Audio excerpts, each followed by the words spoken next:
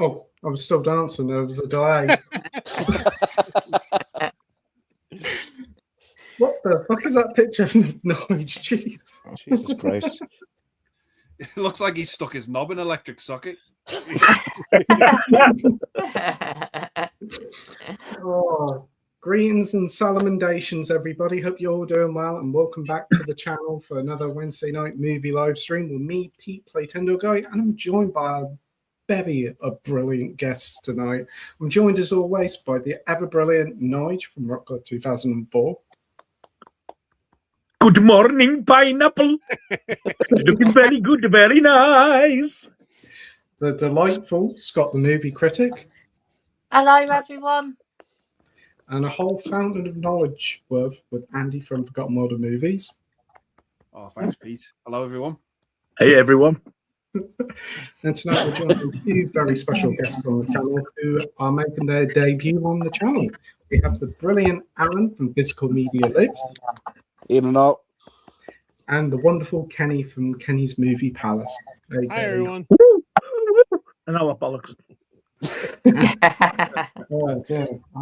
I'm sweating. You got Tourette's night. Fuck! No, I don't. Oh.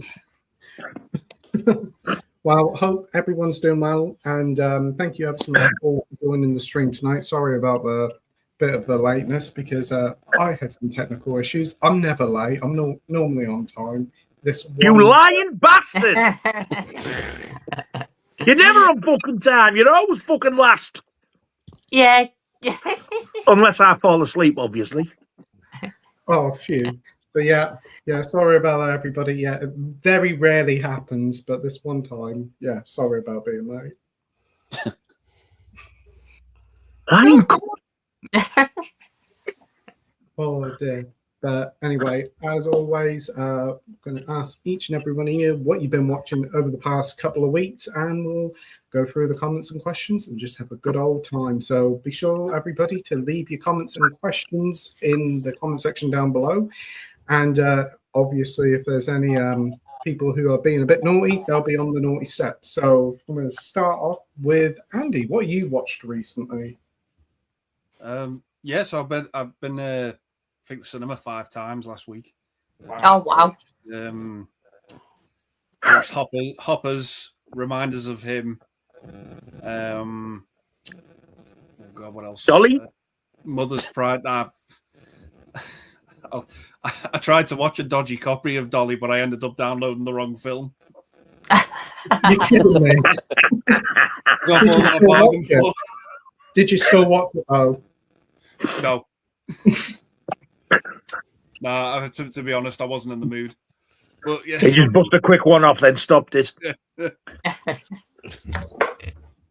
I watched. Watched them. I watched Project Hail Mary. Nice. And How to Make a Killing, which was a lot of fun.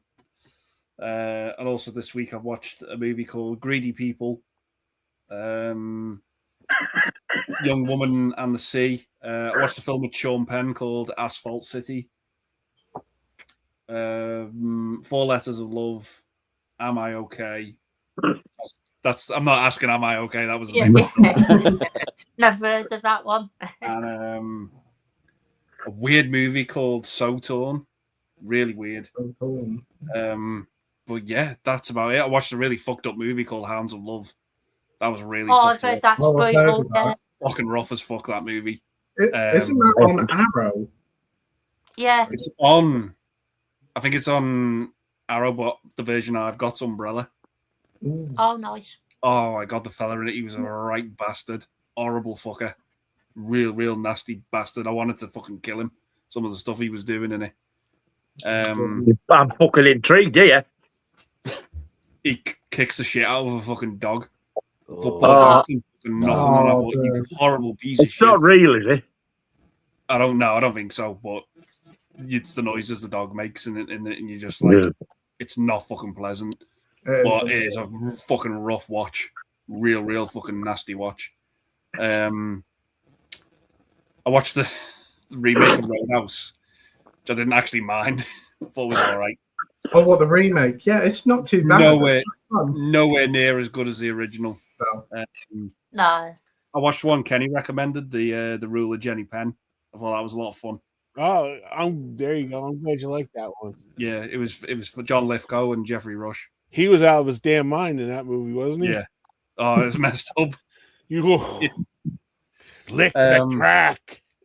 And I watched a comedy called Feckham Hall, which was kind of like Downton Abbey meets Airplane. Yeah. I've heard of that one, yeah. Yeah. Oh, Jimmy Carr wrote it. There was a scene in it. I couldn't stop laughing. There's this fella, he's just riding a bike and he goes to park his bike. And one of the fellas is he's like doing some gardening or something, and he's got like the top of his, I know what's coming here. he's got like the top of his arse crack showing, and he just parks the bike between his arse crack. As you do. Yeah. It was just silly, daft fun, like the sort of Naked Gun Airplane type of humor, and I just thought it was a lot of fun. That's the one Jimmy Carr wrote, Andy. I know he's in it, yeah. If he wrote it. I think he wrote it as well, yeah. Yeah, it was actually pretty funny in parts. So I really enjoyed it. But that's about it for me. That's all I've watched. That's a good selection. Now I do want to see that Fuck It Hall. That sounds like a lot of fun. Fuck it all. He's off. Fuck 'em all. Fuck 'em all, and whatever it's called. That'd be an entertaining title for a film. Fuck 'em all, mate. Fuck 'em all. That's the joke of the movie, because of the way they say it in the film, it sounds like the same. Fuck 'em all. Yeah. Yeah. That's the title of Nigel's biopic, I think. Yeah. Yeah, definitely. Yeah, I've seen a few trailers for that. That looks funny, and I see that's getting a 4K as well, so that's pretty cool. Yeah. What else? You saw Hoppers. What did you think of that one? Yeah, one of Pixar's best ones in a while, I think. Oh, wow. No. Really good. I didn't really have much hope for it, but I've been hearing some good things. Yeah, no. And the other thing I watched, I stayed up to watch it, was the Oscars. Yeah. Yeah, Fuck we me. did as well. We did as well. Yeah. I bet it was like a fucking sedative, was it? It was all right. You'd be pleased to know, Nige, that Amy Madigan won Best Supporting Actress for Weapons. Deserved. Fucking well deserved. Yeah, definitely well deserved. I don't think I'll ever ask Ricky Gervais to do it again, do you? He's on the Golden Globes, isn't he? If you did, I'd fucking watch it. Oh, was that the Oscars? Yeah, it was Golden Globes, I think, with was it? Ricky Gervais, yeah. How many fucking award shows is there? Quite There's a a few. Too many. Nigel would have loved the ridiculous. opening joke. Nigel would have loved the opening joke, in fairness. Because, what's his man's name that presented it, Andy? Conan O'Brien. Yeah, he just comes out and he said it's a historic year for the Oscars. It's the first time since 2012 there's no British actors or actresses mentioned in the main awards, but at least they arrest their paedophiles.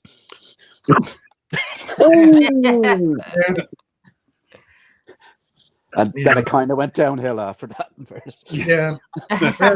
The opening bit where he dresses up as her from Weapons wasn't too bad. That was good. Yeah, that was all right. Yeah. Yeah. Sinners won quite a fair bit. It didn't win Best Award. It was one battle after another, wasn't it? Yeah. Unfortunately, yeah. I didn't like it, Scott. I like it, but it's very overrated for me. Unfortunately, I really don't get the hype of that film. What was that for Best Picture? Yeah. Oh.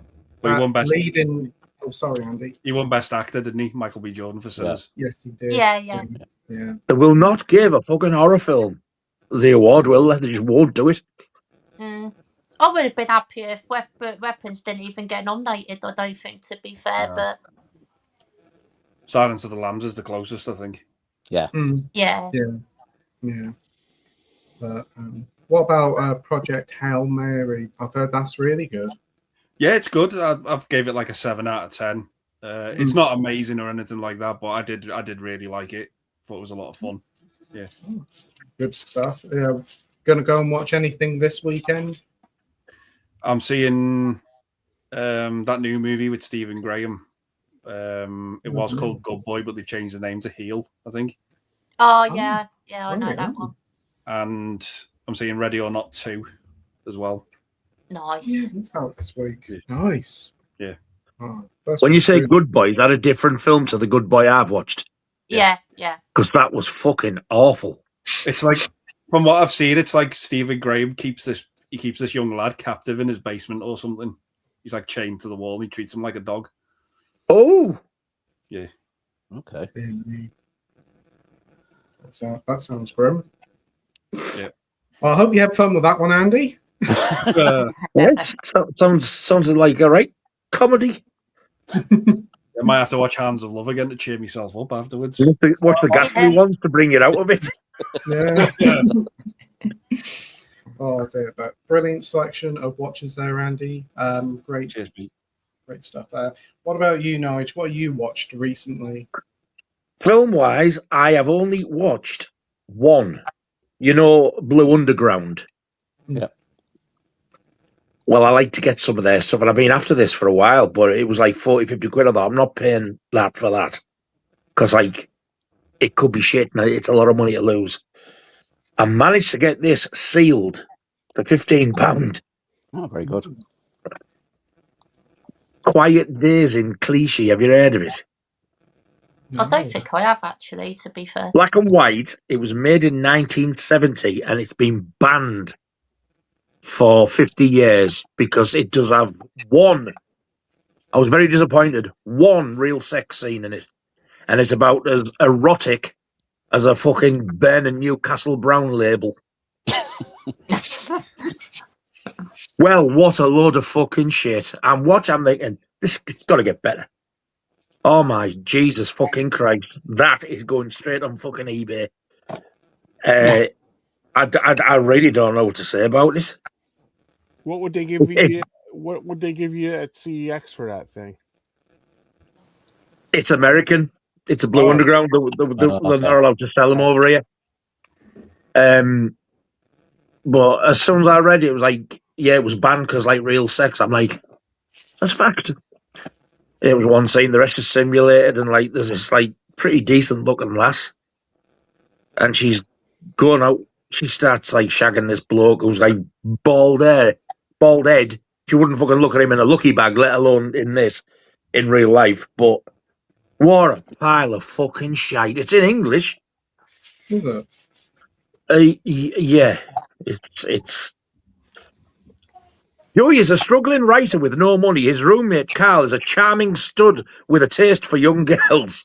Together, these two insatiable dreamers will laugh, love, and screw their way through a decadent Paris paved with wanton women, wild orgies, and outrageous erotic adventures. Wild orgies, my fucking ass. I've had more erotic fucking omelettes. So, yeah, it's going on eBay. It is fucking terrible. God, dear. I've got a good mind to email Blue Underground and go, you taking the piss? What you fucking playing at? That synopsis sounds like just a fake review. It sounds awful. Yeah. Well, I've got to be honest. It's worse than what it sounds. I've got to be honest. I'm sold. I swear to God, this is definitely Alan Scouse. Where's the bin? Yeah. It's fucking shit. I think that's the original artwork. Wipe my bum. Yeah, avoid. Unless you're on eBay. It's a cracking film, this, and I'm going to put it up at very, very reasonably priced. You'll love it. 2 months later, it'll still be in his fucking cell list. Yeah. No, it's good. It is definitely good. I don't. I fucking. I'll never watch it again. I know it was pathetic. I know what's going to happen. It'll be 2 months came and went, and nobody bought the Blu-ray. I have watched some. What did I watch? Some on Netflix, but it was that Marilyn Monroe thing. There's a Marilyn Monroe documentary about an hour. God, I was bored out my fucking skull. So yeah, I haven't had a good week of it really. Should have put Grotesque on, Nige. I know. I wish I had. Yeah. I was thinking about putting a double bill of Cannibal Holocaust and Cannibal Ferox to fucking cheer myself up. Oh, fucking hell, wow. Yeah. I've done that. Yeah, I know. Even I wouldn't do that. Not together. I've done that. Nah. Yeah, I only watched this last night. I was like, fuck me, man. I wished I hadn't. How long is it? About half an hour and a half. 90 minutes, yeah. And as the titles are coming up, it's just the most spoken word in that, I think, is cunt. And even when the titles come out, go cunt, cunt, cunt. Oh, cunt was in the air. I think they're referring to cunt as vaginas.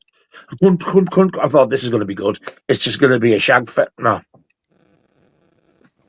And then right at the end, the guy who's really been at it, as if it was him, he sits up and you see a full frontal of him. Jesus Christ, I'll never mourn about having a little one anymore.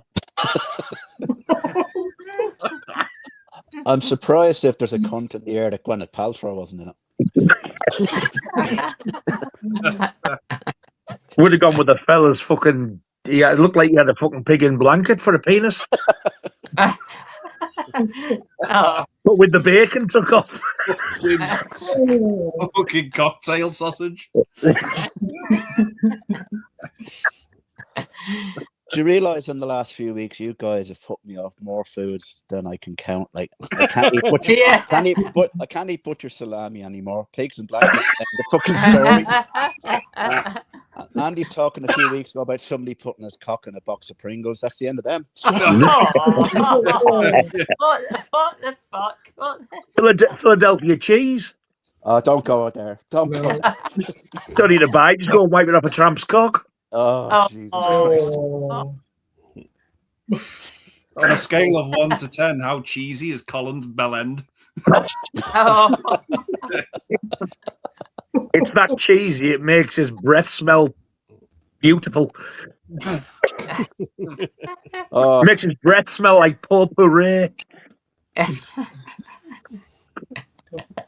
that was absolutely delightful and so insightful. That's one way of putting it. That's one. Yeah, that was wonderful to hear what you watched there, Nige, in some really interesting detail. Hopefully, your next film will be way more interesting and enjoyable. Oh, Have you got yeah. anything Well, that you're thinking about watching in the future or picking up that you're going to give a watch? I have got 3. Yeah, I've got 3 4Ks. I've bought them over the last 3 weeks or so. I haven't watched them yet. I've got the original. I know what you did last summer with the slip. Nice. I prefer the spin-off. I know what you mean last summer. Night of the Creatures arrived. Oh, Oh. Phil, Okay. The 4K is amazing. Good. And this turned up today. Swamp Thing. I don't mind that, to be fair. It's I quite haven't fun. seen Yeah. With the Is that the slip new and one? the poster. is that the new one, Nige? No, it's the original, the Wes Craven one. Oh, okay. Oh, that's gone back a few years. That is. So I'll be watching them very, Is it- very soon. Is it based on the DC superhero stuff then? Yeah. I think so. Yeah. But Yeah. I saw it years ago, not having any idea. It reminds me really of like a sort of a really, really tamed down Toxic Avenger, I suppose. Yeah. Yeah. Yeah, it's a bit like I that. agree. Yeah. There's a sequel to it as well. Yeah. there is. Yeah, Heather Lockley is in it. I've never seen that. Yeah.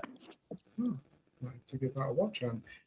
You did watch Long Good Friday, didn't you, last week as well? Yes, I did enjoy that. Oh, great stuff. I knew Glad I got that. Well, I didn't get it. My daughter bought me, but yeah, I'm glad I've got it. Pierce you Brosnan's get- first film. Yeah, Yeah. that's true. Oh, God, yeah, he's about 12 in it, isn't he? Very young. Yeah. Oh, brilliant stuff. So, Scott, what have you watched recently? Not too much, to be fair. There's been a couple films, not the best though, to be fair. First one I watched recently was the new Dracula Luc Besson film. I did enjoy it. It was good. Visually, looks absolutely stunning, and the acting and all that's great. But it's very slow. It's like a Nosferatu, a new one for me. It's just too slow, unfortunately. They're good films, but yeah, it just takes a bit to get going. But still enjoyable though. And I watched City Rats, which weren't great. It's got Danny Dyer and Tamer Hassan in it from Football Factory. But yeah, there wasn't any action in it at all, to be honest. It was just very bland and boring, unfortunately. And I watched a Steve Martin comedy film yesterday, I think it was as well. It was called The Man with Two Brains, which weren't very Oh, good. it's brilliant. To be fair. Love that film. I Love didn't that enjoy film. that. I can get into it. No, I'm not a big Steve man, but I think he's too fucking daft to laugh at. Yeah. Yeah. Love him in Planes, Trains and Automobiles and Roxanne. That's probably about my lot. Isn't David Warner in Man with Two Brains as well? Yes, He yeah. is, he is in Yeah. that one, yeah. I do like Steve Martin, but yeah, I don't know, I just can't get into that one. Mm. Yeah, that's fair enough. Was peak Kathleen Turner. That's Yeah. right, yeah. Wow. Yeah, She looks- Kathleen Turner's in that one as well, yeah. That's right, yeah. Yeah, Great ass. you're not wrong there, Kenny. I think he was on about Steve Martin there. Yeah. Well, He was- someone's got to say it, and He was all the rage. I think he was born with grey hair, that fucker, you know. Yeah. yeah, Going Even back. when he was young, he's always been grey or white. Yeah, you're right. Yeah. comparing him now to like in the 80s, he didn't really change that much. He still looks, Yeah. bar a few wrinkles, he still looks the same. Yeah. He's 80 years old now. What? Wow. Wow, is Yeah. he that old? Wow. Yeah. Still good for his age because he's in that Only Murderers in the Building. And I he's love still- that show. Yeah. Good Oh, I show. do. It's pretty good. That It is is. yeah. Yeah, Martin Sure. Short's in it as well, isn't he? I had to ask my niece who the girl was because I was not familiar with her at all. I was like, Selena how- Gomez. Yeah, but apparently she was popular with the kids. I didn't know. You know, Martin Short's having a really bad time at the minute, isn't he? He is. I Yeah. heard about that. Terrible. It's really Did sad. you? No, his daughter committed suicide, Nigel. Oh, Jesus. And he didn't long lost his wife either, I don't think. Yeah, she's not long gone, yeah. A couple of Oh, years, I think. gee. Oh, poor bugger. yeah. Mm. He's dating Yeah, Meryl that's Streep, I bad. heard too. Yeah, apparently so, yeah. Pardon? He's dating Meryl Streep, Pete. Oh, well. Well, Is he? Oh, I Oh, didn't yeah, know that. they're in the Yeah. show together, they are. That's why she's in the show all the time. Yeah, she's in the show with them, yeah. Oh, wow. Damn. But, yeah. Paul Fucking love Gallagher. Martin Short, though. He's just such a fucking underrated comedic actor. I want to be kicked Yes. that cunting when a name comes out in the Epstein files. Always remind me of that scene if you've ever seen Three Fugitives. That's good. That's Hey. a great. The wig. When he's that small and he chucks the bag over and it gets stuck and he can't reach it, and then he says to the clerk, right, get round here and grab it, and the clerk's even fucking smaller than he is. It's the fucking wig when it flies out the car when he goes and picks it up next time you see it on. Hey, Jesus. Inner God, Space I is haven't seen coming that out on for years. 4K, I was isn't it? just, Alan, I was just going to bring that up when he's dancing in Interstellar. Yeah. Oh, it's so funny. Oh, yeah. I haven't actually Carry on, seen Scott. And no, that's not a film title. No, no, Carry on, no, Carry On Scott. Is that the new Carry On film coming soon? Very reasonably priced. Oh, God, bloody hell, that would be something. That would be shit. That is... See? Stop talking. The fucking butt in. Carry on. But, yeah, no, I was just going to say, I think my favourite Steve Martin film is probably Planes, Trains and Automobiles as well, Yeah. to be fair. That's a Father heartbreaker. Died. That is the ending. Oh, Yeah, great ending, absolutely awesome. I did actually get around to watching Annie Calder as well. The Western with Raquel Welch. That was pretty entertaining, to be fair. Oh. Yeah, I did enjoy that one. I thought it was pretty good. very cool. I need to watch that one. Raquel Walsh is amazing. She is. Great. Somebody Yeah. sent me that, but it does have a slipcover. I'm fucking devastated. I need a slipcover for it. Yeah, It's the only definitely- one of the Tygon ones that doesn't have a fucking slipcover. Oh yeah, that one that was isn't annoying it? me. Yeah, that's got a lovely front cover as well, hasn't it? Well, because you can see right up there, fucking stench trench just about. Well, yeah, you need a slip cover for that. Yeah, Yeah. Christine. You'd like to slip the cover off, you dirty bastard. Gotta be pristine. Wow. Nigel, Carlos knows a guy that makes slip covers. It's not the same. Well, he got them done for the James Bond movies, the 4Ks, because the armories were shit, and they actually look fantastic. They actually look fantastic, in fairness. Yeah. The thing is, there's an official one. I don't know what it looks like, and it would still piss me off. Yeah, that's what I was saying. It's textured and stuff. And also, if you've got all the other ones, they'll be the exact same texture. Yeah. all lined up Well, the yeah, same. that's true. Yeah. That's true. Yeah. Anything else you watched, Scott? I think there was one other film I did see, but I can't actually remember what it was, to be fair. But so yeah, that's pretty much everything. No worries, mate. You did complete Resident Evil. Well done. Did you enjoy it? I loved it, yeah. But definitely, probably the best game I played on a PS5 so far. To be fair, thought it was awesome. Great stuff. Great stuff. And brilliant selection of watches there, mate. And great to have you back on the stream. Yeah, it's good to be back. Been looking forward to it. So yeah, I'm going to enjoy this one definitely. Absolutely. Kenny, what have you watched recently? All right. I watched the Oscars like Andy. I thought that was a nice little shout out that he did to Martin Short after the awards. I watched Arthur with Dudley Moore again. So probably one of my top 5 comedies of all time. I adore that movie. It is good. It's good. You haven't seen the Russell Brand one, the remake? No.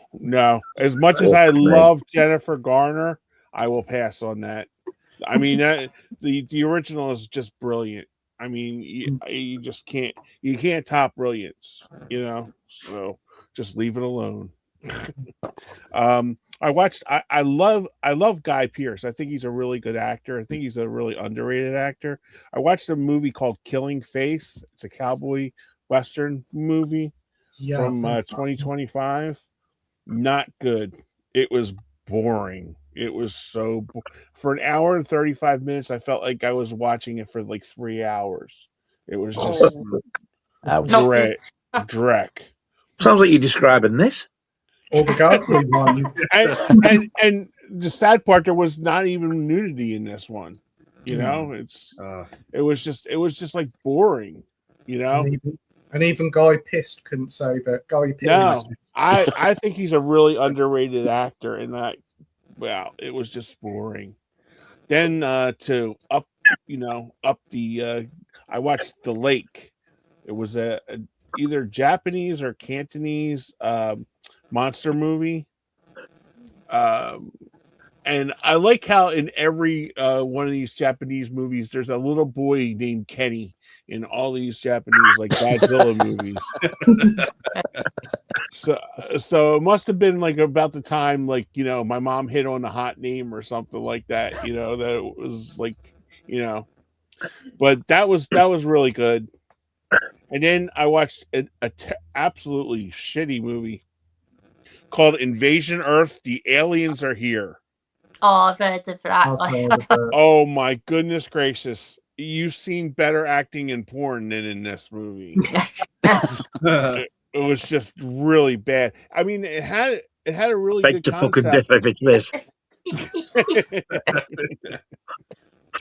It had a good concept. It was like they took you back to like the 60s and 50s and like threw in like clips from the here and there. But it was just the acting was like, oh my God, what could that be over there? And it's happening over here. You know what I mean? It was just like really bad. That sounds like half the video nasties that acted. It could have been, but it was. Then I watched a documentary called The Wrecking Crew. It was about the 20 musicians who basically made like all the Beach Boys records. Phil Spector, like Darlene Love's Christmas song. She does. It's a fascinating. They were like 20 musicians that went around like you know that "Wouldn't It Be Nice" song by the Beach Boys. Wouldn't it be nice if these musicians all did that? The Beach Boys they didn't do anything to it. When they came back from touring, Brian was in the studio with these musicians and said, "Okay, we got the music. All you have to do is sing it now." Wow. That was it. So basically they had nothing to do with like the records, like from Pet Sounds on. These musicians, and Glenn Campbell was one of the most popular. He left there and became a big star, like Rhinestone Cowboy and Wichita Lineman. Yeah. So I thought that was really fascinating. But there was one girl who was like a bass player there, and she said guy said, "Oh, we'd like you to come and tour with the Stones because Bill Wyman was sick." And she goes, "Well, how much would this, I'd be making?" And she goes, "Oh, about $150,000." And she goes, "No, thanks. I make more money going around L.A. and just like playing on these iconic records." It was just like amazing. Wow. She said she was making like about $400,000 a year. Wow. Oh wow. Just being just a session musician. It was just crazy, but it was really cool. And like I think there was 4 of them that were still alive that went around, but they had like all of them like in the in the studios and stuff like that. I thought it was really an amazing documentary if you can get that. Next one I watched was suggested to me by somebody. The Happy Hooker Goes to Washington. I'm sold. Okay, I'm write sold. that down now. I was sold a Happy Hooker. Yeah. It's a 1977 movie with Joey Heatherton, who was like the Cat's Meow back in the 70s. Apparently, she had a lesbian fling with Liza Minnelli. Oh, is she blind as well? Well, Liza Minnelli was pretty yummy in the 70s. This is when the Liza 70s. Minnelli looks like somebody stamped on her face. She's a right ugly cunt. It's Liza with a thing. Fuck off, you fucking ghoul. Well, it was kind of fun. It was kind of funny to watch this because it had all kinds of cameos from 60s and 70s like actors.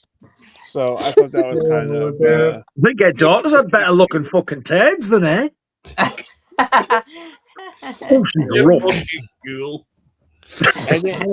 And then I watched the whole series of Mobland. They got new Guy Ritchie. Nice. Fantastic. 5 out of 5. Pierce Brosnan gets all the awards. Tom Hardy was really good. And then I watched this. Pete, I was thinking of you because when I watched this, it was called "I Used to Be Famous." Okay. No, it followed. It's about a boy bander. Because I remember with the last we were talking about boy bands or something like that.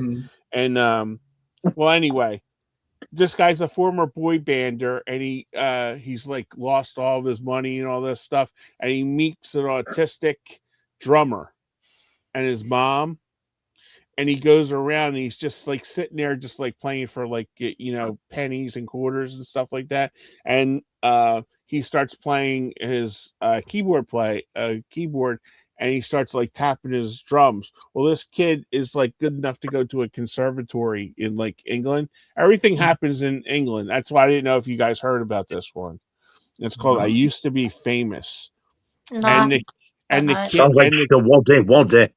And the kid that plays the drums is really autistic in real life too. And it was it was really a good story. Oh, okay. I have to watch that.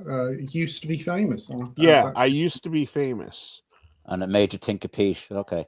No, he told. We were on the stream and we were talking about the boy bands or something like that. So I used to be famous, and then I raped a nun. Oh, fucking hell, Nigel. Wow. Wow, that went dark quickly. I really need to stop thinking aloud. Yeah. Yeah, it's a bad habit, all right. Yeah. We'll have none of that. Boom. It's all right, because I watched The Beast in Heat and thought of you, Nudge. Thanks. That means he had a wank. Oh, with that Tasmanian devil sounding Yeah. cunt. The beast in it. Fuck off, you hairy, ugly twat. Not me. The beast in it. Quite literally. Yeah. Oh, ugly fucker, mate. I watched that classic album reviews. You know, the way he does the videos on the trolls and stuff. I went to watch it the other day and I had to turn it off and do something, and I forgot to go back to it. I didn't get to see any of them. He said, I should be a professional gynecologist, the amount of twats I have to handle.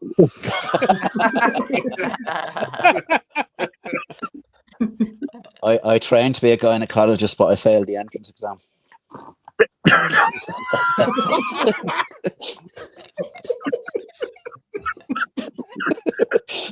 You're going to regret having me on, Pete. It's weird, Al. I think you fit right in. Yeah. That's what she said. Hey! Oh, it's got to be a fun night tonight. I can tell that. Yeah. You take your cards right, the chinny Bruce. I know what you mean. Anyway, great selection of watches there, Kenny. Thanks. I used to be famous. That sounds like the story of my biopic, so I'll watch that. Anyway, so Alan, what have you watched recently?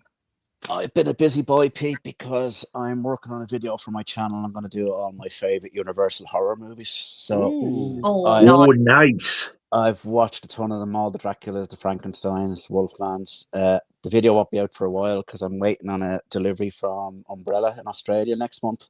They've brought out a box set of 45 Universal movies. So I treated myself. There's a lot of the ones I've never seen on it. I actually really keen on the silent ones. The original Phantom of the Opera. Wow. The original Hunchback of Notre Dame. There's a film I really want to see called The Man Who Laughs. Yes. There's a guy called Conrad Veidt in it, a German actor. You've probably never seen it, Nige, but he's a kid in a circus and he's mutilated by the other members of the circus and thrown off the ship when they're sailing away from America. And his face is deformed and his face is in a permanent grin. And he was actually the direct inspiration for the Joker and Batman. Yeah. Bob Fucking terrifying. Yeah, I've seen a few clips of it, but I'd say it's going to be scary as fuck, to be honest with you. There's actually reading today what's in the box set, and there's actually a Clint Eastwood movie Oh wow! called Tarantula. Wow, Tarantula. Yeah. I'd say it must be. Yeah, I recognise him straight away. He's like a lab technician or something. He's only a kid. It must be one of the first things he did, I'd imagine. So yeah, it was. So when I get that and watch a few of those, I'll put the video together. So it won't be out for a while. But also, I finally got round to watching this. There's nothing wrong. Very nice. There's nothing wrong with your screen, Nige. It's in Italian. It's a. I know, that's why I haven't bought it. But everything's in English on it. Apart from that, but I've done a good transfer. Yeah. The thing about it is, sorry for putting you through this again, Andy, because I spoke about this on Monday night on Ollie's stream. There's restored footage in it that was held in litigation for years. The director's family wouldn't let it go, but they finally got round to it. But as you're logging in to watch the film, there's a disclaimer before you go into it saying, look, the footage, the film cells were in bits. They weren't even film cells. They were just in tatters. So we've done the best we can with it. So to be fair, it's only 3 or 4 scenes in the film, but it's like going from 4K to a really dodgy DVD. So they haven't really been able to do an awful lot with it, but the original version is on it as well too, and there's a heap of extras. And apart from that, the transfer and the audio is spot on. It may be the only time it'll ever get released on 4K. So I'm just glad to have it. It's always been a favourite film of mine, and it's. Well, if you put it like that, I might have to fucking invest. You can get a standard 4K now. You don't have to get a collector's edition. They've got a standard 4K for about 20 quid, I think. It's just on Amazon Italy though, at the moment. Right, so I'll have a look. It might spread out. I also got round to watching one of Andy's favourite films as well as mine, JFK. Good I watched that quite recently as well. I'd never seen it before. Yeah, it's a cracking film. I mean, one of the best casts of all time. It's just phenomenal. And we mentioned John Candy earlier on. I was saying to Andy on Monday, that's the direction his career may have gone, a lot more dramatic roles, because he's really, really good in it. Shame we'll never get to see it, but God rest his soul. That's all I'll say. And the last thing is something that was inspired by Andy and Nige, and stop spending my fucking money on me. So nice. I will say, and you'd be delighted to hear this, Nige. I got it at a very reasonable price. It's good, very good. It's not the big edition from Second Sight. It's the slightly lesser one. But €25, €25 for a 4-disc Really set, good. 3 4Ks, and I think that Blu-ray. looks like a collector's edition as it It is without It is, the. yeah. It's got a Yeah. nice hard case on it. It's Yeah. like media book, and there's 3 cuts of the movie on separate 4Ks. Yeah. And then there's a Blu-ray with a heap of extras on it. So for £25, you can't really go wrong, can you? I watched the first one. Watched the first one today. The theatrical release. And I actually work in a shopping mall. Yesterday was Paddy's Day in Ireland, and I think most of the fucking cast from the film came into the centre after the fucking parade was over. Oh, never work on St. Patrick's Day in fucking Dublin. Just don't. It's just fucking young kids going and spewing up because they drank about 5 times what they normally drink, and you never want to work. But listen, delighted to have that. And just while you're here, Nige, I said it to Andy the other day. Well done, mate, on that video of the 60s. 70s. Yeah, thank you very much. It surprised me. I watched it all in one go. It's just really engrossing. It's just I'll really definitely good. get round to that. You know, Yeah. Get the dominoes in, Scott, because it's a good watch. Oh yeah, 100%. Yeah. And God help you. The next 2 are already in planning.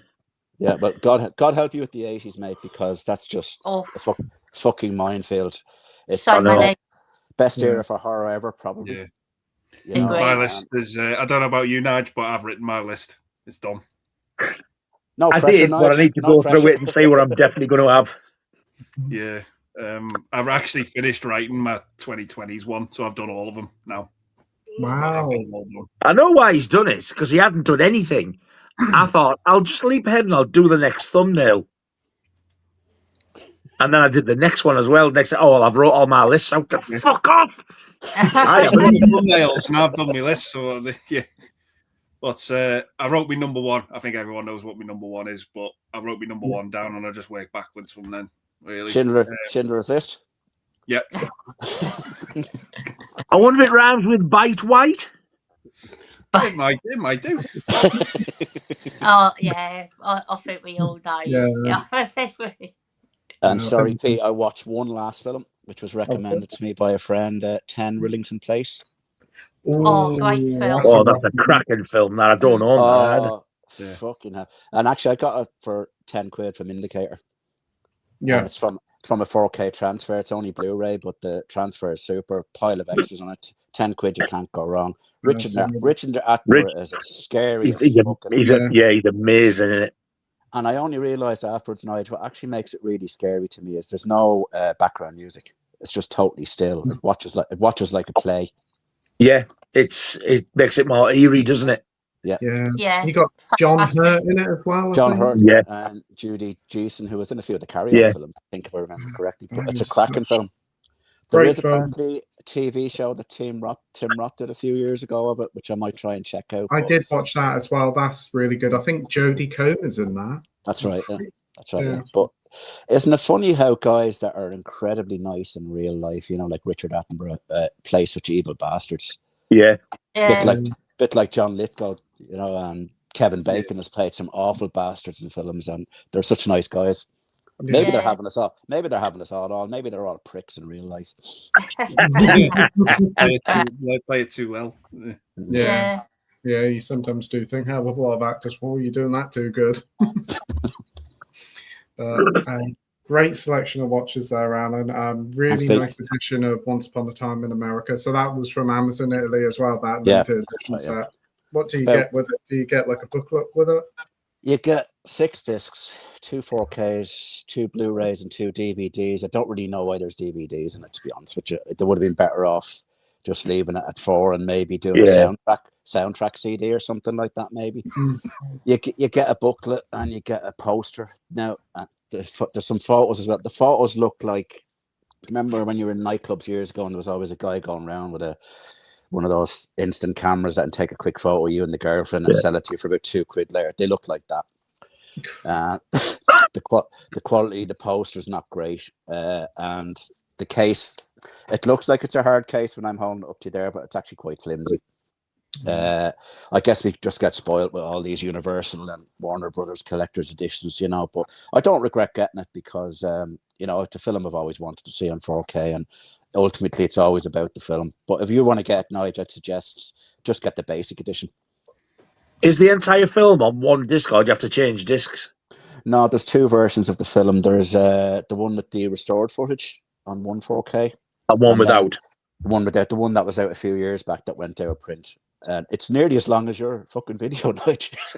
I was going to say, when I watched it, it was a DVD, and it was like, I think it was on 3 discs. You watch one, then you put the other one in, then you had to turn the second one over. It's about 229 minutes, I think, something like Yeah, that. I was like, you fucking Oh, take wow. the piss.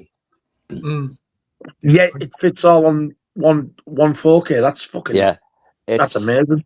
It's a film that seems to divide opinion. I can understand some people not liking it because it kind of bounces around from one time period to another, and it's a little bit all over the place. But I think it's the best thing that James Woods ever did. Wow. He's a fucking good actor. He's a bloody good actor. He's a bloody good actor. He's great in Casino. I'm not huge on the film, but he's amazing in that. That opening to Scream 2, not Scream 2, Scary Movie 2. Yeah. Oh God. Did you guys ever see him in Boost? Yeah. No. No. He's really good in that. That's a really good movie. Yeah, it is. Yeah, I've heard Cop he's as good well. in The Hard Way as well with Mike Fox. Yeah. There's a film he was in, I think it was about 1978 or 9. And it's got a fucking cracking cast in it as well. I don't think it even got a VHS release over here. But I recorded it off the telly once. It's fucking brilliant. James Woods is amazing in that. It's called The Choir Boys. Oh, I've seen it. I've heard of All it. common. Yeah. It's like a really fucking dark comedy, but it's a drama as well. Yeah. But the cast, what do they call? Don something. He's in Shitwank. Well, he's not in that. No. Well, that's a number strange name, Don Shitwank. Charles Durnham's in it. James Woods. Is it Don Blue? No, that's a fucking animated thing, you stupid bastard. What's this Don fella in? He's been in loads of stuff. Don Amici. No, that's that old fella out of fucking Trading Places, isn't it? Yeah. No, he's not that old. There's a video nasty called Death Weekend. He's in that. But I have seen him in loads of stuff. There's a Chinese actor in it as well. I've seen him in something else, but I don't know his name. Randy Quaid's in it. That's a great cast. There's loads of when they say choir practice, I haven't choir practice tonight. It's all the coppers go around the fucking sergeant's house and just get pissed and get women in and stuff. But one of the characters, it's amazing. And I just wish somebody would release it on Blu-ray or 4K. It's never had a VHS over here or a DVD. It's just, I think it was 20th Century Fox. And it's just faded into obscurity. Well, that's under the Marvel umbrella now, so you're never going to see that. Yeah. I only just found out recently that James Woods was like a producer on Oppenheimer. He was one of the big leads behind it. Wow. I didn't even realize that till last week. I was like, wow. I didn't know that, to be fair. Yeah, but I'm fucking freezing. I've got my Iron Maiden blanket. I'm shivering me timbers. And very nice edition of JFK as well. I've only seen half of it. I remember watching half of it, loved it. I was too tired. Need to go back and watch the rest of it. I might just watch it all the way through. But that's the way to do it, I think. I watched it all in one go. Yeah, it is superb. Like the whole opening of it with Gary Oldman in it as well. 4 hours long, isn't it? 3 hours. 3 hours, I think. Yeah. The 4K Maybe is a bit about longer. 3+ hours. The 4K is the extended director's cut, so it's about 3.5 hours. That's the one I watched. Yeah. But we're getting that set. You can get it as well. That one that Al's got, that's the one I've got. When I heard Andy talking about that film, I was like, oh, God, I need to see it because I've never fancied it. But I have actually been watching I had been watching some of the JFK footage and stuff on YouTube. It's fucking brutal, really. But it looked even more brutal in the film. I thought, I want that fucking set because it's out of print now. Yeah. Anyway, I managed to get one off eBay. And my God, I'm glad I got it. Really, really enjoyed it. What a cracking film! So well acted. A lot of great extras. A lot of great extras as well, Nigel. Oh, has it? I've never looked at any of them. Yeah, Blu-ray's got tons of extras on it. Yeah. Yeah. And Sissy Spacek, I fucking love her. She's such a good actress. Yeah. Again, wonderful watches there, Alan. And what have I watched recently? Actually, to be honest, not a lot. I haven't been feeling too much up to it. I did watch a Better Tomorrow 3. Thought that was pretty damn good. Not as good as the other two, but still pretty entertaining. Watched Tenebrae on 4K at the weekend. Love it. Still amazing and beautiful 4K. And we watched... we did watch one of the feature-length documentaries about the rise and fall of the Giallos on that same disc, which was really interesting, with some of the cast members, Dario Argento, some of the other directors of Giallos, and they'll talk about all these other different ones I've never heard of before, so we've made a bit of a list about it. Oh, I need to start watching these fucking documentaries. I get these sets, I watch the film, then that's all I do. I watch a film, I forget about the extras, I don't normally put them on. Yeah. I'd like to see that, though. 90 minutes it was. It started off from Bird with Crystal Plumage and talk about Cat of Nine Tails and going in depth for that, and then ending up with opera or a couple of ones afterwards. But it was really interesting. I think the documentary must be about 10 years old because the film that he was then releasing was 2017. But really interesting, and I do need to watch more documentaries on the... Is that on the 4K or on the Blu-ray or something? It's on the Blu-ray. I've just got the standard edition 4K, sorry. It's on the 4K of Tenebrae, standard edition, and you just put the disc in, main disc, and it's on there. Oh, I'll have to have a watch of that. Yeah, that was really good. And that's it. Oh, I'll watch the Oscars as well. I thought, why not? And it's all right. It's the same old crap. Same old crap every year. 4 hours came and went, and what a load of shit it was. But that's all I've watched. Unfortunately, I haven't really been had much time to watch anything else there. So Tenebrae, Fright Night 2, the film of the week last week. I'm going to try and see if I can watch it this weekend. But do you want to all recommend me a film? So what I'll do is I'll ask you to promote your channels, and you can recommend me a film. So I'll just get my phone all ready and waiting. And Alan, do you want to promote your channel to everybody watching at home? Well, I will, because I'm kind of celebrating. I broke 100 followers on Monday. Hey! Congratulations! Nice. That's awesome. Well done. Going in the right direction. Having a blast doing it. So I'm a new kid on the block. I'm doing it since about mid-October, I think. Plenty of videos out. Just me talking shit. And but you guys have been getting away with it for years. You've been getting away with it for years, so why can't I, But I'm just having a blast with it. Now, I do know there's going to come a time where somebody's going to have a pop at me and pass a comment, but that's what block buttons are for. So, that's what we do there. And like I said, I'm having a blast. I'm trying to get content out at least twice a month, but life gets in the way sometimes. You just have to get. And I'm never ever going to do content because I feel obligated to do it. I'll do it when I want to do it. Yeah. Because if you feel pressure to do it, then you're just not going to do a good video. It's as simple as that, Absolutely. But delighted with how it's going so far. Thank you guys for all your support as well. That means a lot to me. Mostly it inspired me to do it. Oh, cheers, Adam. So we'll keep going. And as regards, the channel's called Physical Media Lives, by the way, in case anyone doesn't know. And all new subscribers welcome. And just send me butcher salami by the truckload, and we're all good. You're never going to live that one down, Andy, are you? And a nice dose of dysentery. But it kind of comes with it, I think. You will get dysentery. I don't know what was going through my mind that day. I really fucking don't. I remember saying, what the fuck is wrong with you? When you were like, I'm on a roll, and I went, a roll? Fuck me, it never stopped. But Nigel, we had a theory on Monday on Ollie's stream that Andy's been actually in prison for years, and we just don't realise it, and he just gets out every so often. All that shit on the wall behind it, that's just fucking wallpaper. Fuck me, he's another conspiracy theory. I'm sick of fucking hearing them. He's not denying it. Anyway, as regards a film for you to watch, Ollie, Jesus, sorry. Pete.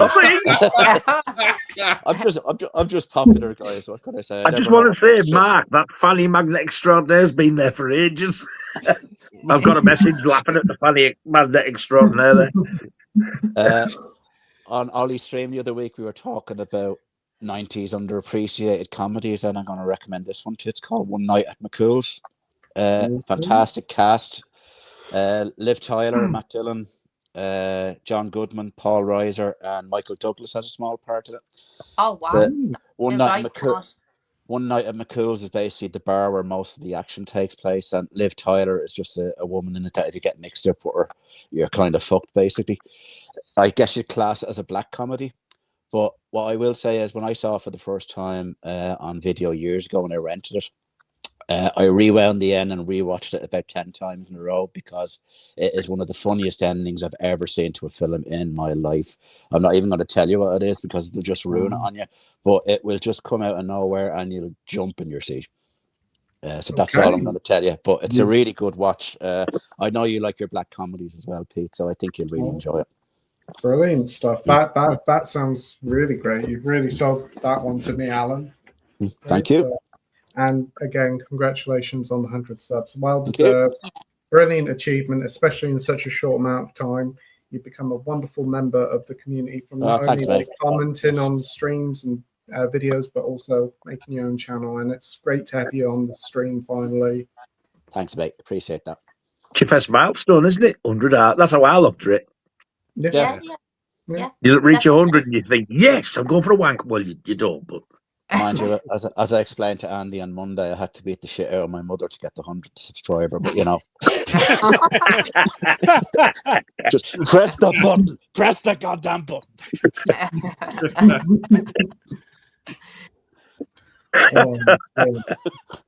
What about you, Kenny? Do you want to promote your channel and recommend me a film? Yeah, I do like pickup videos, review movie reviews, and just Monday I was sick. I missed you guys on Monday. I'm sorry. I had a migraine headache. But yeah, I just do like and like Alan said, you do it when you want to. You know, don't be forced to do it. You know, because if you're forced to do it, it feels like work. You know, so. And I've been watching a lot of stuff, and with like American baseball coming up, we got the hockey playoffs and stuff like that. I'm trying to watch movies and sports at the same time, but right now it's with all the sports and stuff happening. It's been a labor to watch a movie, but I watched this on a streaming service. I think it was Tubi, not a sponsor. And it's a really good one. It's called Small Engine Repair. Don't let the title rule you off on it. It has the Punisher, John Barenthal in it. Who's the other guy? Shea Wiggum, Jordana Spire, and it's about 3 guys who grew up in Boston together who own a detailing shop. Yeah. And I will just say the ending is not what you would suspect in this. It's really good. It's one that John Barenthal, in my opinion, is one of the best actors out there right now. I love Punisher. I love anything that he's in. The Accountant 2, the first Accountant was great.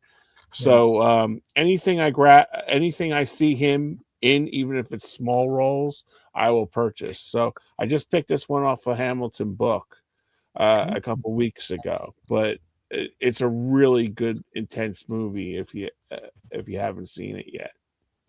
Brilliant stuff. Thanks for the recommendation. And again, subscribe to Kenny's channel. His link, Alan's link, and everyone's links in the description down below. Thank you. Hey. So, what about you, Scott? Do you want to promote your channel to everybody watching at home? Yeah, can do. So I've been doing YouTube quite a while now.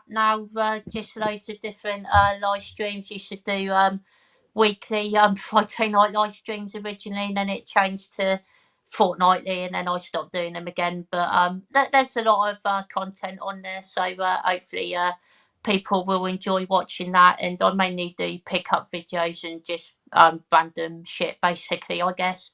You're going to do another one of your music streams again? I will definitely be doing another one. Fuck off, Nigel, for fuck's sake. I never said a word.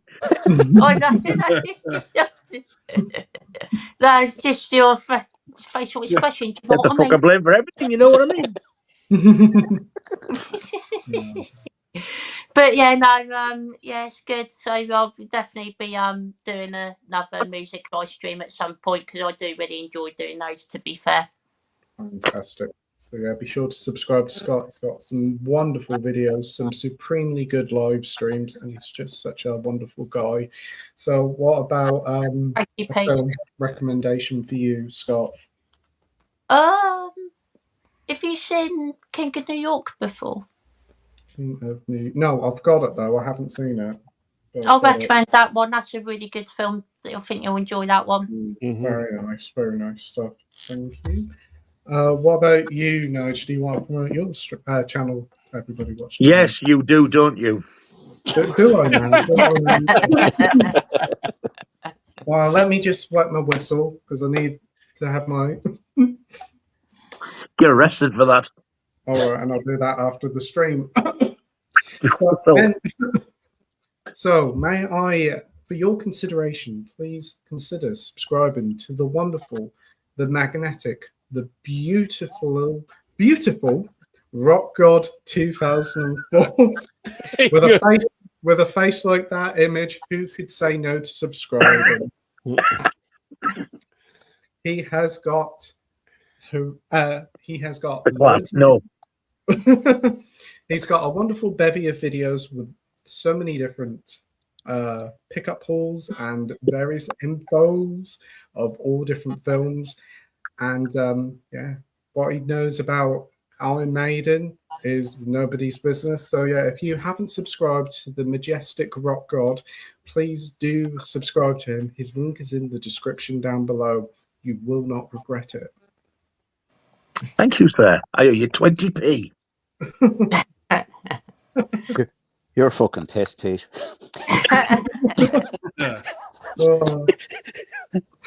Well, for the film, I've dug out this really obscure one. There's not many heard of this. I thought that's going to suit him down to the fucking ground.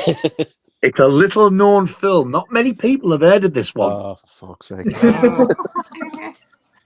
a bit of a cult film, of it. A bit of a cult. It is. No, you've seen Wild Things. Is that an independent movie, by the way? Wild Things. Oh, No, that one there. Yes. It's a brand new company. I think it was their first film that called Universal or something. I've not really heard of them. Yeah. Directors, what a fucking queer name is. It's Steven Jeffrey Epstein Spielberg. Oh, jeez. Spielberg.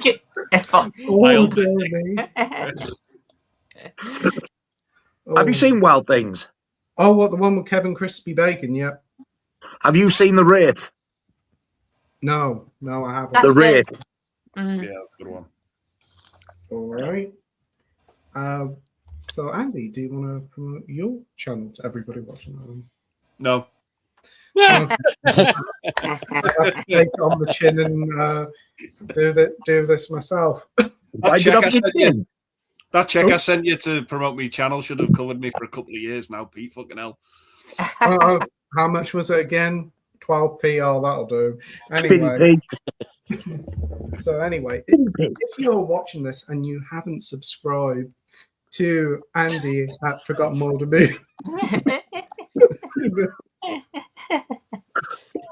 oh God, I can't keep it in. Oh, Oh, it's all Filthy coming beast. out now. So anyway, if you're watching this stream and you haven't subscribed to the brilliant Andy at Forgotten Older Movies, then what are you doing? He is a connoisseur of all things film, and if you haven't subscribed to him, you definitely should, because he has got a incredible selection of videos and magnificent hauls of so many brilliant and beautiful Blu-rays and He's got magnificent balls. No, Blu-rays. Well, fuck hell, we all know that, Pete. Fucking hell. I did enjoy it. If anyone caught my cameo in Infinity Pool, I've got my signed copy up there. Yeah. So be sure to subscribe to him. He's got a brilliant selection of Blu-ray hauls, and he's also got some superb top films of the year, because you used to do them a lot, didn't you? They were really good. Really I'm thinking of redoing them and getting guests on. Oh wow, that'd be great. I highly recommend the video he did with a co-host as well quite recently. The co-host, never seen it before. I was going to bring that one up. You did release like a niche little video last week that nobody saw, with you and a guy called Rockgod talking about your favorite films, horror films. Yeah. I thought he seemed like a small-time YouTuber, so I thought I'd give him a bit of a boost. Yeah. I'd never seen him before, but I would actually turn for him. He was that good looking. That's a different video altogether. I don't want to see that one. Not in fucking 4K. Anyway. 3D Blu-ray. Oh, Jesus. It was that different version of Dolly. I'll send it to you all later.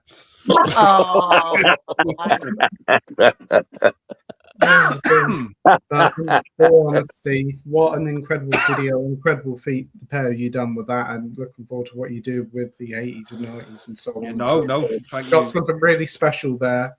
And thank you very much. I think myself and Nige are both very, very proud of it. I think we just rightly so. We had an absolute blast making it. I think that goes without saying, because we just flow. We didn't even.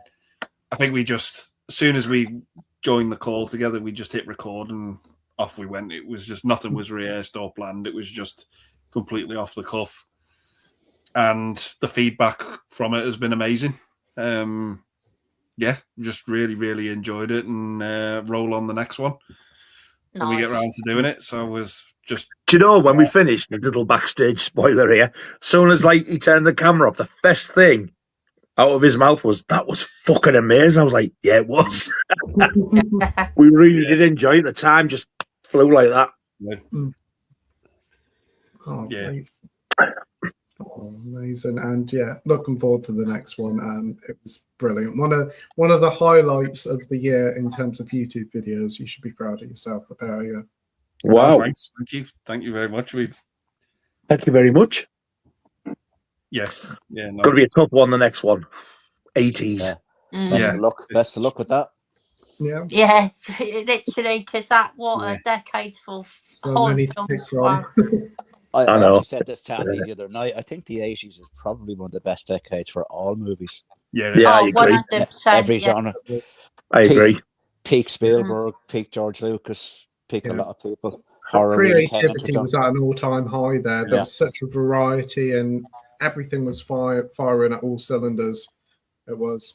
So the ones that I had to leave off, I think I could have done about another 3 or 4 lists of top 10s, because there was just that many. I think, especially in the 80s, I think some of the ones that are going to be left off, it's going to be fucking criminal. Yeah. Some of the ones I've left off, I'm gutted. I'm absolutely gutted that I couldn't put them on, because they are really big horror films, and I couldn't put them on. You've only got 10 at the end of the day, and it's so cutthroat. Yeah, it's tough.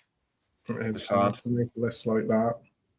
Yeah. How did you go about doing the list, guys? Like, what were some determinations for making the list? Like, what made them get on the list? Yeah, what made them? Yeah. And I like think it's- like it- Andy said, he was gutted that a couple of them missed it. What chose the 10 that you chose over the ones that just didn't make the cut? I think it's for me. It was more like it's the films that I could like put on any time and watch over and over, and that I absolutely love. And also, yeah, it's like the ones you can just like rewatch and really enjoy the most.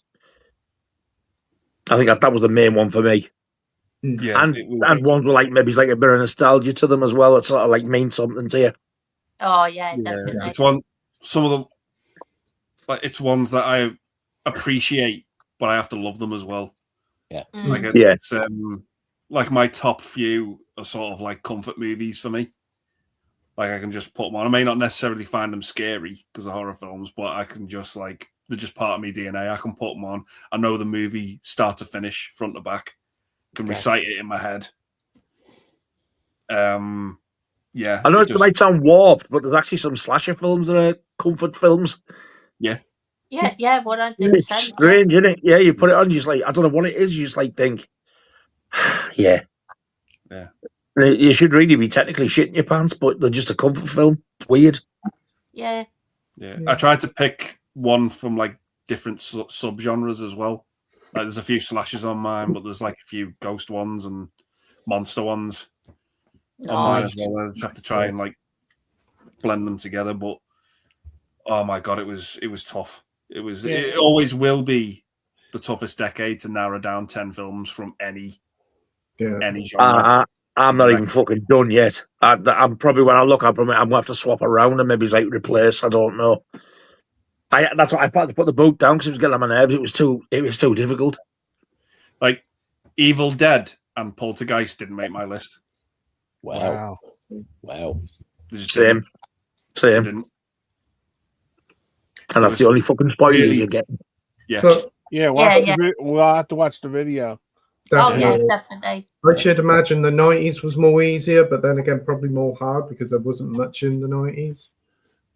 You'd be surprised. I was going to say, yeah, you'd be surprised. Like, there's a few 90s ones I've got in mind. Yeah, There's definitely a lot of good ones in the 90s. When I wrote my list for the 90s down, I was surprised by how much I found the films more entertaining than horrific. Yeah. I found them more like, I can put that on and have a really good time with that, despite it being a horror film. As opposed to something like the 70s where some of them were fucking creepy. Them movies like back in the day. Yeah, they were. Yeah, it was just I've had an absolute blast. It's a lot of fun. Just writing compiling the lists, and then when we sit down to do them, I mean it's just gold in it now. It just flows and it works. Yeah. It seems to be a trend on YouTube. People are doing all sorts of lists at the moment, and I think it's just great fun. Yeah. I did Ollie's one recently, the top 10 films of the 21st century, and there's a misconception, I think, that there's no more great films anymore. But when you do your research and you're looking through your collection, but hang on a second, maybe they're not as plentiful, but there's still great films being made. The highs are still very high, and it can be hard to dwindle it down. Like when I did the video, I tried to add hordes of honourable mentions. I had just cut it down to a handful. Yeah, but one thing I will say is I do love doing this on YouTube with other people as well. It just makes it so much more entertaining and enjoyable. I think. That's the first video I've done where I've done it with someone else. Yeah. And to bounce off someone else it just feels a bit more. There's a bit more meat to chew because you can you can bounce off each other. And I think we pretty know which way we fucking think as well with films and stuff like that, so it made it a lot easier. Yeah. I still think the most entertaining live stream that I've done myself is probably one that I've done with Nigel with Iron Maiden, to be fair, ranking the studio albums. That's still the top. Fucking blast that was. Loved it. Oh, so good. Absolutely amazing. That got plenty of views as well, didn't it? Absolutely, yeah, loads. So I did not expect that at all, to be fair. No, well done. Great stuff. Cheers, guys. What was I going to say? What's your film recommendation, Andy? You're gonna have to forgive me, Pete, but I might have to go with Hounds of Love if you've not seen it. I knew he was going to say the one he's just watched. Oh, that sounds good. That sounds like a nice treat. Oh my word! Just tread lightly with it. It is fucking brutal. You know what? I might watch Irreversible afterwards to cheer myself up. You know what? Yeah, I think you will. I know. Yeah. Why not? Yeah, I've heard Hounds of Love is a really good film though as well. Apparently. It is a good film. Yeah, it is a good film, but my god, it's fucking horrific. What didn't help was I'd watched it after I'd watched a few real true crime documentaries beforehand, which didn't help. No. Obviously about some of the horrific stuff with to do with the kids in the 2000s that went missing, some of them that went missing in the UK. Some of the famous cases. But yeah, it felt like I was watching something along those lines. It was just horrible in parts, but a well-made film. Yeah. Jesus, lads, we're never going to end up on the Disney Channel, are we? Yeah. No. No Zootopia 2.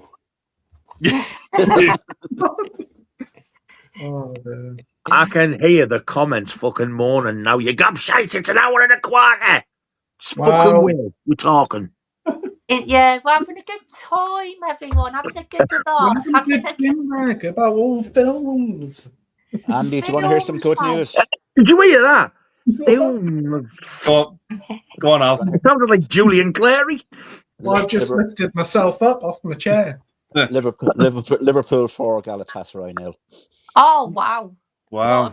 And just to explain to Andy, the Champions League is something that teams in the top half of the Premier League try and qualify for every season. Oh, it's not a fucking soccer stream. Cop-heights are gobshite, so that's all right with me. Fuck off, Blue Nose. Fuck off, cunt. Hey, listen, if they shut John Lennon Airport, Anfield will always be empty.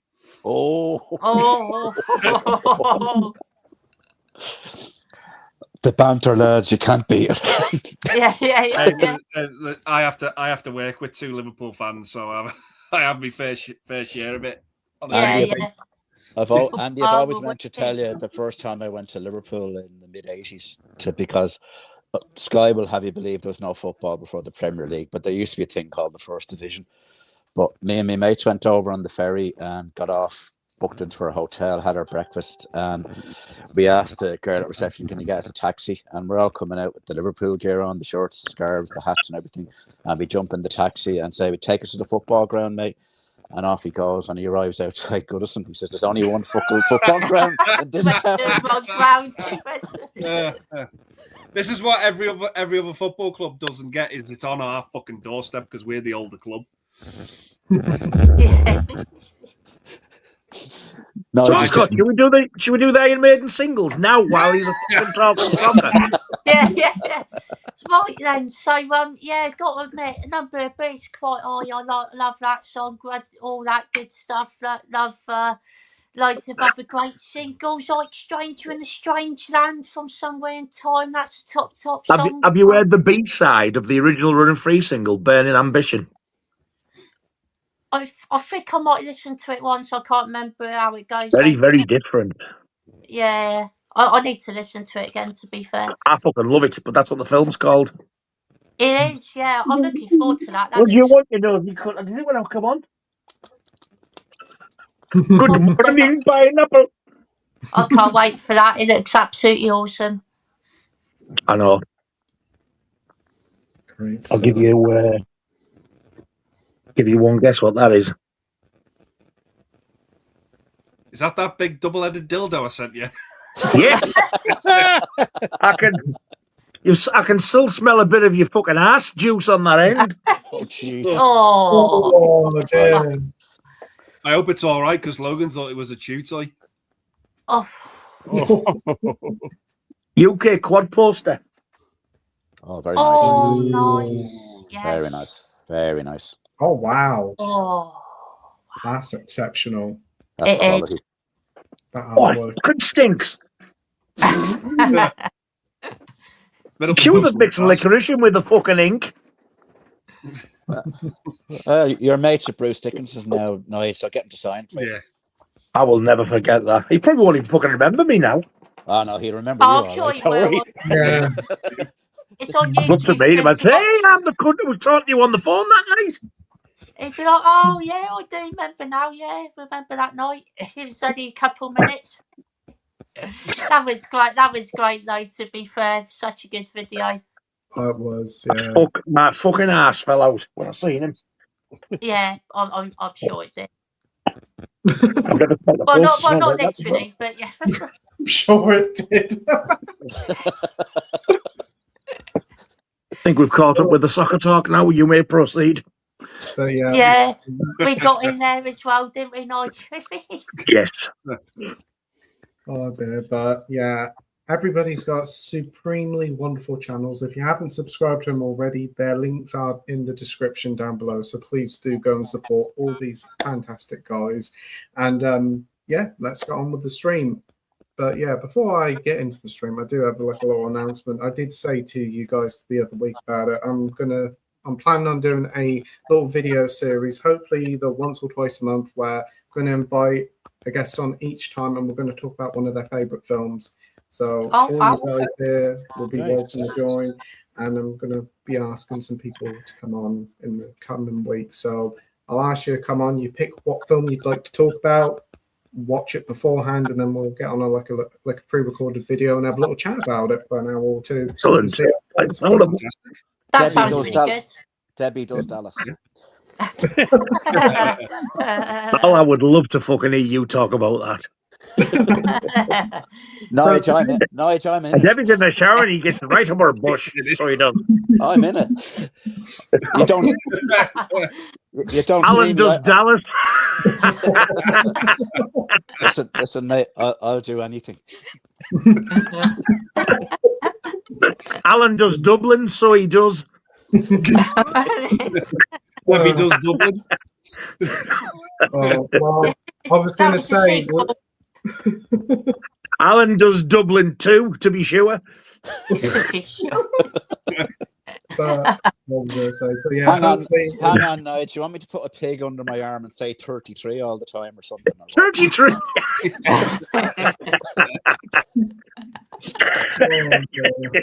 Happy Paddy's Day at ours. Alan does Dublin 3. Top of the morning to ya. Top of the morning to ya.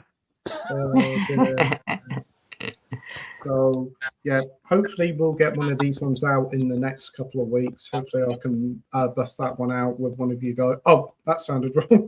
That sounded well wrong. What did he say there? I missed Hopefully it. Hopefully I can bust one out with one of you guys. Oh, that sounded Yeah. I'm away on holidays for the next 10 years, Pete. Fucking hell, man. Yeah, that didn't sound right at all. Well, that didn't What come kind out of video well. do you have in mind, Pete? Fucking hell. Yeah.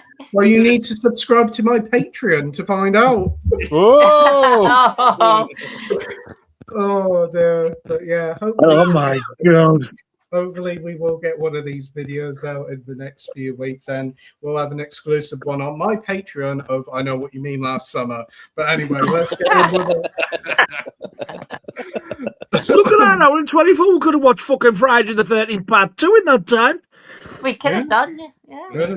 All grotesque. No, I bet they've all fucked up. It literally will be all two of you when we fucking go on. Well, no, there's 33 of people. 33! Yeah, 33. An hour and a half. So let's, without further ado, get in the comments. Yeah, we've got a. I'll just have to. That one. So yeah, the first person we've got is Kenny saying good afternoon, good evening, and Kenny's here. Yeah.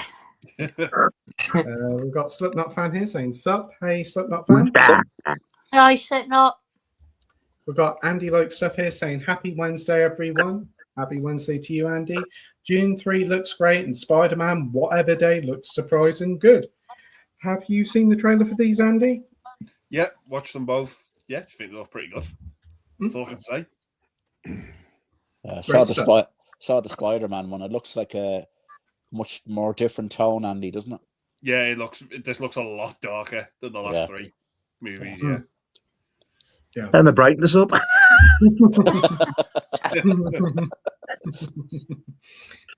That was shit, but it's the best I could do with the material that was given. Yeah, yes. I'm assuming you've watched both of these trailers twice, Nige? Yo, fuck off, you daft cunt. No, you watched a 2-hour in-depth trailer of Spider-Man going through every little millical detail. Oh, I enjoyed June 3 that much. I watched the cunt backwards. What about you, Scott? Have you seen the trailers? Not all the way through. You haven't really paid too much attention to the trailers, to be fair. But yeah, 3 seconds in, he got bored. I don't really watch trailers, to be fair. I try to avoid them if I'm being honest. But yeah, I will watch Doom 3 though because I've seen the other two. So awesome. Kenny, what about you? Yeah, I haven't seen it. Today was the first time I heard about it. So like I didn't even know about the movie Andy went to see last week, the Ryan Gosling movie, until it came up on Ollie's stream. So I never heard of it today. I'm sort of like, I don't like to watch trailers because I don't like to be spoiled or have like a like something going in, because I'm not a big Gosling fan anyway. You know, so it's just like, especially that's why I didn't even know he was in it. But you know, the Spider-Man movies I really, really like. I think they've gotten better, especially because I like the first two. I mean, the first two are just great, but I like what they've done with it. I wish they would just make it a little bit darker, sort of like Batman. Yeah, awesome stuff. What about you, Alan? Yes, didn't see the Dune one, but I have seen the first two, so I'll definitely go and watch it. I think you might get your wish, Kenny, with the Spider-Man film, because from what I saw with the trailer, it does look a lot darker. Oh, good. John Bernthal's actually in it as the Punisher. Oh, and I will say, I think he's just fucking come. No, that would be if Sandra was in it. I'd be just like all over. Oh, yeah. Well, maybe she is, but maybe. Mark Ruffalo's in it as well, as the Banner and the Hulk. So it does definitely look a lot darker. And I suspect I've read a brief outline of the storyline, and it sounds like one of the comic book stories where something drastic is going to happen at the end of the movie. I won't say too much because you don't want to spoil it, but yeah, if it's darker, I'm on board. If you make it to a fourth movie, you need to reinvent it anyway, in my opinion. Yeah, definitely. Look what you've fucking done, Andy, like stuff with that comment now. There's another fucking hour gone. Fucking June and superheroes. But Butcher Salami Man is in it as well, Nige. Oh, God, watch it. I didn't know I had a part in that film. Fucking hell. He said Butcher Salami Man, not fucking Chipolata Man. Hey, it's a pillar of strength. You got Nigel with a mouthful of Mountain Dew. You found that one right, you fucker. Hey, it enters the room 5 minutes before I do.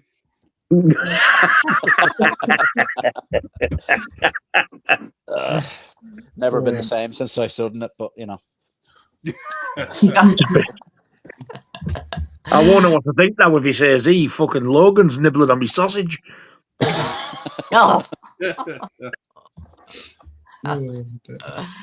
His birthday today as well. Is it? Yeah. Oh wow. Oh. How old is he? The little shiny cunt. Yeah, he's 6 today. Oh. Bless. He still looks like a pup. He does. Oh, he acts like one, yeah. I haven't seen him about for ages, actually. Yeah, no, he's fucked me off. My mum's his favourite now. Yeah. Wow. Doesn't want to know unless I've got food. I'd open the door and rattle a crisp packet and shut the fucking door quick. Claw. No, you can fuck off. Go and see your mother. Oh dear. But yeah, I watched the trailers today. I weren't going to, but then I thought, oh, we're doing the stream tonight, so why not? The June We're doing the stream tonight, so we'll fucking spend the entire stream talking about the fucking trailers. Well, yeah, but June 3 looks really good. I'm looking forward to seeing how the Medivh handles this film. Cracking story, that. Spider-Man whatever it's called, looks really good. I'm surprised, so I'm excited. An hour and a half, we've had 2 comments. Fucking suckers off. So we've got Slipknot fan here saying, question, what was the last movie you saw in the cinema and the last movie you saw on TV whilst channel surfing? So the last movie I saw in cinema was 28 Years Later, The Boner Temple. Really enjoyed that. Had a great time with that one. And cannot wait until that comes out on physical. That film is fucking brilliant. It is. And it's a shame that it flopped. I had a blast with it. And yeah, that could be like one of the best horror films of the 2020s. It is that good. Yeah. Oh, wow. Yeah, you and Nigel in for a treat with that one. But which one? On 4K. 28 What's years later, Bone Temple. Oh. Yeah, not saying no more, but you'll like it. I seen the trailer the other day popped up, and all I heard was "Woe to You," and that was it. I turned it off quick. I was like, I didn't even want to fucking see that. Yeah. Last thing I saw on TV whilst channel surfing, I think it was Spider-Man 2 with Tobey Maguire. Great film. Spider-Man 2. Yeah. Sounds like you were trying to fit that in a fucking song then. Yeah. Spider-Man 2. I was trying to think while speaking at the same time, which isn't the great thing to do. But yeah. No, it's not. It's fucking dangerous when you try to think. Yeah, I know. I've been told that a few times. I get myself into trouble for thinking too much. But yeah, it was Spider-Man 2, great film, and I do need to get that on 4K. I've only got the third one on 4K. Why haven't I got the first two? But anyway, Andy, what was the last film you saw in the cinema and on TV? I'll do the TV one first. That was tonight when I was having dinner. I caught the end of a World War II movie called The Enemy Below, Robert Mitchum. That's a good movie. Yeah. I was on TV, so I watched the end of that. And the last film I saw at the cinema was Project Hail Mary.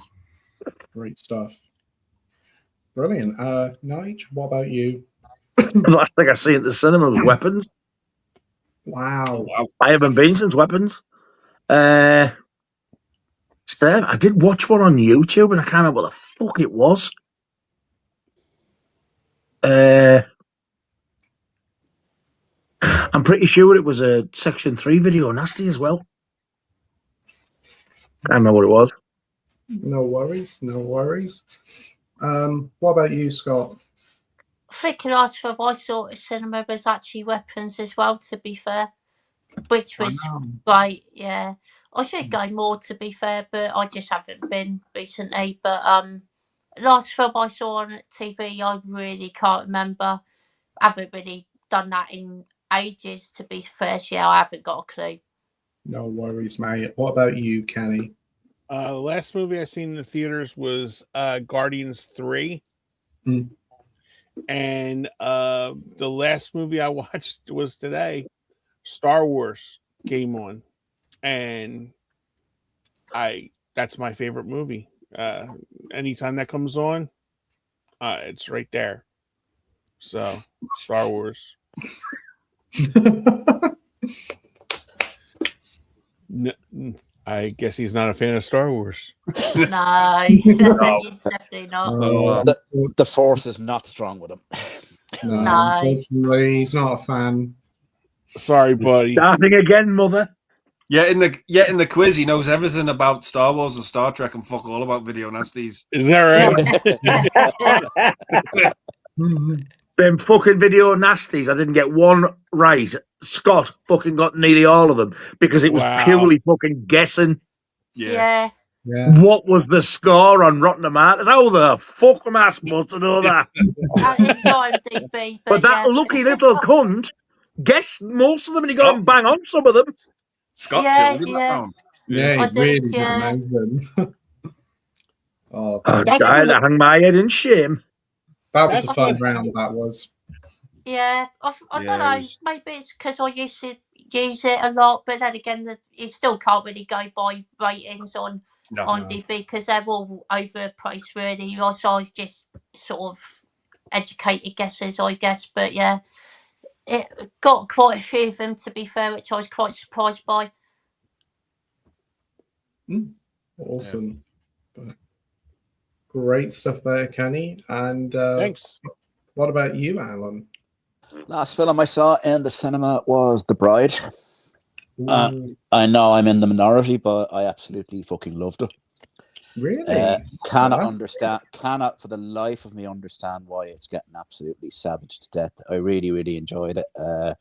15 minutes in, I just saw what direction they were going with it, the tone and everything, and I just really loved it. I mean, there's been over 150 films made about Frankenstein. If you're going to do one, then you've got to do something completely different, and they did, and they're getting vilified for it, and I just don't understand that. I do have a theory. I said this to Andy on Ollie's stream on Monday. The knives were out for that film before it even came out, so I just don't think it had a chance. It may be one of those films that people will go back to in 10 or 20 years and say, you know what, it wasn't that bad. But listen, I paid me money. I was happy to pay the money, and I enjoyed it. On TV, I've got Sky TV at home, and I was flicking through the channels one of the nights last week and came across an old Anthony Hopkins film, Magic. I don't know if anybody's seen it, which is a great. I believe there's actually a remake on the way. So I heard. Yeah, so I heard you. But I think it's one of his earliest films, possibly his first. But I don't. If none of you have seen it, he's basically a ventriloquist, and he's got this doll that apparently compels him to kill people or whatever. But does he really? But it's just really, really good. He's an actor I've always admired, to be honest. So great actor. Watch. Yeah. I don't know. It'd be interesting to see who they get to do a remake of it. That trailer used to scare the shit out of me when that came on TV. Yeah. He's really completely off the wall in the film. It's a very good film. That Ben Twitter. That's Ben Twitter. The fella who operates the doll. Yeah, the ventriloquist. The dude in the doll. Yeah, the guy that throws his voice, that would work. Goblet gear. The guy who is bloody. Oh dear, but it's a really Burgess, good film. Burgess Meredith's in it as well. That's Yes, right. Yeah. Still need to see that, to be fair. I don't know why they want to Burgess remake Meredith. it for. That film is great, isn't that? On Second Sight. Could be. I think it is. I think it's nearly 50 years old now. I think it was made in 77, 78, something like that. There's a remake in Maniac Cop as well for some reason. I don't know what. I went to see a Disney film when I was a kid, and they showed the trailer for Magic, and it scared the fucking shit out of me at the cinema. Why they showed that on a Disney thing? I don't think I've ever seen the film. I saw Anthony Hopkins interview recently. He's got really frail looking, but then he's getting on. Oh, really? Yeah. That's upsetting. Well, I mean, they're all getting old, these guys that we were all fans of in the 70s and 80s. Sure, Michael Caine was 93 the other day. Yeah, wow, yeah. He's coming out of retirement for The Last Witch Hunter 2. Wow. I'm sure Stallone is 89. Wow. Is he? Yeah. Wow. I didn't 89. realise it. Fucking hell. He's looking well on it, in fairness. What? Do you know who looks well for his age? William Shatner. Yeah. He's in his 90s and he looks like he's in his 60s. Yeah, he really does look good. He does. I didn't know he was in his 90s. Yeah. Oh, yeah, no, mid-90s. Wow. Yeah, and then you got Dick Van Dyke, 100 years old as well. Yeah. Eastwood is 95. Yeah, wow. Yeah. Yeah, Shatner's 95 years old. Yeah. Wow. He I looks didn't like realise he was that old. He's actually doing Dublin Comic Con this year. and I had a look on the website. It's 115 quid for a photo with him, and 115 quid for an autograph. So he can go fuck himself.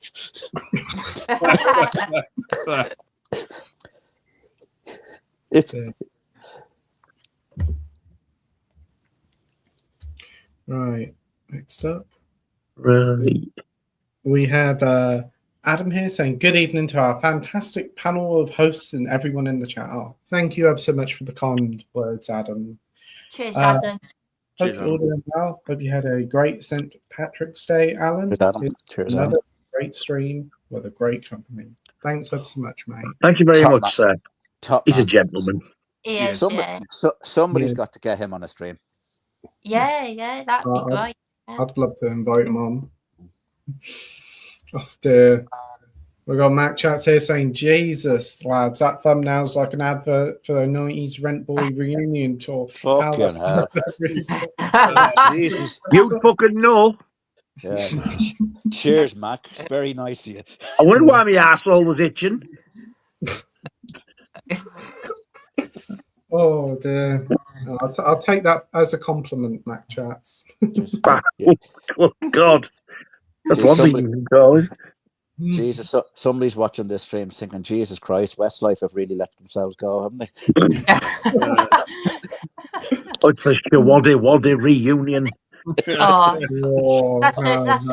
I saw Shawaddy Waddy in Blackpool about 40 years ago, Nigel. Don't broadcast that. Under the moon of love.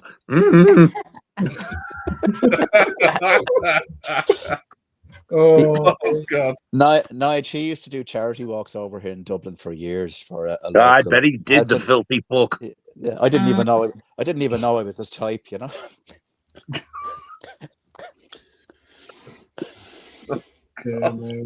Dirty bastard. Yeah. There's a special fucking place in hell for him. Yeah. Oh yeah, for sure. Oh goodness gracious me, the fire's burning me ring. Yeah, absolute vile person he was. Would you like to sniff those fingers? Goodness gracious me. Yeah, that Steve Coogan drama, fucking hell, that's It's spot on. Yeah. It's frightening how good it is. Yeah. It is. Yeah, it's fantastic. It really He is. deserved some sort of an award for that, and I don't think he got out.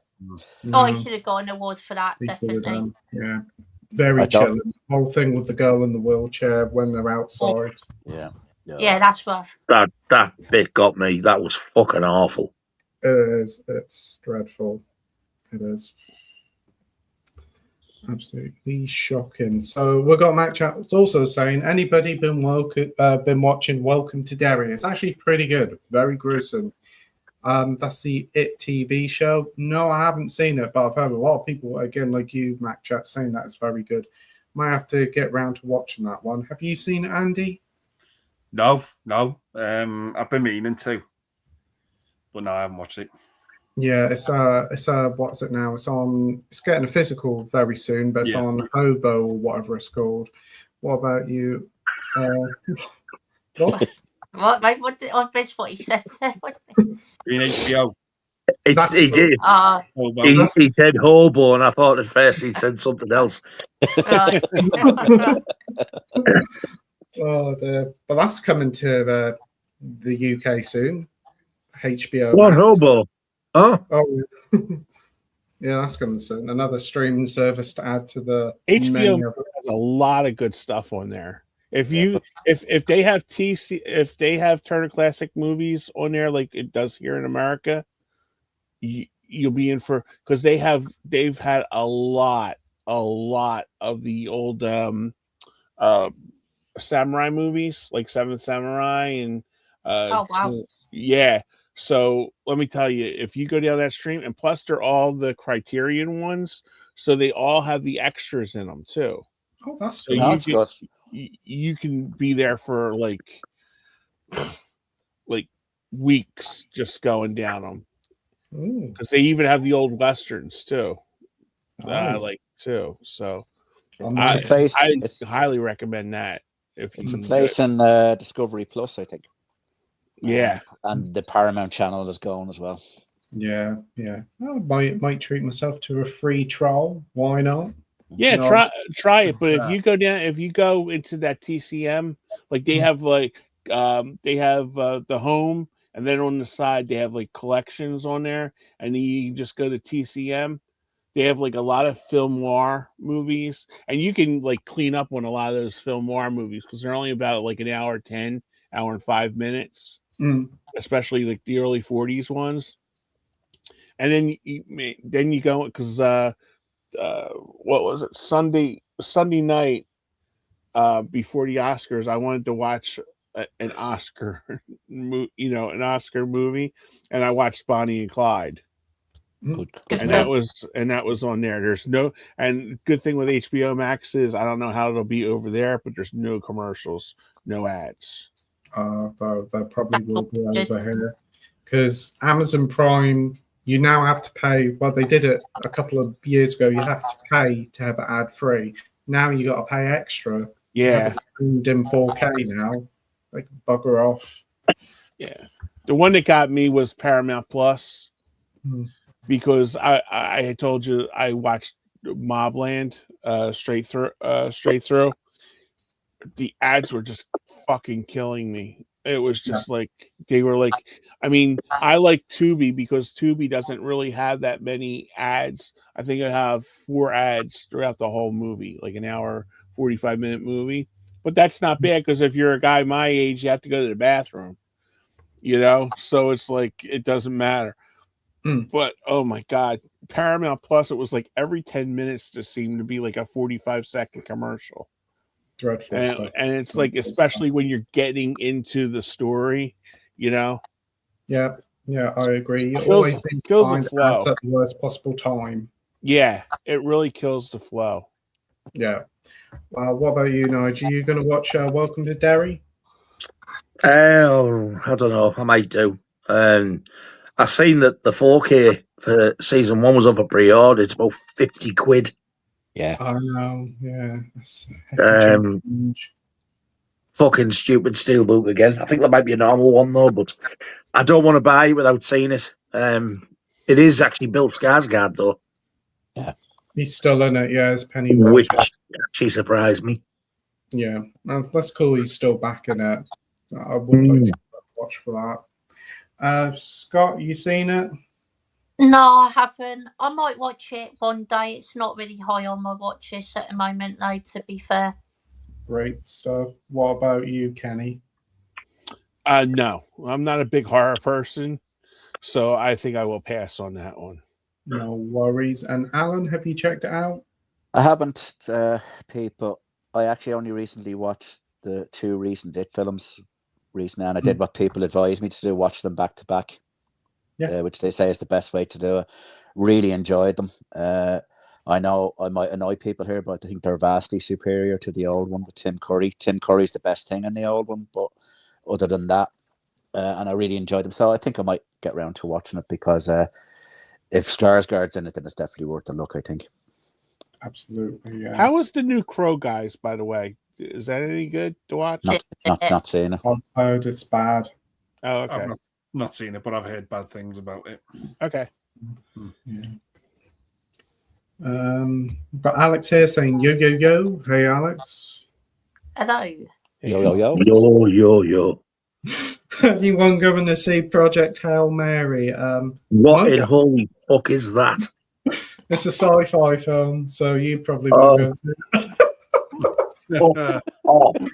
Well, it has 3 Iron Maiden songs in it. It can have 3 Iron Maiden fucking albums in. I'm still not watching the cunt.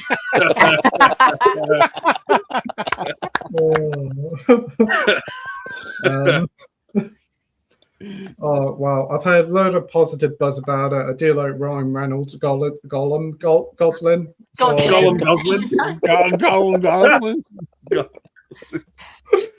Oh dear, so I do like Gollum Gosling, whatever his fucking name is, so I'll give it a go. Andy, you've seen it, you quite liked it. Yeah. It was just a good, very much in the same vein as like movies like The Martian and Ad Astra, those types of Gravity, those types of movies for me. It just was felt like one of those. A feel good film, Andy. Yeah. Yeah. It's a bit Yeah. more of a more positive tone to it, this one, but yeah, I do. I did like it. Yeah, Yeah. Did you guys no, like Ad Astra? I did. I like it, I yeah. haven't seen I it. didn't I mind liked it. it too. I didn't mind it at all. Yeah. Yeah, I heard it's really good with Brad Pitt in it. Yeah. And his brother Arm. Yeah. Nige is already dreaming of being in the cinema watching Project Hail Mary, so I don't need to ask it. Scott, what about you? Not sure I'll see it at cinema, but I do like the films that Andy mentioned there, and I have heard good things about this one, so I'll probably watch it at some point. Yeah, awesome. Kenny, you gonna go see it? I'll probably wait for streaming, honestly. Yeah. But yeah, that I love that stuff. Like I said, a lot of people gave me a bunch of as the kids say, guff, because I liked Ad Astra because they thought it was too slow. But I enjoyed it. And Alan, what about you? I was actually supposed to go see it at the weekend, but had to cancel, Pete. But I'll go this Friday. I don't mind Ryan Gosling. I just think he's quite watchable. And every film you go to doesn't have to be a classic. You just sometimes you just want to go eat a bucket of popcorn and drink some Coke or Pepsi and just enjoy yourself. So that'll do the trick. Bag of shite.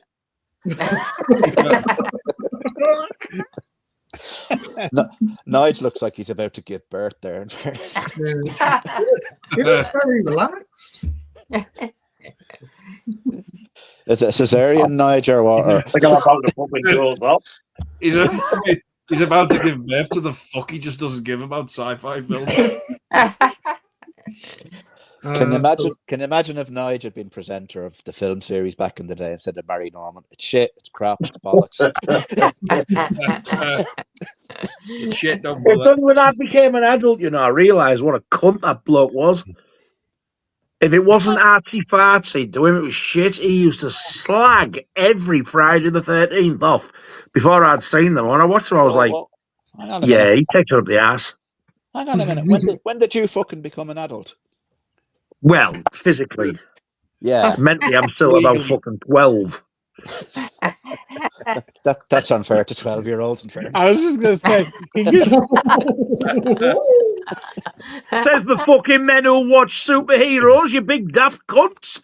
It's got a lot of meaning to it. It's more than Grow up. just the Ooh, Spider-Man.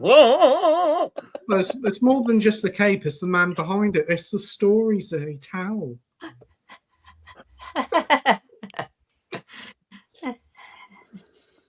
He's fascinated. Oh dear. Spectre here saying evening, guys. Evening, Spectre. He looks like he's been a... Hey, Spectre. Hey, Spectre. Spectre, what's his last name? Gadgets. Oh. Oh dear. And we've got Alex saying Nige boy. Okay. Oh. You know him? I haven't got a fucking clue. Alexi cunt. Oh dear. Well, thanks for joining, Alex. We've got Matt Chat saying, right, lads, this is going to seem like an odd request. And Pete, if this typing of thing is not allowed, I'm ever so sorry. I'll never do it again. I need a piano player to do 10 seconds of music for my film. Right. It's a piss easy piss. It's a piss easy piss. It's a piss easy piss. That's another fucking brain cell of his has gone. He's only got fucking 2 and all. Oh, dude. So yeah, it's a piss easy piss, and I need to lack off the film tomorrow. Lack off. Lack off. It's a piss easy film. It's a piss easy piece, and they need to lock the film off tomorrow. Anyone who can help, I'd be grateful. Again, Pete, sorry, I'll never do this again. Hey, you don't have to worry at all, Matt. What is it you need again? I need a piano player to do 10 seconds of music for my film. Any piano players here? Unfortunately not, no. I wish I could. Unfortunately not. But unless you'll get any luck in the chats, mate, hopefully you'll find out. Hope that But works yeah, I out. look forward to hearing what this film is, mate. Yeah, definitely. If it's a funky bass line, then I need a piano player to play bass. I've done plenty of stuff in the 70s. Andy always says, "Is that you doing that bass line there?" Yeah. Well, actually, yes, it is. We got Spectre asking Andy, was it Dolly Does Hollywood? Right. Dolly Does Hollywood. No idea. Dolly All I know is it Hollywood. was the wrong film. What was the film very similar to the images that Nige send us when we're live and he's not? Oh dear. Oh, I'll have a copy of that. I only watched about 1 second of it, realised it was the wrong film and turned it off. Dolly Hollywood. Oh, I missed that. Matt Chat's here saying, Rare Waves have a decent sell. Anyone picked up any Blu-rays? I got the Messiah of Evil, Street Law, The Closet is Closed, Forget About It, Rulers of the City, Shoot First, Die Later, and Planet of the Vampires. The closet is closed. Was that a Freudian slip? They're all titles of chapters in Nigel's biography. My God, it is Christ. Chapter 1. Chapter Oh. 5. Street Law. Shoot first, wipe it up later. Hey, fucking hell. Chapter 9, The Closet's Closed. The fucking closet. I'll tell you what, Messiah of Evil, we all know which chapter that's about. I know what you mean.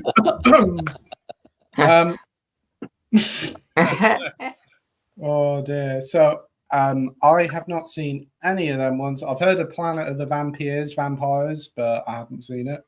Oh.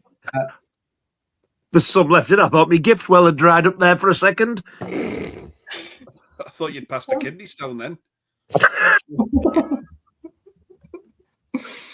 Oh dear. Well, anyway, Andy, have you seen any of these films or heard about them? I've heard of Planet of the Vampires. I haven't seen any of the others. No, I haven't seen any of them. No. Nige, what about you? The quick answer to this is, have you picked any up? No. That's all it took. Scott? I've seen Street Law, which is a really good Euro crime film. Did enjoy that one. I've heard of Messiah and Evil and Planet of Vampires, and that's about it for that. Great stuff. Kenny? Yeah, Planet of the Vampires. I own that on Kino, but I've never heard of the other ones before in my life. I was like looking some of these up as the other guys were talking. And I was like, wow, I've never heard of these before in my life. Alan, what about you?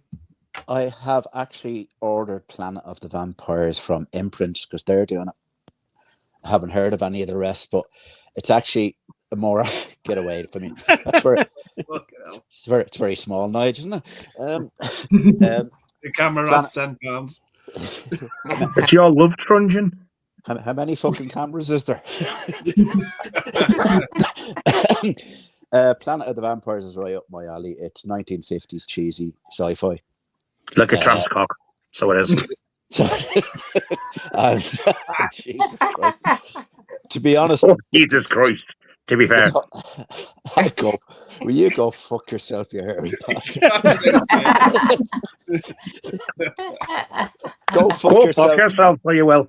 Go fuck yourself 33 times. 33.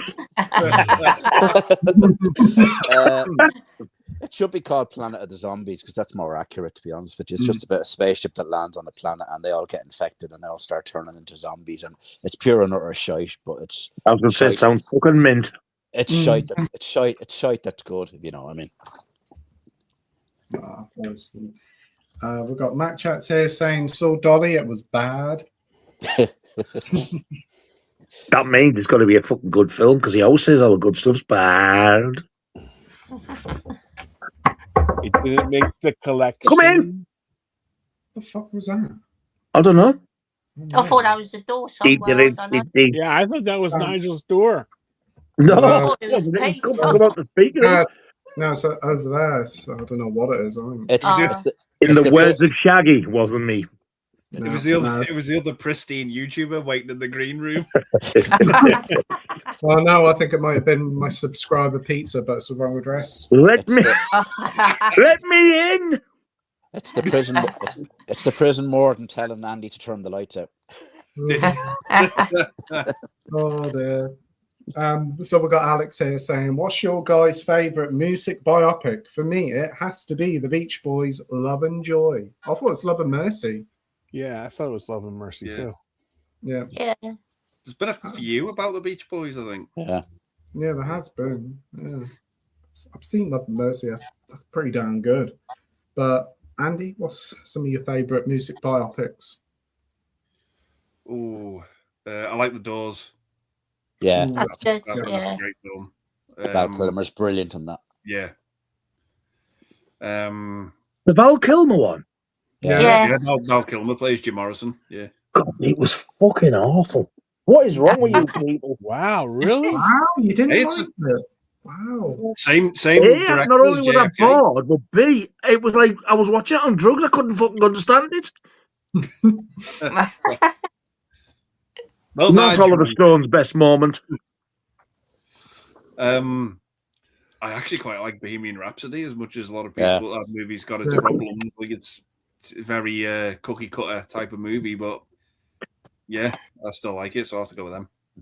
Yep, good picks there. What about you, Nige? Probably it was a streaming show. It wasn't a film, but it was like there was a few things. But the Sex Pistols one that they did a few years back. Yep. Yeah, I would probably say that, but I can imagine it's going to be beaten when that Burning Ambition comes on the cinema. Oh, yeah. Because when that comes on the cinema, I'll fucking come in my pants. Got me ticket booked. I'll be there. Oh, very nice. Is there going to be a I'll be popcorn bucket? The fucking better not be. I just wondered if there was going to be a popcorn bucket because they do it for Nah, all sorts of stuff. It's on for 3 days and it's like one showing each day, then it's gone. Yeah. Well, hopefully not, but I just wondered because that seems to be a thing now, don't it? Yeah, if there was an Eddie popcorn bucket, I would actually have to commit murder to get one if I didn't get one. What about you, Scott? What's your favourite musical biopic? There is a couple, to be fair. Stratford Compton's one that I really like. I think that's a fantastic film. Yeah. About that blonde rapping cunt. He's not blonde. He's a fucking bellend. You know what I meant. Eam, I fucking hate him. What, 8 No, Mile? there's not a film about him. Oh, actually, 8 Mile. That was him playing himself. That's not a biopic. That's not. Isn't that? I thought that's what Compton was. That's what it was. No. That's about NWA. For once, I'll shut my fucking mouth and let you get on with it. I'm talking out my ass here. Yeah, definitely. But it's about a rap group, NWA, so it's like actors playing the actual real life musicians. Oh, Norwich is now thinking about it already. Nigel's thinking, for one, welcome death. Nigel's thinking, fucking hell, get back to talking about football. Yeah. Now he's thinking, maybe heroes aren't that bad after all. I'm in hell. What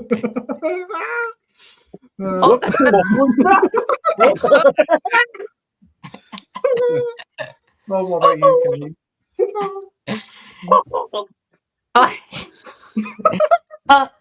What the fuck? The rat is called his rib. Oh, Fucking all the Joker's taking over the stream again. Yeah. Oh, God.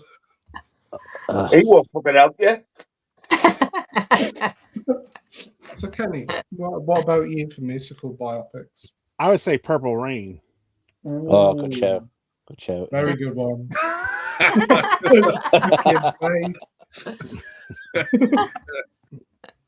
Nigel, you didn't like that one either?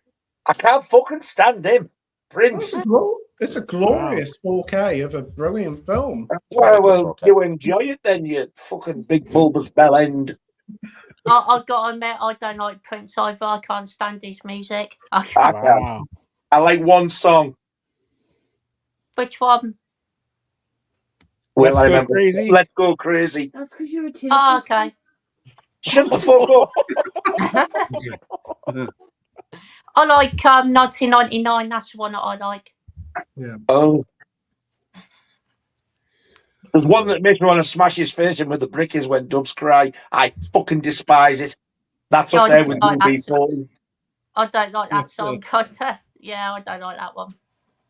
The artist formerly known as UB40. Yeah.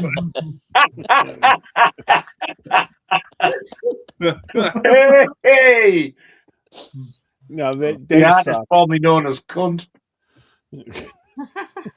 UB19 and 1940.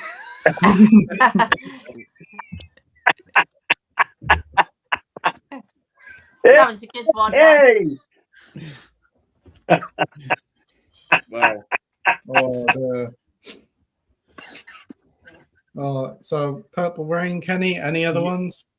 I did enjoy Rocket Man and Bohemian Rhapsody.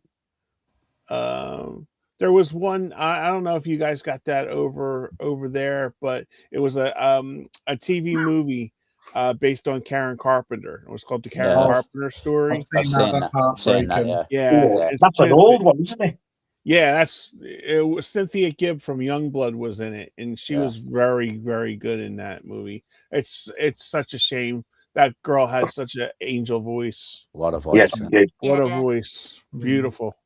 I love Absolutely the beautiful voice. So sad. Yeah. I'll tell you what, as well, she was a hell of a drummer. Yeah. Yes, she was. I nearly my fucking jaw dropped. I seen her do a drum solo once. I couldn't believe it. Yeah, they had her on one night because we have this Johnny Carson channel here. She was on there and she went toe to toe with Buddy Rich. I was impressed. Wow.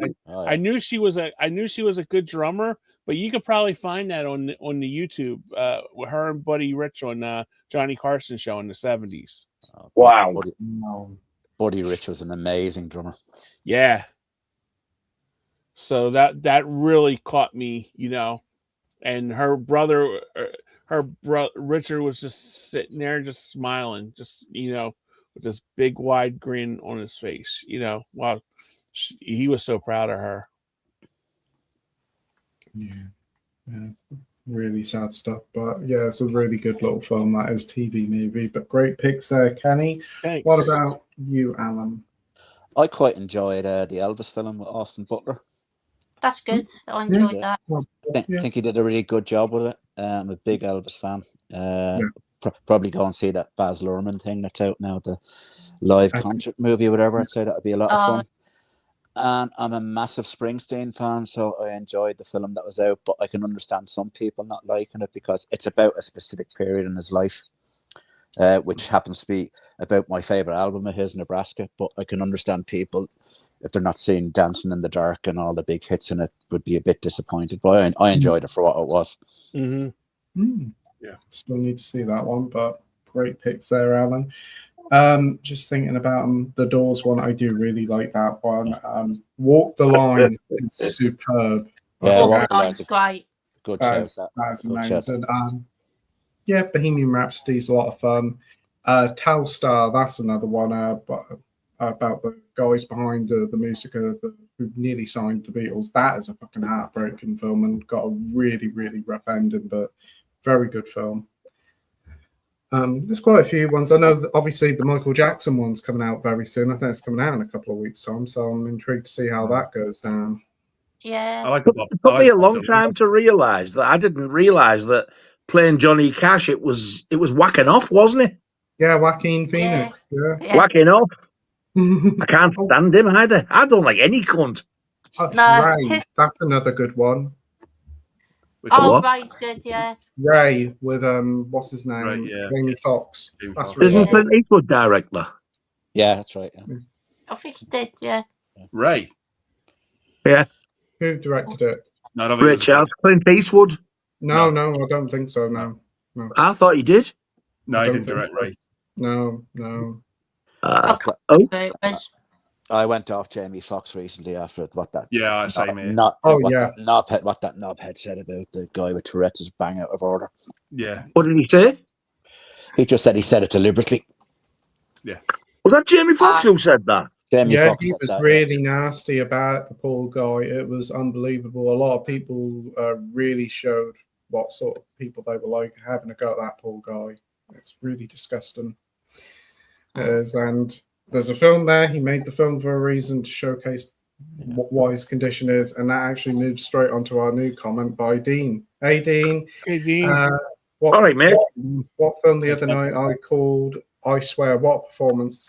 Yeah. That was, have you seen it? That is the film in question, I swear. I haven't seen it yet, but I've seen clips of it. It looks very good. I've seen the story of the gentleman in question, and yeah, it's all there. You can see the struggle he has had from day-to-day life. And you've seen I Swear. What did you think of it? It's a fucking amazing film. Yeah.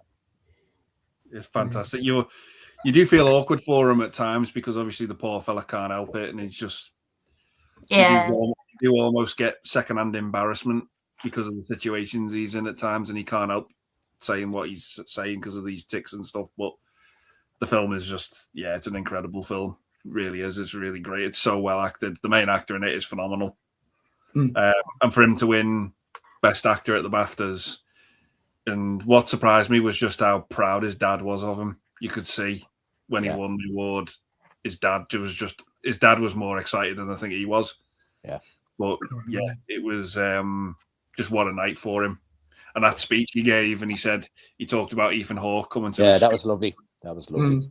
He talked about Ethan Hawke coming to his school and telling him about being an actor and longevity and stuff. And then Ethan Hawke turned to his friend and he went, "That's better than winning." Yeah. That speech, it was just amazing. Yeah. It was just an amazing night, and it's an amazing film as well. And I think people like Jamie Foxx should take 2 hours out of the day and watch it. Yes. They might learn something. I bought the Blu-ray yesterday, so I'm going to watch it in the next day or two. It's fantastic film. They might learn something about themselves. Yeah. Yes. The whole point of the film is that. Yeah. Yes. People are too quick to judge. Yeah. These days. Yeah. But Nige, you haven't seen it yet? No, but I'd love to. I did actually watch the documentary again about a week or two back with him in the guy. Yeah. It's that one where the other fella's there. He goes, "Another gay man." I'd seen it years ago. That just creases me every time I see it. But there was a young lad in it as well. He had it, and he went to see him. He kind of made friends with him. It was just such a good documentary. So yeah, I'd love to see the film. Yeah, totally agree. What about you, Scott? You seen it? I haven't, but it's one I really, really want to watch. I've heard it's fantastic and it does look great. So yeah, I really want to watch that one soon. Great stuff. What about you, Kenny? No, I just heard about it from Andy. I guess 2 weeks ago. But it's streaming in the US now, Kenny. Is it really? US now? Yeah. Okay. I'll definitely have to check that out. Great stuff. And Alan, you said you bought the Blu-ray. Yeah, I'm gonna watch it in the next night or two. Actually, you just mentioned Ethan Hawke there. Just don't know if any of you has ever heard this story about. He's one of my favorite actors, but he does do an awful lot. He's one of mine too, Alan. And I was mad because Blue Moon is on Netflix, but it's like you have to go up an extra tier in order to get it. Bollocks. That's shit. Yeah. But I just remember a story I heard him tell. I think it was on Graham Norton years ago. And we all know he was in Dead Poet Society, yeah? Yeah. Mm-hmm. So he arrives on set and he says, "I was as serious as fuck. I just wanted to be a movie star, and all the shenanigans with Robin Williams cracking jokes and everything used to drive him fucking crazy." And Robin Williams actually said, "Why don't you laugh? Come on." And he says, "I don't want to laugh. I want to be a fucking movie star. Stop all the jokes, will you?" But the film finished, he goes back to school, whatever. He gets a phone call a couple of weeks later from Robin Williams' agent. And he said, "Robin said, you're going to be a really good actor and you need somebody to look after you. So I'm going to offer my services." And he still has the same agent to this day. Very same agent. Wow. Yeah. Wow. It's an incredible story. He just seems like a genuinely nice guy. Yeah. You know, it's like, and like even the projects he takes, they're all different. You know what I mean? Like he plays Tesla in one movie, then he's the dark phone guy. Yeah. You know, and it's just like really, he's very eclectic what he picks. Yeah. Great Very in Training Day as well. Yeah, I love him in The Purge. Yeah, he's very good. I still need to see that one, the first one he's in. You've never seen it? I've only seen the first, is it the first Purge or whatever it's called? One of the later ones. That's the fourth one, I think that is. That I did not like that, yeah. But I do want to watch the first one. Is that the one with the evil black guy with the metal teeth? Yes. That's the one, yeah. I really like that one, actually. But he's a bastard in it. He's horrible. I couldn't get on with it, but I've heard like the earlier ones, the first one and Anarchy, is it? Are pretty good. Yeah. Yeah, so's the third one as well. Not Judgment. It's Judgment Day. Election Day? No, Election Day. Fucking Judgment Day, silly fat cunt. Election Day. That's been brilliant as well, that one. Oh, I'll have to watch that. I know Denzel Washington won for Training Day for the Oscar, but I thought Ethan Hawke was a bit unlucky not to win one as well, because I don't think Denzel Washington gives as good a performance as Ethan Hawke isn't supporting him as well as he did. Yeah. You ever seen First Reformed? That's amazing. I've heard of it. Yeah. I need to watch that. Yeah. The first thing I remember seeing Ethan Hawke in was Alive. Yeah. Wow, yeah. That's going back a bit. First thing I seen him in was Mystery Date. Never even heard of that. I think the youngest thing I've seen him is in his Explorers. Oh yeah. Oh, I've heard of that. Yeah. He's like a kid in that film, but it flops because it came out the same weekend Live Aid was on. Yeah. Just the movie completely flopped. Is Dora the head kid? No, it's him and River Phoenix and another kid. Oh yes, I can remember that film. Yes. See, it's funny you mentioned River Phoenix. Funny you mention River Phoenix, Andy, because I always feel that Ethan Hawke is exactly the type of actor that he would have become. You know, versatile, bouncing around from all different projects or whatever. Great talent. I don't know if his brother Joaquin is anywhere near the same level, but you know, that's only a matter of opinion. Yeah, there's one of the lads in Sleepers always reminds me of Ethan Hawke. He's the one who died young. I never knew. Have you seen Sleepers? Is that I've the seen that, is he's that like the the kid tall, from thin one. The Client? No, the little boy that was in The Client. I've never seen The Client.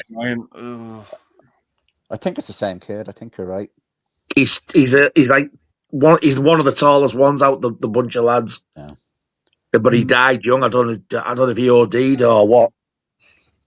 Sleepers is out on 4K soon. Brad Renfro.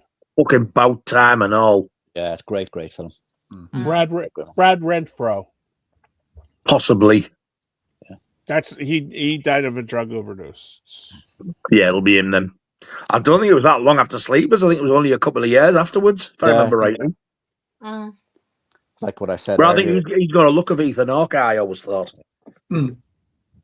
It's like what I said about him earlier. Kevin Bacon is such a fucking prick in that film. Yeah. It shows he's doing his job right, though, doesn't it? Great. Very good actor.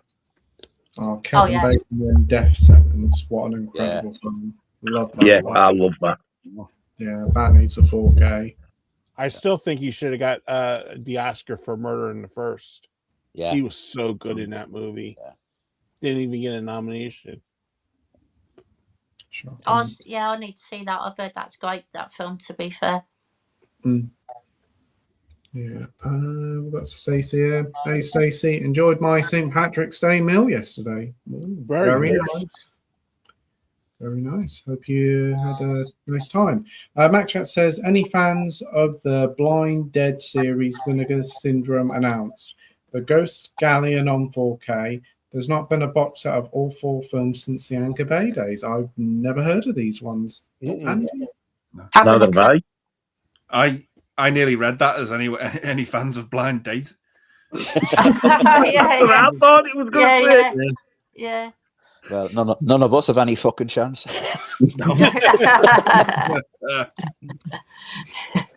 Oh, dear. Unless the poor cunt is blind. Yeah. So she feels your face. Oh, fuck me. I've got to go. There's some salt grains I've got to go and count, you ugly bastard. Well, you heard about the blind prostitute. Like, you really have to hand it to her. Oh. Press that fucking tumbleweed button. Oh, dear. But yeah, never heard of him. Andy, you ever heard of him? No. No. Nope. No. Nige? I already said no. Are you fucking deaf? Oh, yeah. And Alan. No, never heard of them. No. Oh. Sorry, Matt. Next up, we've got Alex saying, yeah, we talked about that, about Music Perfect, but Control, the Ian Curtis one's good. Yeah, Yeah, that's decent. Yeah. Yeah, that's a good solid one. Fucking Joy Division, man. Jesus Christ. Yeah. Toby Don't Kebbell like is the band. hilarious in that film Yeah. as the manager. Oh god, he's so Yeah, funny. yeah. Yeah, don't like the band, but good film though. He's really good. Yeah. Right. We've got $1 here saying favourite Nicoletta DePorter film. So who's that? Who? Get the pit. Haven't got a clue who the fuck that is. Nicoletta DePorter. Nicolata Dipolati. That's not the one who was banging fucking. I'm having a look now. Imo directed them Italian films. Can't I fucking remember his name? Argento. Oh, right. I thought you were going to say Franco, Jesus Franco, because everyone in his movies. He's brought some shite out of him, hasn't he? Yeah. However, I do think he did a good job with Christopher Lee and Dracula. I did like that. Yeah, it wasn't bad. I've typed the name in and fuck all's come up. The closest I've got yeah, is same here. collateral damage. To be honest, I thought it was some sort of disease that you can get a cream for. Look at the cast of Tenebrae. See if that name's in there. There's nothing coming up for her.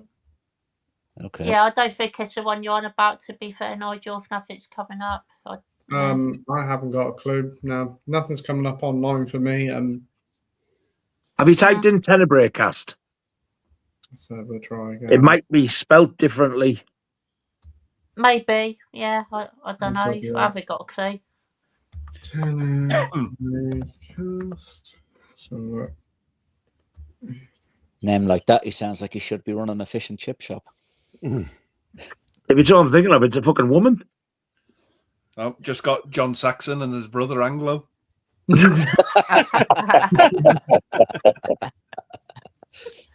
No, nothing's coming up here. Nothing at all. So, Wait, I go and get a fucking Argento film.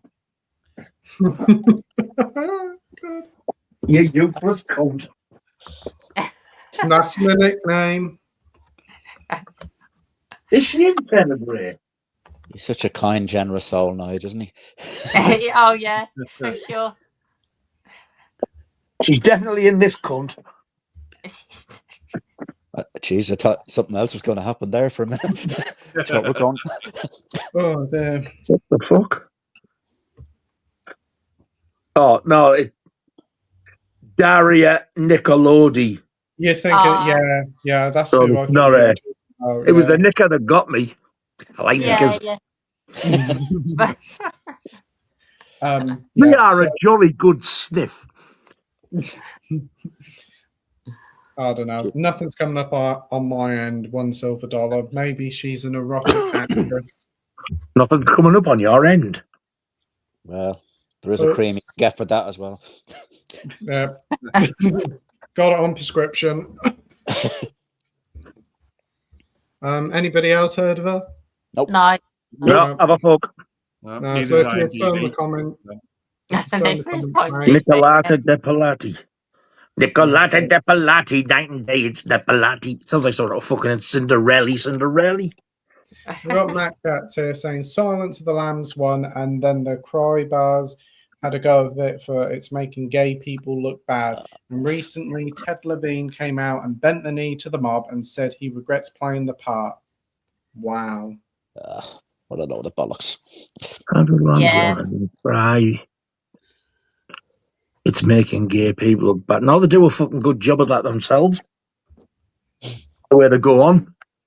I heard about this. This is ridiculous. I don't know what the hell's... Is it the one who played... Yeah, Buffalo Bill, isn't it? The Buffalo Yeah. Bill. Yeah. There's an issue with... there's always an issue with some characters. These people need to just grow up and just think it's only a movie. If you're offended and don't like it, don't What did they kick off? The fact he tucked his fucking third leg under and made it look like a poon? Is that what they kicked off over? I imagine so, yeah. Assholes. Oh, don't say that. I like them. Look, it's like a point Andy made to me recently, and he's so right. You can't go back to films 35, 40 years old and look at them with present day eyes. You got to, it's a different time, different culture, different beliefs. You know, just deal with it and move on. You fucking sad pricks. Yeah, go on, Alan. Let's go. Yes, Alan. Yes, Alan. I mean, I would just like to say, just fucking watch the film and shut the fuck up and enjoy it. That's what I would say. That's if you don't like it, turn it fucking off. Absolutely. There's 1,000 other channels out there to be pissed off about. You honestly cannot give a modern critical lens on a film from years ago, and even then, you're looking way too hard into it. Just enjoy the film. Yep. These people are just killjoys that just want to complain. Where did they get the time to do all this shit, Pete? Like, they're going back to films 35, 40 years ago and complaining about them. They're resurrecting old tweets that celebrities did 20, 30 years ago and throwing them back. Where do they get the time to do that? They're probably they've got nothing else to do. They don't have any jobs or anything. A bit like trolls. Yeah, but like these trolls who we get on there. Yeah, just all the time. Yeah. Silence of the Lambs is an incredible film. If you don't like how the character is, sorry to hear that, but if you don't like it, don't watch it. Pete, do you know what the Dublin version of Silence of the Lambs is called? It's called Use Be Quiet. Oh, wow. I'm here all week, lads. I'm here all week. Yeah, try the veal. Jesus Christ, that was terrible. Yeah. You'll be fucking telling that on somebody else's stream during the week, Nige. You'd like that's not the fucking point. Jesus, Les Dawson is alive and well and living in Nigel's body. Oh God, I fucking love Les Dawson. I love Les Dawson. I love it when he plays the piano forte. Oh yeah. I love the joke he told once. He was sitting at home the other night and there was a knock on the door. It was the mother-in-law. He says, I knew it was her because the mice were throwing themselves on the traps.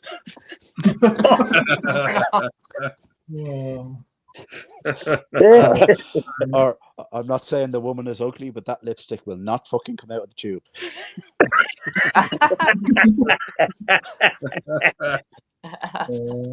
And that would be considered offensive these days, you know. Anything would be considered offensive these days. Look at this comment; it is so stupid. It is. People having the time and just wanting to criticize about everything. To be honest, if they're going to criticize this, I'd like to see them go out and make a film that's better. You know, people. These people who get offended are just too dumb to come back with a more decent comeback than the one you say. Yep. So because they can't outwit you, they play the offended card. Yeah. And a victim card as well. And and I just say, fuck off, you ugly bastard. You're that fucking ugly. I bet when you were born, you had tinted glass on your incubator.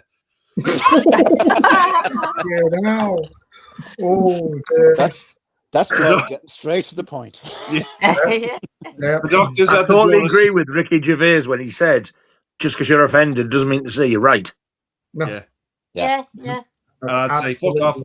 I bet you were that ugly when you were born as well. The doctors had to draw a circle around your mouth so your parents had to know which end to feed. That's good. I never heard that one before. Kenny liked that one. That was really good. As we say in Dublin, people like that are like somebody with their left testicle missing. They're just a right bollocks. Oh, dear. Right. If you criticise one of their favourite films, yeah. me. That's the thing. Oh dear, unbelievable. I hate woke cunts. Yeah. Well, Oh no, I don't. I love them. I am the woke god. According to some commenters, God, 2004. God, 2004. Oh my days. Woke god 2004. I'm offended. They've really ruined the world. You've made me feel uncomfortable. Suck my fucking stump. The 90s and early 2000s, because the only time I was alive, but so much fucking better than the fucking this shit right now. Well, Oh, yeah. No social media. So carefree. No social media. That's why. Yeah. Everything was Yeah, so true. carefree. People got on, and you ain't got these idiots who spend their lives 24/7 on Twitter or whatever, just looking at something to be offended by. People have got. You thought the 90s were good. You'd have fucking loved the 70s and 80s, mate. I was just going to out of the panel. It would probably be Nigel and Alan will remember. Remember when Dice used to come out with his stuff with the nursery rhymes and stuff? Oh, Andrew Dice Clay. Andrew Dice Clay. Yeah. Never heard of them? Oh, you've never heard them? Please do. It just makes up. They're like nursery rhymes. Yeah, now, it's but like just with hickory a bit. dickory dock. This chick was sucking my cock. Oh. I dropped my goo, like that. I dropped the bitch around the next corner. End of story. We went. I'll send it to you, Nigel. The Andrew Dice concert. It was called the Dice Man Cometh. Me and my friend went to that show that he taped it. We didn't know it was being taped for HBO.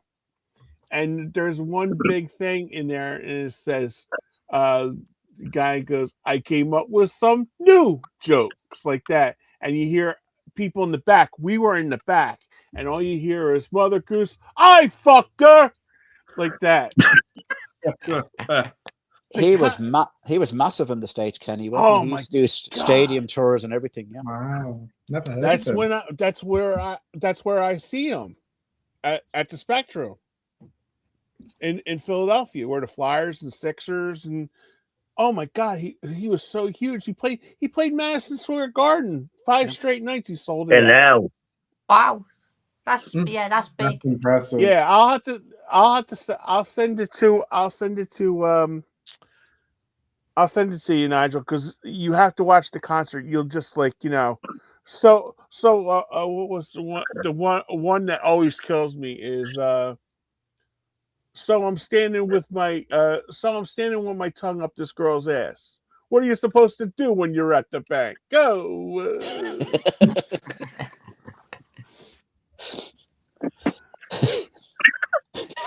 So much.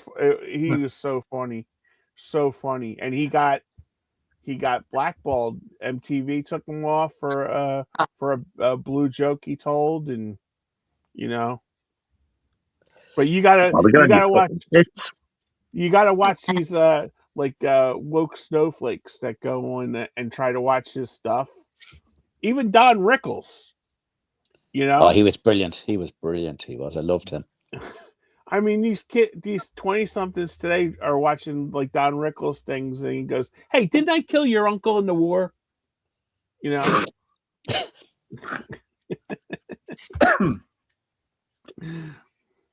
But it's shocking how much things have changed, and because of a small vocal minority, everybody has to go.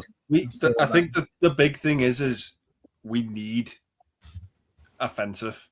We need to laugh. We need it. 100%. Yeah. We need it. We can't live in this world where you nothing offends you. No. So some of the AI videos done some people have done for comedy, they're pretty fun, and I do like them that they do kind of push the boundaries where like other comedy don't. Yeah, AI's having a lot of like controversies, but some of the things I've seen and some of the ones that I might have made have been. I was going to say you've made a couple of those yourself, haven't you, recently? Yeah, I've also made a music video as well. Yeah, you know what I mean. I think the best humor always has to have a bit of darkness underneath it. Yeah. Oh yeah, for sure. You gotta look at the world and just laugh at it sometimes. Otherwise, it'll just get you down. Exactly. Especially You know what? in Do you mind about? Sorry, go ahead, Andy. No, I was going to say not to get too dark here, but do you know what fucking offends me? Pedophiles and murderers getting released from prison. Yes. Oh yeah, that offends me. That fucking offends me, but it still fucking happens, and I have to fucking deal with it. Yeah. You know, like we all do. Well, yeah, these are real things. That's real fucking problems. Yeah, real things to be properly offended about, not bloody films. I don't get offended about some fella tucking his willy between his legs. No, you know, we live in a world where murderers and paedophiles get fucking re-released to re-offend. Or some of them never get. And all they're bothered about the fucking pronouns. And they're bothered about the pronoun. I need to fucking wake the fuck up. Bunch of fucking useless generational bastards. Look, and they're still out there doing it. Yeah, people out there. I don't fucking know they're born. I grew up with a father that had the most richly dark sense of humor ever, so I think that's where I get my taste from. Do you mind if I tell you a quick story about? So, the last few months he was alive, Dad got vascular disease and he had to have his right leg amputated, which was horrible, obviously. But 2 hours after the operation, he was sitting up eating his dinner, not a bother on him, and it was during COVID, so we were only allowed, one of us was only allowed to go in at a time. So my mum went to see him after the operation. I went in the following day, dreading it, to be honest with you, but, you know, walked in and he sat there with a stump where his leg used to be, and he looked at me. My dad was a massive Western fan, and he said to me, "But there you go out." He says, "I thought I was going to be John Wayne. I've ended up as fucking Hopalong Cassidy."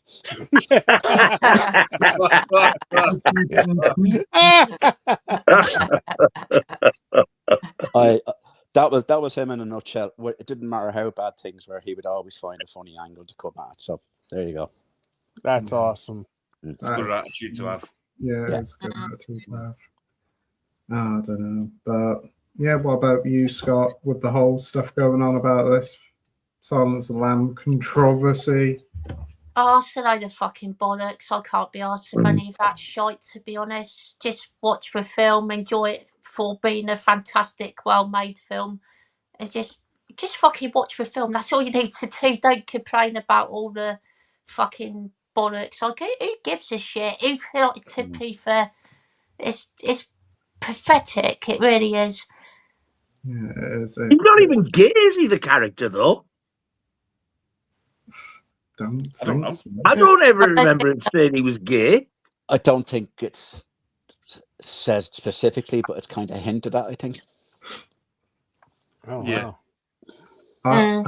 So why didn't he kidnap a fucking bloke instead of a woman? Listen, I'll go with Scott. It's a great movie. Just enjoy it for what it is. And I think it's a load of shit. Fuck the begrudgers. I just don't think he was gay. He was a fucking murderer. That was it. Does it matter what he was? I think what's more offensive in the movie is that bit where the guy flings his jizz at fucking... Yeah, 100%. Clarice. I need to watch it again because I only watched it once and I really didn't like it. It was one of those films I was dying to see, and when I rented it out and watched it, I was like, I fucking hated that. Was shit. And I've never watched it again since, but that's the reason why I've never seen any of the other Hannibal films, because I didn't like that. I didn't like it the first time I saw it, but on rewatch, I love it now. I don't think it is great. It's a really good film. I really should give it another go. Hannibal wasn't great. Yeah, that was a bit of a weak one. Was there one called Red Dragon? That was Ed Norton was in that. Yeah, that's like a prequel. Yeah, I don't mind that one. They remade that, didn't they? So they could include it with Anthony Hopkins. The original was Manhunter, and I fucking hated that as well. That was weird. Yeah, Brian Cox played him in that. Yeah. Another one I only watched once, and there's a fucking hour and a half. I'm not getting back out however long it went. The TV series is superb. Yes. I've heard it's good. They wanted to bring it back, but they couldn't get the rights for the Clarice Starling character. They wanted to bring her into it, and they couldn't get the rights for it, so they just had to call it a day. Mads Mikkelsen is great in that. These rights things they're an absolute joke. That's a load of bollocks. Yeah. Say what, the end of Hannibal is fucked up. Yeah. Like that scene with Ray Liotta at the end. Yeah. It's Yeah, fucking it's messed awful. up. I think I've seen that bit. They Feeds him his changed own brain. They Yeah. changed it from the book as well, Andy, because in the book, Clarice Starling runs off with him. Ah, Oh dear. Next up, we've got $1 silver on a much more different note. I've never seen a pig in blanket with the bacon took off.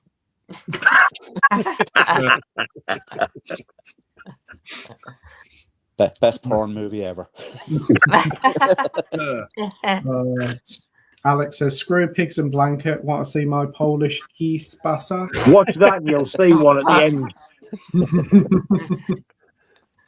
Oh dear.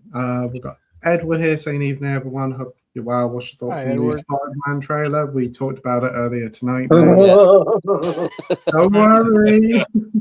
We lost Nigel again. man. Right. Let's have a look. Here. A lot of people chatting with each other. We've got Spectre here saying, Scott, there's a good movie, Diane Hassan movie called The Business. You should check it out. I think I've seen that. That's not too bad. Yeah, I've seen that a few times. That's a really good film. I do enjoy that one. Yeah, cool, yeah. I think he's got a new film coming out this week, Danny Dyer. I see it advertised. Has Yeah. yeah, I think he has. Yeah. Yeah. Oh, I didn't even see that, to be fair. I quite Hasn't really enjoyed looked- He hasn't really looked back since EastEnders, has he? He's been ploughing through a lot of stuff. No, Yeah. he's You know, really you get the piss ripped out of him. Members go, oh, yeah, he thinks he's hard and he's a shit actor. I think he's a fucking really good actor. Yeah. He can be, yeah. I think he is a good actor, yeah. I think he is. I think he seems like a really nice guy as well. That Seen him- film he did with Sean Bean, that Outlaw, I absolutely good movie. loved that. That's good a really movie. good Really film. enjoyed it. Mm. Pete, you'll be interested in this. He's actually actively campaigning to be the next Doctor Who. Actually, Seriously. I'd love to see that. Where's get the him fucking TARDIS. TARDIS? Get him Yeah. the TARDIS. You Get can. Get out of my fucking TARDIS or I'll fucking shove this screwdriver up your ass. Oh, I got to say, I think Danny Dye's absolutely brilliant in The Football Factory. I love him in that. Yeah. He's Yeah. really good. I thought he was in. I've seen that years ago, but I enjoyed that as well. Yeah, he's the main character in that, really. That might have been the first thing I ever seen him, actually. Marching Powder's really good as well from last year. That was a lot of fun. That's pretty funny I as well. Yeah, I need to watch that one. I've heard that's good. Human Traffic as well. Yeah. That's a He's funny in film. that Yeah, as that's well, good. yeah. I've never seen that. I think that was his first film, That wasn't was it? with John Sim as well, wasn't it? In that Yeah, film? Human Traffic and High Heels and Low Lives. He's in as well, which is a good movie. Oh, not seen that one. Wasn't he in one called Run for Your Wife, which was apparently awful? Yeah, that's terrible. Yeah. Fucking Yeah, title, that's- bad enough. It's based on a play. It's really shit. Mm. Yeah, it sounded. But yeah, I've seen The Business. It is good. I'm guessing you've seen it, Andy? Yeah, a long time ago. Yeah. But yeah, it's good. Nige? That rings a bell. Isn't the old sap beside a fucking swimming pool? Yeah. Yeah. Yeah. That's the one. I think I might have seen that years ago. Can't remember anything about it, but I think I remember enjoying it. Mm. Yeah, it's one of his better ones, yeah. Isn't he like a drug baron type of person? Isn't Yes, Yeah. drugs. But most Scott he? I of Plays, them- I wouldn't have known that otherwise. One of the songs in the movies, Planet Earth by Duran Duran. Yeah, that's right. Never. Yeah. Tune, mate. That is. There's your next tune, Scott. I was going to say, please Oh. don't recommend that. He'll kill the cunt. No, I'll give it my passion for that one because that is a proper tune, mate. What about Passion. Goes on film, mate? On film. That's a great song as well. I do like that one, to be fair. Because Girls on That's Earth, Planet Film. we don't live in an ordinary world anyway. Oh, dear me. Cut it out. Ah, wait. Let's get fucking serious. That's a Duran Duran song. Hey. yeah. That's a good Duran Duran song as well, to be fair. I fucking love that. Yeah, Yes, that's I- that's great. I love the reflex. Yeah, it's a good tune. Yeah, Yeah. Tune. I saw them in I Dublin. like the album version 35 better years than ago. yeah, I better do. than the remix. The flex, all that shit's gone. Mm. Yeah. That's the one I like, where like the water's coming out of the video. If you listen to the Wow. album version, it's the first song on the Seven and the Ragged Tiger, but it'll be on YouTube. It's different. There's none of that. What in it? It was all Nile Rodgers that. Yeah. And it starts differently as well. It's just like they've stood in the studio and like just played it straight. Loads better. Yeah, I like both versions I because do like both, but yeah, I think the album one's the best one. that's fair. Yeah, I agree. I think Andy, we talked about this on Ollie's stream, but I'll bring it here too. Remember when I brought up Robert Palmer, like because I was like infatuated. I loved Power Station. Yeah.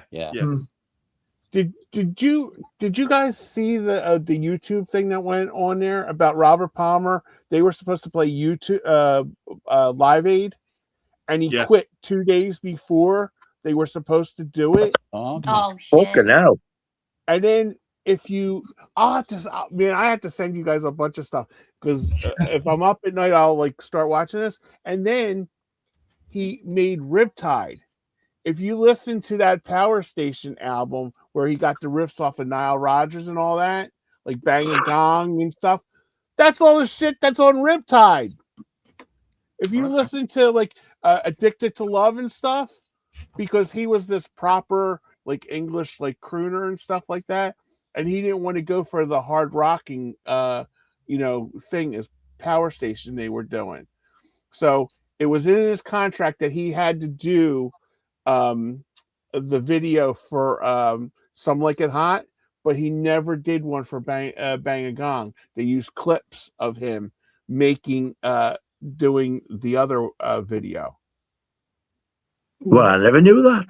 Yeah, and they got Paul Rogers, I think, or something to do Live Aid because it was like 2 days before the event that was supposed to go on. Yeah, and ever since I watched that, I've lost a lot of respect for Robert Palmer. I used to love Robert Palmer. Okay. But ever since I watched that video, he got all the rhythms from the Taylor Brothers. From the thieving cunt. Yeah. Yeah, I don't think any. After face it, you're addicted to cock, you slag. I don't think they're actually related. They just all have the same. Oh, they're not. Okay, I'm sorry. Yeah. No, none of them are. There's Roger's the drummer, John's the bass player, and Andy's and Andy was the guitar. Andy's from fucking Newcastle up here. Oh, okay. Yeah, none of them are not related at all. I thought they were as well, Kenny. But yeah, no, they just all share the same surname, but none of them are related. Oh, okay. I always thought they were related. Yeah, I always thought that the rest of them as well from Manchester, but they're from Birmingham, aren't they? Yeah. John Taylor is just one of the most underrated bass players ever. Yeah, he's very good. Yes, my friend loves. She used to have a poster when we kiss him before going to school. She told me she loved her Duran Duran. Well, I bet the fucking pussy they got. Fucking hell. Oh yeah. Imagine that breath. And they've all been married for years to get, all those guys. And I'll go on about Steve Harris, but John Taylor was another influence for me. Yeah. So underrated. Yeah, he's amazing. What's the odds on two drummers called Roger Taylor? Yeah. I know. Yeah. Queen. Yeah. Right. Comments gone weird. Let's have a look here. We've got Alex here. Who's your favourite underrated actor? Mine are Eric Bana, Carl Urban, Sam Rockwell, Toby Jones, James Anchovy, Stephen Graham, Brian Bryan, and Tim Roth. James Anchovy? And Tim Beef Broth. Oh, dear. James Anchovy. There's a good pick of selection there, mate. I do agree with Sam Rockwell. He is a delight whenever he pops up in a film. Great actor. Underrated. Toby Jones was just in that Mobland that I just got done watching. Yeah. What a psychotic fuck he was in that one. Yeah, he is a really underrated actor as well. He does pop up in a lot of stuff over here. Like, you normally play like really nice characters, so to hear that he's playing a villain there, it's very intriguing. Yeah, it's like the last 3 episodes of because he's the voice of Dobby in Harry Potter, isn't he? That's right. Yeah. Yeah. Yeah. Oh, I might have to check out this Mobland. I will say an underrated actor is Bob Hoskins. He is superb. Oh yeah. Yeah. He can do comedy and very serious stuff. Like again in Long Good Friday, he is really ruthless in that. But then obviously being Roger Rabbit as well. Great actor. He was originally supposed to play Al Capone in The Untouchables. Yeah. Oh wow. That is such He a actually shame. looked a bit like him, doesn't he? Yeah. Did you ever hear that Yeah. story about About that? it. Yeah, I think I know the one you mean, Kenny. Yeah. That was amazing. Do you know that story, guys? So they cast Hoskins because they didn't think De Niro would be interested. And that then they find out later down the line when they're almost ready to shoot that he actually is. So they dropped Bob Hoskins but sent him a check for quite a large amount of money. And Hoskins sent them a letter back to the director. He says, next time you don't want me to be in any of your movies, go fire ahead. Yeah. And yeah, because that was on Conan, and Conan said, how much was it? He goes, let's just say I bought a house. Yeah. Fucking hell. Yeah. Wow. There's actually a special edition of that coming out soon as well, Andy, I think, isn't there, from Zabi?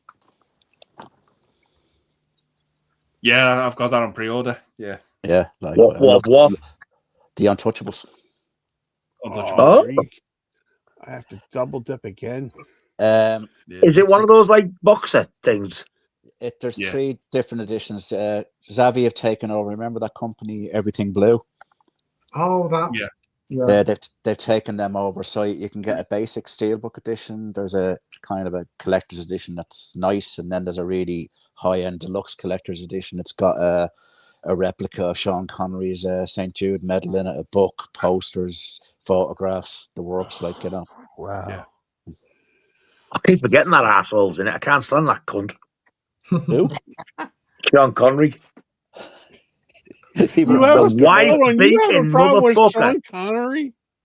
Yeah, he's a wife-beater. Well, he was. Oh, Yeah, he was, yeah. Yeah, he wasn't a nice guy. Nah.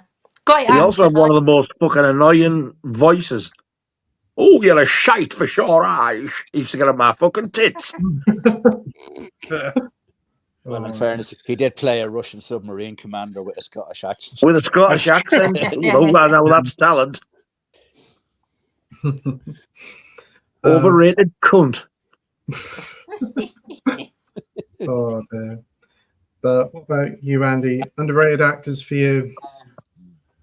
Oh, I might have to go with Ben Foster, you know. Good job. I think he doesn't really get used that much, but that Christie movie, he was amazing in that.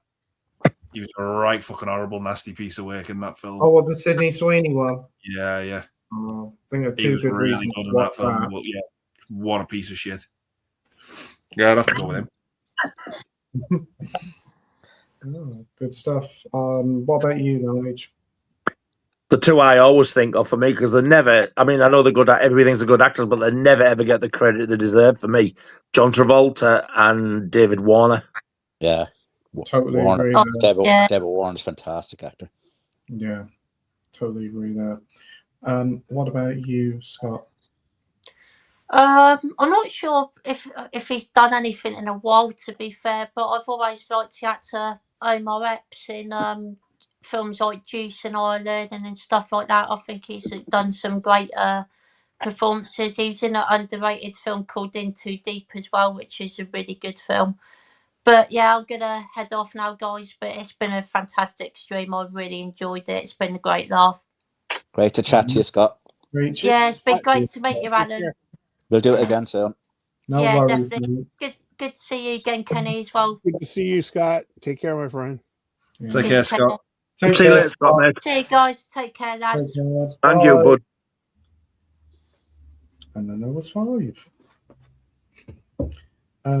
So what about you, Kenny? What would be an underrated actor for you? I always like when Clancy Brown comes on the screen. I know something's going to happen. Yeah, it's really, he's such a good, and the same with James Cromwell. Mm. Do you know, as much as I hated Highlander, I do think Clancy Brown's is a brilliant actor. Yeah. Yes. Even when he's in like not a massive budget film, like I think of Pet Sematary too. He is absolutely unbelievable in that. He still puts his fucking all into it. And he's also Mr. Krabs from SpongeBob. Yeah. He was in a TV show in the States, I'll say about 5 or 6 years ago, that was really underrated. And it had the girl Allison Tolman from Fargo that won the Emmy for the series. I'll find it. But he played the dad who was dying of cancer in it. And man, when he has like such a presence, I mean, I know he's a big fella, but like even though he has a presence on the screen, you know, sort of like you brought up Pet Sematary, sort of like Fred Gwynn had in Pet Sematary. Yeah. You know, he has just that presence on screen, you know. So yeah, Clancy Brown. He's fucking evil in Shawshank as well. Yeah, he was Oh God, he's nasty. bad man. Yeah. Yeah, really good pick there. Good Kenny. call that one, Kenny. I'd never thought of him. Yeah. So, Alan, what about you? I've got 2 in mind, Pete. Michael Madsen. Yes. Very, very underrated. Best thing in Reservoir Dogs, which personally I think is Tarantino's best film. But that's a debate for another day, but I really like it. And Ray Liotta, because Yes. That's another one, yeah. Anyone that talks about Ray Liotta just automatically goes to Goodfellas, but something like Unlawful Entry, the Narcs film that he did. Narc was great. Yeah, and he's just he's such a screen presence. He's got a face that has character all through it, if you know what I mean. He's so expressive. Even Hannibal, I didn't think he was bad in Hannibal. You know, in an interesting way, an interesting death scene, shall we say? But just not as highly regarded as he should be. Probably the thing that went wrong with him was Goodfellas is the first thing he did, and like you're coming in with a bang. But you know, I think he had a good solid career, and actually, he was supposed to be in The Substance. Yeah. Wow. I'm fucking glad he wasn't. He'd have ruined himself. Yeah, he died. He wasn't going to play the Dennis Quaid part, was he? Yeah, Dennis Quaid took his place. Yeah. Oh, Thanks, wow. Yeah. Nigel, you want some shrimp? As if Dennis Quaid isn't fucking ugly enough without eating that like a pig. Oh my god! God, he's one ugly motherfucker. I still can't get that out of my head. Dennis Quaid has one fucking ugly man that goes there. What an incredible film, The Substance. Love it. You're not kidding. To be honest with you, I don't like it, but the one thing I will give it credit for, it kind of probably opened the door for horror to get a better look at the Oscars. Maybe if The Substance hadn't been so successful last year, maybe we wouldn't have seen Sinners do as well as it did. I don't know, but it opened a few doors, in my opinion, anyway. Yeah. I'll also add another It opened a few doors, now ran out of the cunts. I'll add one more underrated actor, Val Kilmer. I think he was superb. He was. Yeah, he was good. I think he should have got a nomination for Felon. Yeah. Oh man, that movie, man, that just like when you said Val Kilmer, it gave me goosebumps. Just thinking of him just sitting there in the joint. And the other, what the hell's his name? Another good actor. He's another good actor. Stephen Dorff. Yeah, he's a good actor. I think he was really unlucky that he's just not recognised in Heat because De Niro and Pacino were in it, but I think he's excellent in Heat. Yeah. Definitely. Spectre, what is it with the obsession about slipcovers and needing one for a movie? What is it, not wanting them? No, why do you have to have slipcovers on movies? That's what I mean. I don't get people who aren't bothered because it pisses me off. People, I know we've talked about this before. There's people who used to buy them, take the slipcover off and bin it. Never get It's sacrilege. It's for protection, if nothing else. You want to protect the case that the film is in, and it does look better as well. Yeah, it's fucking lazy not to do it. Criterion are pricks for doing that. Yeah, you're paying $40 for a movie. At least they could put a slip Well, cover that's on it, exactly, top of it. Kenny. I mean, the that's a nail shit on film, but look at that. The title's embossed. On a lot of American ones, actually, when it says the 4K Ultra there, that's more like a silver effect. What looks better, that or that? Yeah. Mm. It won't look so good when it has your shite marks all over it in a couple of days. It's like getting ready to go out, and if you don't have your slipcover on, it's like going out with your foot in just your fucking undies. It just doesn't seem right. I feel sorry for the person buying that when they smell it and go, "Fucking hell, this smells like it's been swiped in someone's ass crack." It comes in American Express. television. I just think it's the epitome of laziness not to do it. It's just fucking pure lazy. That's all it is, and that's why I'm so pissed off. One of my favorite films last year was the Del Toro Frankenstein, and Criterion are going to release it sometime this year. Oh, they never do them. They just don't do collector's editions, and it's a film that deserves a collector's edition, in my opinion. But there you go. Yeah. They just do those like half-ass small little slip things. Yeah.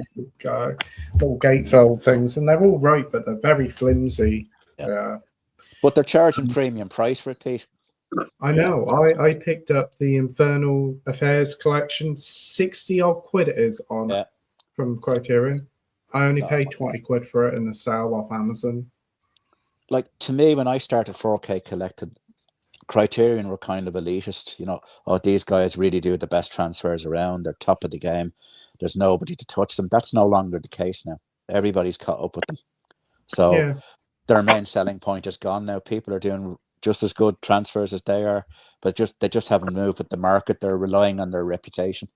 And also the fact is that they're just too expensive. The Criterion stuff is nice, and I would be more willing to take a risk with some stuff I've never watched before if it was a little bit more cheaper in price. Yeah. But the fact that they don't even feel that lavish, and the only thing is you do get a booklet. You're always guaranteed a booklet, whether you buy it day one or 5 years down the road, you are guaranteed a booklet with the Criterion, so fair play to them, but they are way too expensive for what they are. Yeah. What about you, Andy, with the whole slipcovers situation? I'm more bothered about slipcovers when it's to do with a label. Yeah. Like if I get a movie on a label and I've got quite a few movies on that label with slipcovers and I get one without one, that's when I get pissed off. Yeah.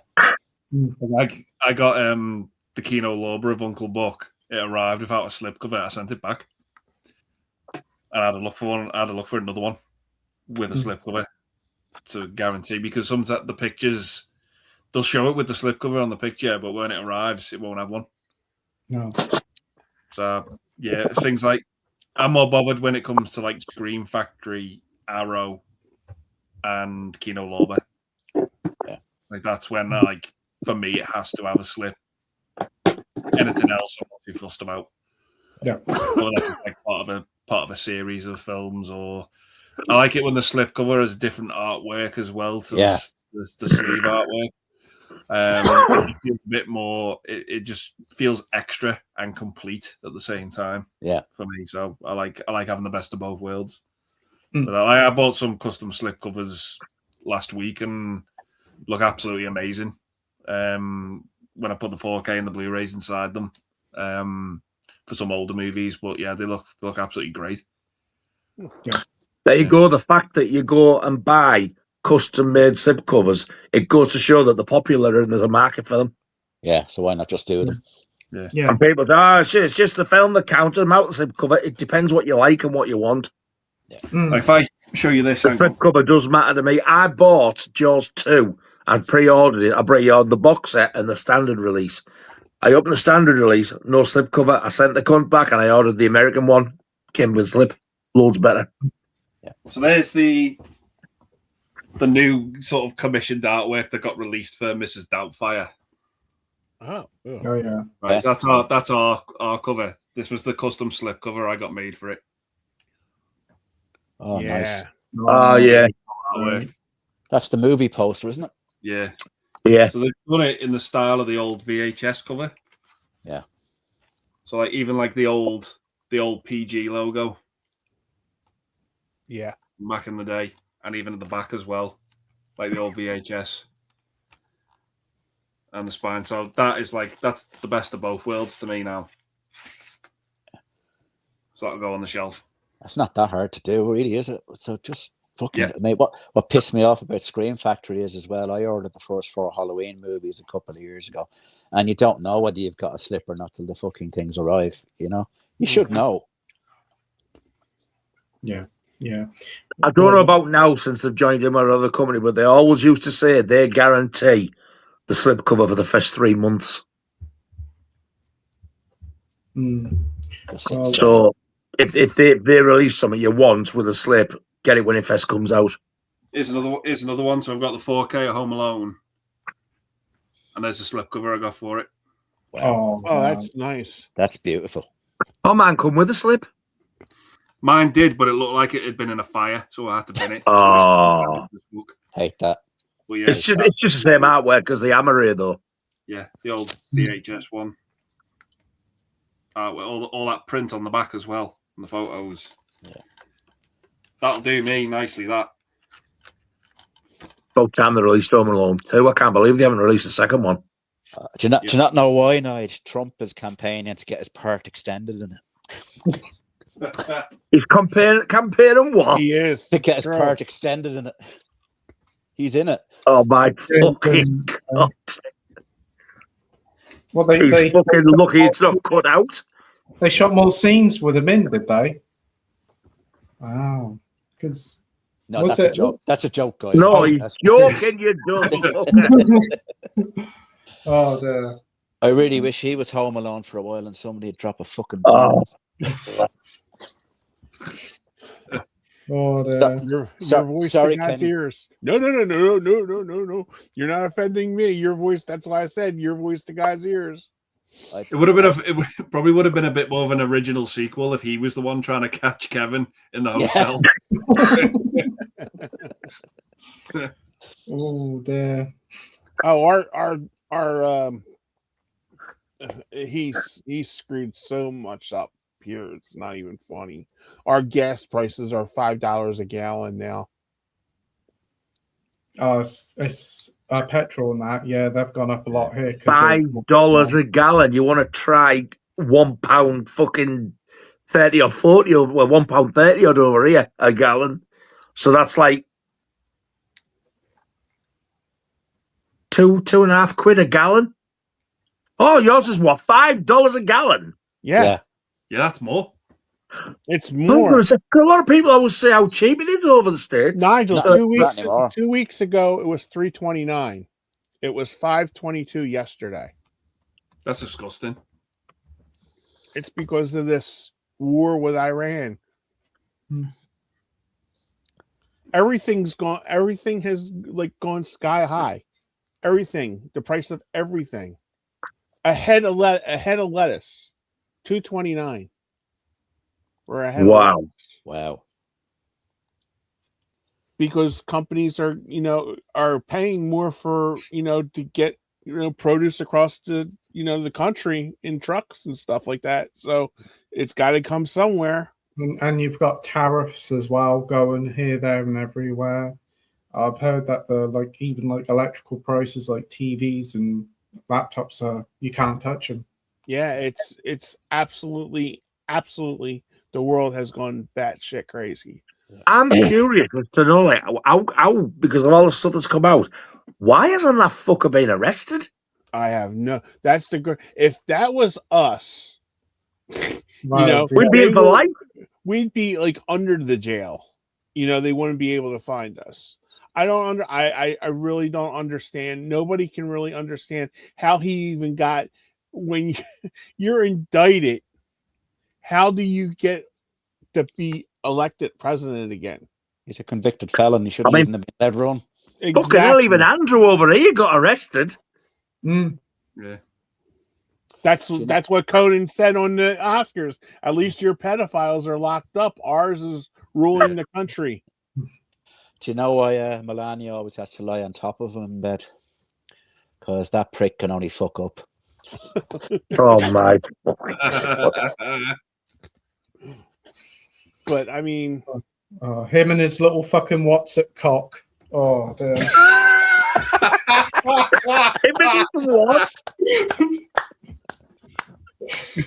His little what's it cock. But it's just amazing with the stuff that's going on. Same size and smell. Oh. Another fucking food I can't eat anymore. Now. Oh, well, for Cheetos in America or other parts of the world. My brother just Please recommend President Cheetos cock. My brother just sent me a thing that they have here, new Lay's chips. I don't know if you'll be able to say it or not. I'll send it to the chat. It's grilled cheese flavor. Ooh. Oh, okay. I'll have that. Lay's over there is Walker's over here. Yeah. I said to him, did you try them? He goes, no, bacon gives me heartburn. And I'm like, well, we are getting older, Chris. Bacon? Yeah. Bacon. I thought you said it was grilled cheese. No, it's bacon it's a bacon grilled cheese Lay's. I'll send it to let me see if I can send it to Andy. I thought you just said grilled cheese flavor. Yeah, it's bacon grilled cheese potato chips. I'll send it to Pete, and then Pete will send it to you guys. Right, let's have a look, see where it is. No, do you guys have Tato crisps in the UK? Do you? Tato crisps. Do you have Tato crisps? Tato. Tato. No, I don't know. I've heard of them. I've never tasted them. They're the bee's knees over here. But Walker's nearly put them out of business when they came over here a few years ago because they'd go into a shop and say, "Look, if you take 20 boxes of Walker crisps off you, we'll give you another 20 free." So, underhanded pieces of shit. Yeah. Ooh, Tato Irish. Yeah, they're kind of. They were taken over by a UK company last year, but I don't think they manufacture here anymore. But Does it taste the same though? Yeah. The only thing that's the main thing, because normally somebody else takes over and it changes. They're like everything else though. They've just got the bags have got so much fucking smaller. Yeah. What's it called? Shrinkflation. Yeah. Oh. My mom loves a crisp sandwich, okay, and her acid test was you get your bread, you butter it, and then you throw the bag of crisps on, and that should be enough to make a sandwich. You need another half a bag on top of it to make it worth your while. I remember going into Tesco's at Christmas because I was like, I am gagging to try Krispy Kreme donuts again. It'd been ages since I had any. And I was like, "Oh, I'll get a box of 12 because they used to do a box of 12. I think it was something like £13. It's now £15, and it's a box of 9." Wow. And I was like, "Nah." Wow. I was like, "No chance, no chance." You put the price up and you reduce the quantity. I was like, "Nah." They're probably smaller as well, Andy. Yeah. I was like, "No chance." I always found Krispy Kreme really overrated. There was only one I really enjoyed, and it was a ring donut, but it had like strawberry flavored like icing on it. It was like glittery, and they stopped that and brought another one out. I thought it's not the fucking same. You're better off getting the 12-pack for like £2 of Tesco's own. Yeah, they're really good. I remember just before Christmas, I went into Starbucks. They used to do these lovely like lemon muffins, £3 before Christmas. $4.99. I walked out. Yeah, don't blame you. That's nearly double. I know. I've never been back since. That is a rip-off. And we did see someone who worked there. So is that really the price? Yeah, it is. It's the world we live in now, guys. The CEO of McDonald's recently admitted that we're kind of pricing ourselves out of the market a little bit now. Have you seen the video of him trying to eat the burger and he keeps calling the burger a product? Yeah, eat the fucking thing then. They keep eating lovely. I'll save that for me lunch as it goes in the fucking bin. Yeah, I watched a really old advert from the 90s because I was watching like some old footage years ago, and one of the adverts, hamburger 49p, cheeseburger 59p. Wow. Fucking hell. That's what the advert had of it. It's like $1.29 for a cheeseburger now. 59p back in the day. I was like, where's my time machine? Yeah, they're just not jumping up a small bit. I mean, when I go to work in the morning, I go by a McDonald's. I used to go in and get sausage and egg McMuffin breakfast or whatever, and it was under €5. It's nearly €7 now. Yeah. The McDonald's here next door is nearly £7, I think, £6.89 for a Happy Meal. When I was a kid, they were £1.99. Have you seen how much the fucking big arch meal is? Yeah. Yes, £12. Yeah. It's £10 for the medium. Yeah. I've a bone to pick with that burger. It's actually a nice burger. The sauce is nice. Yeah, it's good. Lovely. But the bun is not fit for fucking purpose. It literally breaks in your hand as soon as you put your hand on it. They need a better. Have you quality seen the bun Big on it. Mac buns now? Yeah. They're them fucking stupid glazed brioche things. They never used to be. No. And they've shrunk. Yeah, I know. Well, I've been watching this guy called Gary Eats. I think he's related to that Rate My Takeaway, and he went to Let's like give it a go. Yeah, I There you go. really quite like him. He's good. He's showed this burger from where was it now? Burger King, £12 for a burger. What the Fuck hell? off.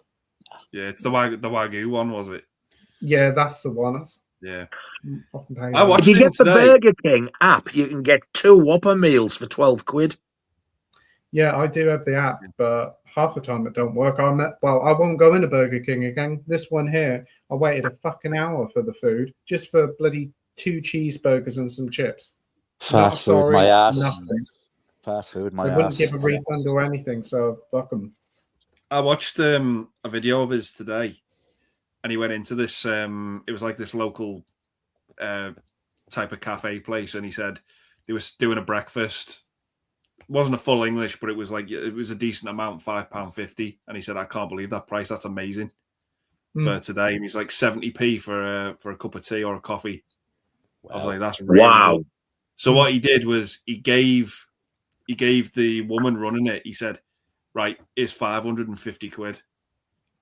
She's like, "What's this for?" That? Gary.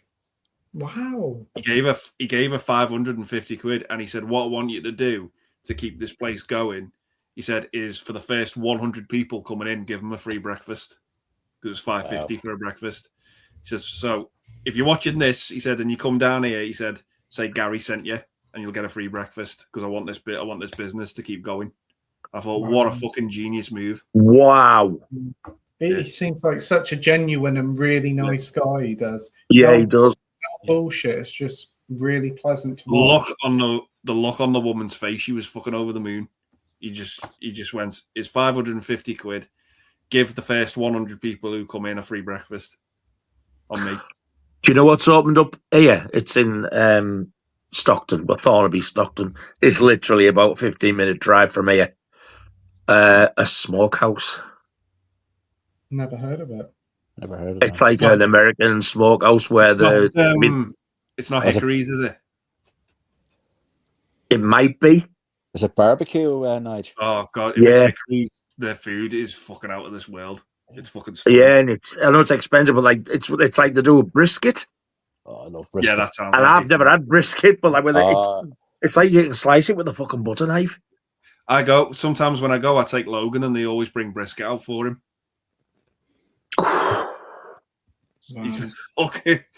He's well fed better fed than some fucking humans. This dog. Do you know what I think it is? Hickory's. I'm sure it is. Yeah, I've not been. They do a burger which I have. It's called the Go Big or Go Home, and they just stack it with chicken, hash browns, and meat and cheese and all sorts. It's like, yeah, 3/4 of a foot tall.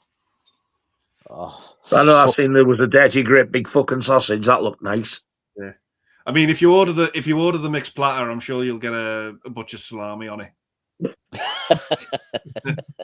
There is a mixed platter, so it's got to be the same place. It's Hickory's, yeah. They do. Oh, cheesy... fuck you, lad! Stop with you. I'm fucking starving.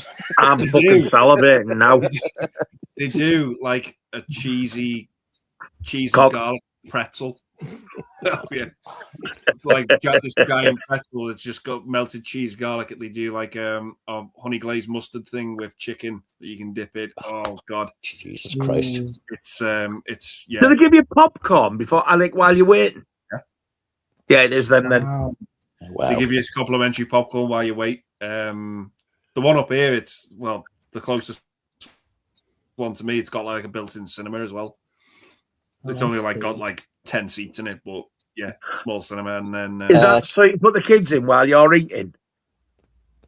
yeah, something like that. Yeah, Yeah, I think that one's got one as well. yeah, it's Kenny. Hickory's. I'm Yeah. fucking down to go. It's supposed to smell out of this world. Yeah. I've been loads of times. It's beautiful. Yeah. Kenny, we have a new joint opening up here in Dublin soon called Popeyes. They're stateside. They're going out of business. Really? When we're talking about this, I'm sending everything over to Pete. Yeah. Popeyes is a chicken place, isn't it? We have Yeah. Popeyes. It's better than KFC. Yeah, I've There's heard one in it. Metro Centre, but I've never had it before. KFC. it's lovely. Louisiana chicken, I think it is. Yeah, I see Yeah, that the Gary Jordan had some, and it looks really nice. It does. I'm not huge on sort of chicken, but it does look nice. Well, I was told by somebody in the know a few years back they're called KFC, but they used to be called Kentucky Fried Chicken. But they're not allowed to call themselves that anymore because basically it's genetically modified. It's made in a fucking lab. Oh, I don't know if that. I just sent you something, Pete, about Five Guys. I don't know if that started over there with you guys or not. We have them here, yeah. First ever combo meal, $13.99. So they're doing like a meal, fries, and a drink for $13.99. They That's give an you American. stacks of fries. They give you stacks of fries when you go in there. Five Guys. I nearly got a free one the other day Wow. when I went into Five Guys. what do you mean nearly? Why didn't you? So I went in to order, and the guy said the tills are down. I can't take your order. So he said, "Here's a cup. Have a drink on the house for free." That was nice. So I was like, "Okay, that's fine." So I had the drink, was waiting around, nothing was happening. So I got up and I said to him, "If I order through the app on my phone, will that work?" And he said, "Yeah, it should do." So I ordered it, and I accidentally ordered the small fries instead of the regular. So I showed it to him, and he went, "I'll give you the large because you've waited. Fair I'll enough. give you the large Wow, for free." that's So great. I only paid. I paid for the burger and small fries, and I got a drink and a large fries with a burger as well for nothing. So I was like, Win-win. it was Wow. only because the till was down. And then couldn't Andy take took the it. And then Have Andy you tried took their his hot balaclava. dogs? I heard their What was hot that? dogs are very good. Yeah, the hot dog. Yeah. The hot dogs are made with beef as opposed to pork, and they're fucking beautiful. Have you watched Danny Eats' review of it? He wasn't keen on the hot dogs. He thought it was way overpriced. He's a fussy bastard, him. Yeah. Mm-hmm. He liked the I'm burger. salivating talking about food, look. So the answer to the question, yeah, I do like my slip covers. How the heck did we get the slip covers for bloody Yeah. food? Oh, That's great. I get a free Five Guys and it doesn't come with a slip cover. oh, dear. Yeah, I've never tried a Five Guys, but they do look very nice. They do. Five That's Guys. nice slip cover. Ooh.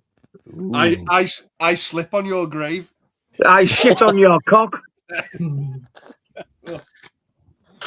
Now, what looks better, that or that? And don't be saying in your little home as you're watching the telly, it just looks the same. Fucking doesn't. I've ordered the umbrella release of that. I wouldn't mind it. Is it uncut, you know? I don't know. I'm just gonna wait and see when it arrives. Does it have the running time? I don't know. It's called. They've released it as Day of the Woman as well. Day of the Woman. That's what it was originally called. Day of the woman. Who the fuck was that? Kenny, What was that? it was Kenny. Fuck. Fucking hell. That was me. You like What? that? Do it again, Kenny. That was great. I'm a day of the woman. How does that one go? I spit on your grave. You need to go on America's Got Talent, Kenny. Oh no. They'd hack me up. Yeah, they're looking for people to sweep the stage. That's it. I'd be like the guy yanking them off the stage. Yanking them off, you filthy beast. I'm just gonna say, getting back to that, Danny Eats. They've got like celebrities now doing, Rate My Takeaway, the channel he fell out with. Oh, there was a woman doing it, wasn't there? It was the woman from Shameless was doing one. Yes. We got someone else to do one. Oh, what, That- Tina Malone? All the hate comments they were getting. No, I wasn't seeing him alone. She But was going yeah, to work in the shop Oh, right. Yeah. with the blonde hair. yeah, it was getting absolutely fucking slated in the comments. Yeah. So we didn't do Rate My Takeaway anymore, and he does. No, he fell out with the guys who work behind the scenes. No, they got rid of him, so he's laughing all the way at the fucking bank now. 'Cause I think he's doing better. Yeah, He's got his own channel where he does it, and he's got one with Danny. Gary. Not Danny. Gary. Gary. Danny and Gary. Yeah. So they've both got their own channels, and they've got one together as well. They'll be raking it in. Yeah, they're absolutely killing it. They're both really nice down-to-earth guys. Are Harry Ramsden still open in the UK? I don't think so. I know there was one up at Gateshead outside the Metro Centre. I don't know if it's still there. I remember going on my brother's stag to Blackpool a few years back, and we went in. You know, you've had a feed of pints and you're starving, and they used to have an eating challenge. So I said, I'd fucking having a go at that, and they come out with 2 fucking whales on a plate and about 500 kilos of chips or whatever. But I got through it, but they wouldn't give me the fucking certificate because I'm allergic to lemon. And there's a slice of lemon left on the plate. It says you didn't eat that, so you're not getting a certificate. You are shitting me. Yeah. You should have said, "Give me an extra 5 chips," and I'll. I was just going to say there. Give me. Oh, that's stupid. Yeah, it's just childish. It said, "Fuck you! I'm never coming here again," and never was anyway. I was watching a video funny about these takeaway places, and they did say Harry Ramsden isn't the company it was when they first started. Somebody bought it out, and it's all the frozen shit that you know, like what you buy in the freezers in the supermarkets. Yeah, it's all that now. They said, and you can tell straight away whether chips are frozen. Yeah, of course you can. Yeah. That's why I go to Five Guys, because they proudly don't have any freezers on site. Don't they? Oh no! They make your burger to order. They don't cook it until you've ordered it. Every ingredient, every raw material they have, every ingredient is fresh. It's either it's chilled or ambient. They have no freezers on site at all. They make all the raw burgers ready on the morning. Might have to try that place. Apparently, the oil they fry the chips in, I think it's peanut oil or something like that. Makes them crispier or something. I don't know. That's why I like going into Five Guys and just like loading up on peanuts. Yeah, they have peanuts there. They have like big sacks of peanuts that you can just help yourself to. I didn't see that. Oh yeah. And you know, it shouldn't work, but it does. They do a fucking milkshake with bacon in it. Yeah. I've heard about that, yeah. Oh, God, no. It actually works, Nigel. I know it sounds wrong on so many levels, but it works. Talking about things that are wrong, there's this Canadian one, and they have like a bit of chicken, and instead of like burger buns, it's donuts. Oh, no. Oh yeah. Oh, dirty bastard. That's good. I've had one of them. It's fucking amazing. You take a glazed donut, Nigel, cut it in half, and then you put a cheeseburger, bacon cheeseburger, whatever you want, and then top it with the glazed donut. Oh no! And that's your buns. It's not something that you would have like 5 days a week, like you have a Whopper, okay? But like once a week, it's good. Like Andy said, man, it's good. It's good. It sounds disgusting. I've never had this, but there was a burger place not far from where I live. They put Cheerios on the fucking burger. Holy shit! Yeah. Yeah, down in Atlantic City, Bobby, you know the chef Bobby Flay? Yeah. He has a place down in Atlantic City. He puts a Fruity Pebbles on top of a burger. Holy shit. What's Fruity Pebbles? A cereal? Yeah. Fruity Pebbles. We don't get that. We don't have that over here. Oh, I'm sorry. Fruity Pebbles sounds like a fucking drag act. It sounds like somebody's had 2 gallons of fucking Skittles and gone for a shit. Oop, Fruity Pebbles. Do you have Apple Jacks over there? Yeah, she's supporting Tony Coca-Cola and the Roosters next week.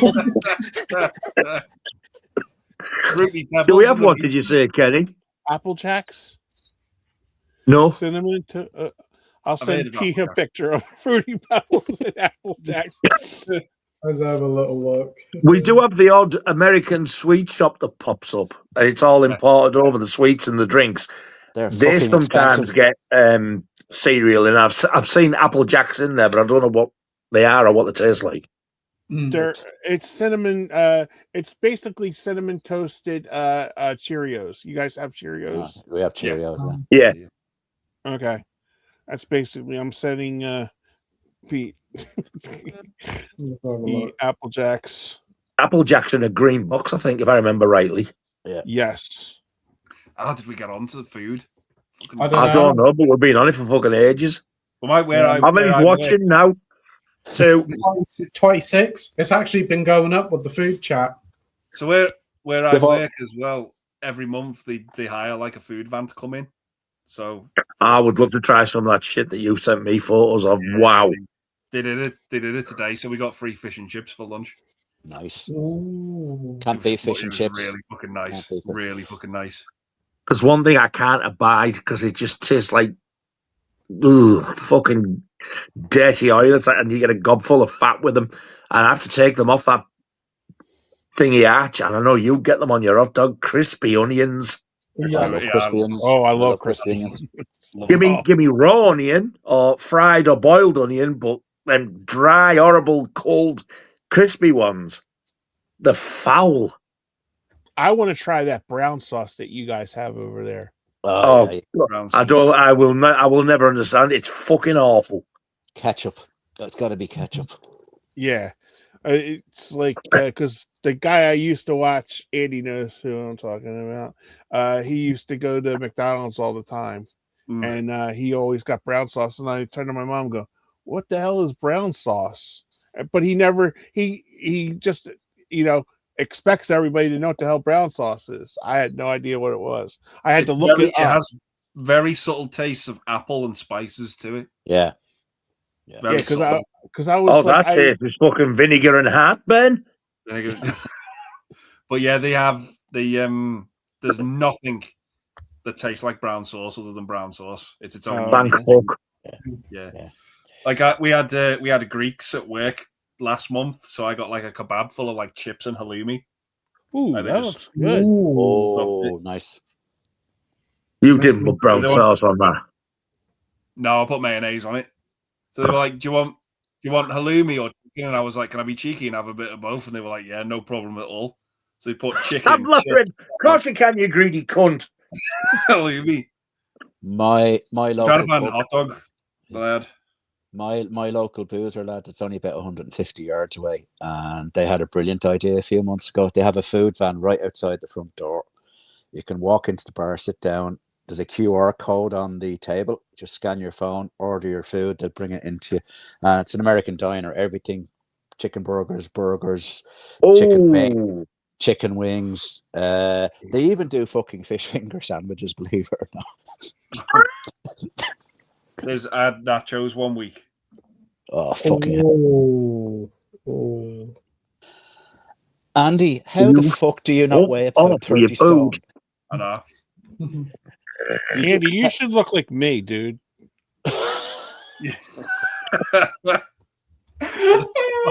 Laughing so hard. What the fuck was that? Jesus. What? Holy shit. I've weirdly been blessed when it comes to food because I eat like a fucking slob, but I never put any weight on.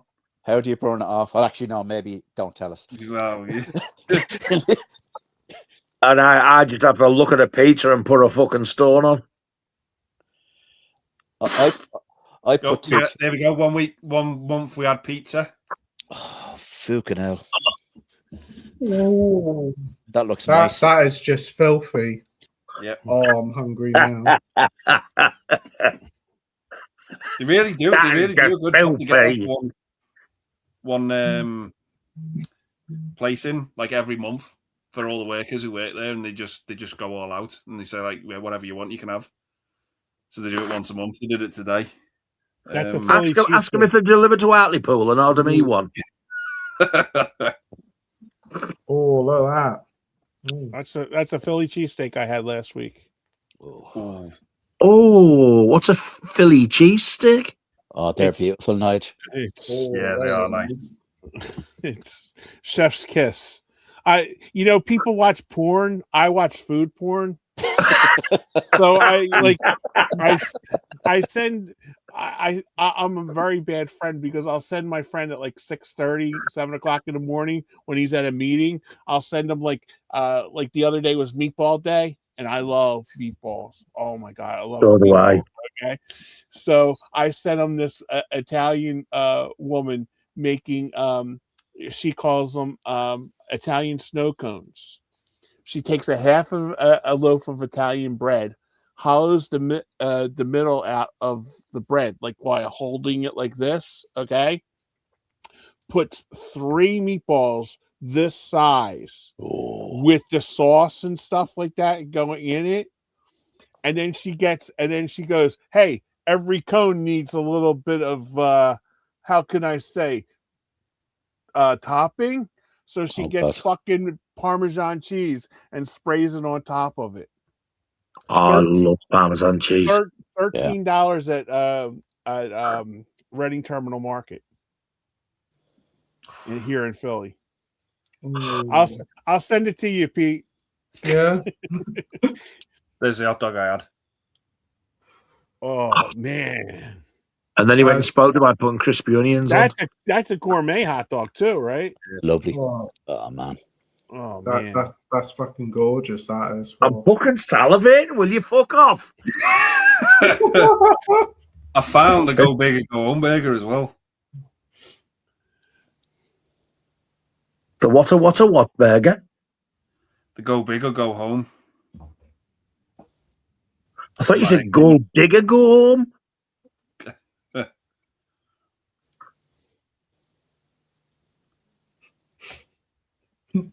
There we go. There it is. Don't know if you can see that. Yeah. Oh, fuck me. 2 meat patties with cheese, then bacon, chicken, pickles, lettuce, and a bit of bread in the middle. Welcome to brown sauce. Welcome to the Food Channel.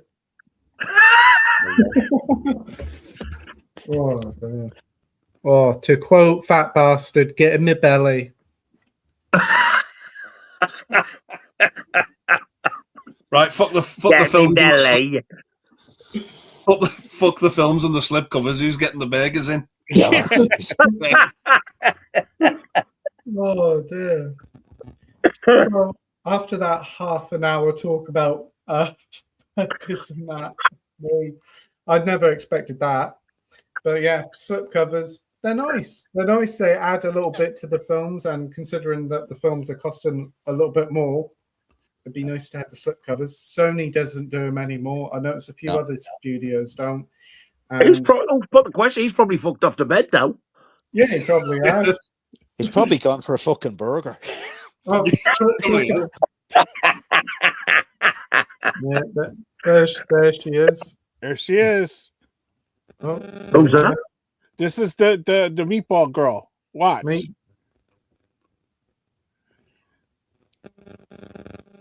Oh, she looks a right dirty bitch.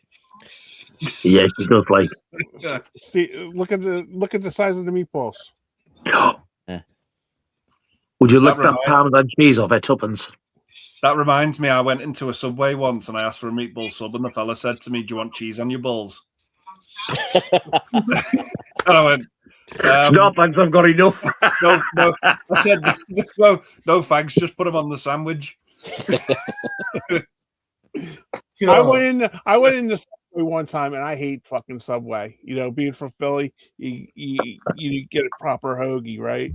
And it's just like they're just like little Indian girls putting like a sliver of fucking onion on the hoagie, and I'm like, "Hun, just grab a whole fucking handful, throw them right on the hoagie." And she goes, "It's a sandwich, sir." And I said, "Well, you know what? You can keep your fucking sandwich." And I walked out. My brother goes, "Wow." He goes, "Where's your hoagie?" I said, "That ain't a hoagie. That's some medieval shit in there that they're doing." Medieval. I mean, she was taking a strand of red onion and placing it on my tuna fish. They're obviously instructions to do that, Kenny, because they're gone to fuck over here as well. Oh, You used to buy a sub from them, and it would be absolutely crammed full of shit, but not anymore. Yeah, yeah. They got greedy, didn't they? yeah. And they're not they cheap. were- When the price they has gone were- up for the meal deal, because it used to be like £5 for a sub and a drink over here. Yeah. It's probably gone up now because You don't get fuck all with the ingredients now. They're really pussied out with the ingredients. I know we were going to go there the other day, and it's like 12 quid for a foot long. Fuck that. Yeah. just walk in and say I'll have a 12-inch spicy Italian. But what sandwich will I have?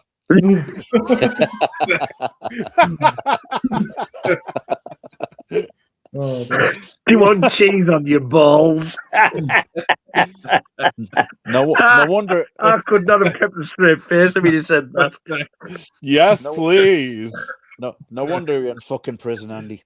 Good cheese on your balls, make you fucking pan. Do you want cheese on your balls? No, they'll smell like Colin's breath. Well, we quite like Chopsticks noodle place, but you get some really nice chicken, some caramel coated chicken. Oh, it's fucking gorgeous. It is ever so nice. Caramel coated. Yeah, caramel sauce in the chicken, caramel coated sauce on the chicken. It's fucking gorgeous. Salted Love- caramel, I assume. Yeah. Yeah. Oh, it's gorgeous. It Salted is. caramel. Yeah. It is gorgeous. Honestly, what with the chicken all heated up, oh, it just melts. It's beautiful. It is. Always gotta have that on top of my noodles. Oh, Oh, On top of me noodles. you want this cheese on your balls or on your noodles? I'm not particularly fussed. Sprinkle away, I'll have a bit of both. Thank you very much. Why not? Do you want some Vaseline on that? Why not? Why not? Get Oh, off that fucking slipcover question. It's been there 4 days. So anyway, moving on from. Are they posters on your ceiling, Andy? Yeah. Yeah. Yeah. Yeah. In a word, yes. I'll give you a cheeky look, but there you go. Even though you've gone to bed. There's mirrors the other side. Mirror, mirror on the walls. Would you like cheese on your balls? Oh, man. I'd probably say, oh, if you offer them. Oh, jeez. Pete will probably get them out and put them on the counter. I want to get my money's worth. Oh, wow, oh, wow. Get them out and put them on the counter. How fucking big are they? Did you ever see He's got a the? fucking space opera in his pants. Did you ever hear the Frankie Boyle quote when he was on Mock the Week, and the subject was inappropriate things to say at a dinner party? And somebody said to him, "Is there a vegan option?" He said, "There is." Yeah, you can fuck off.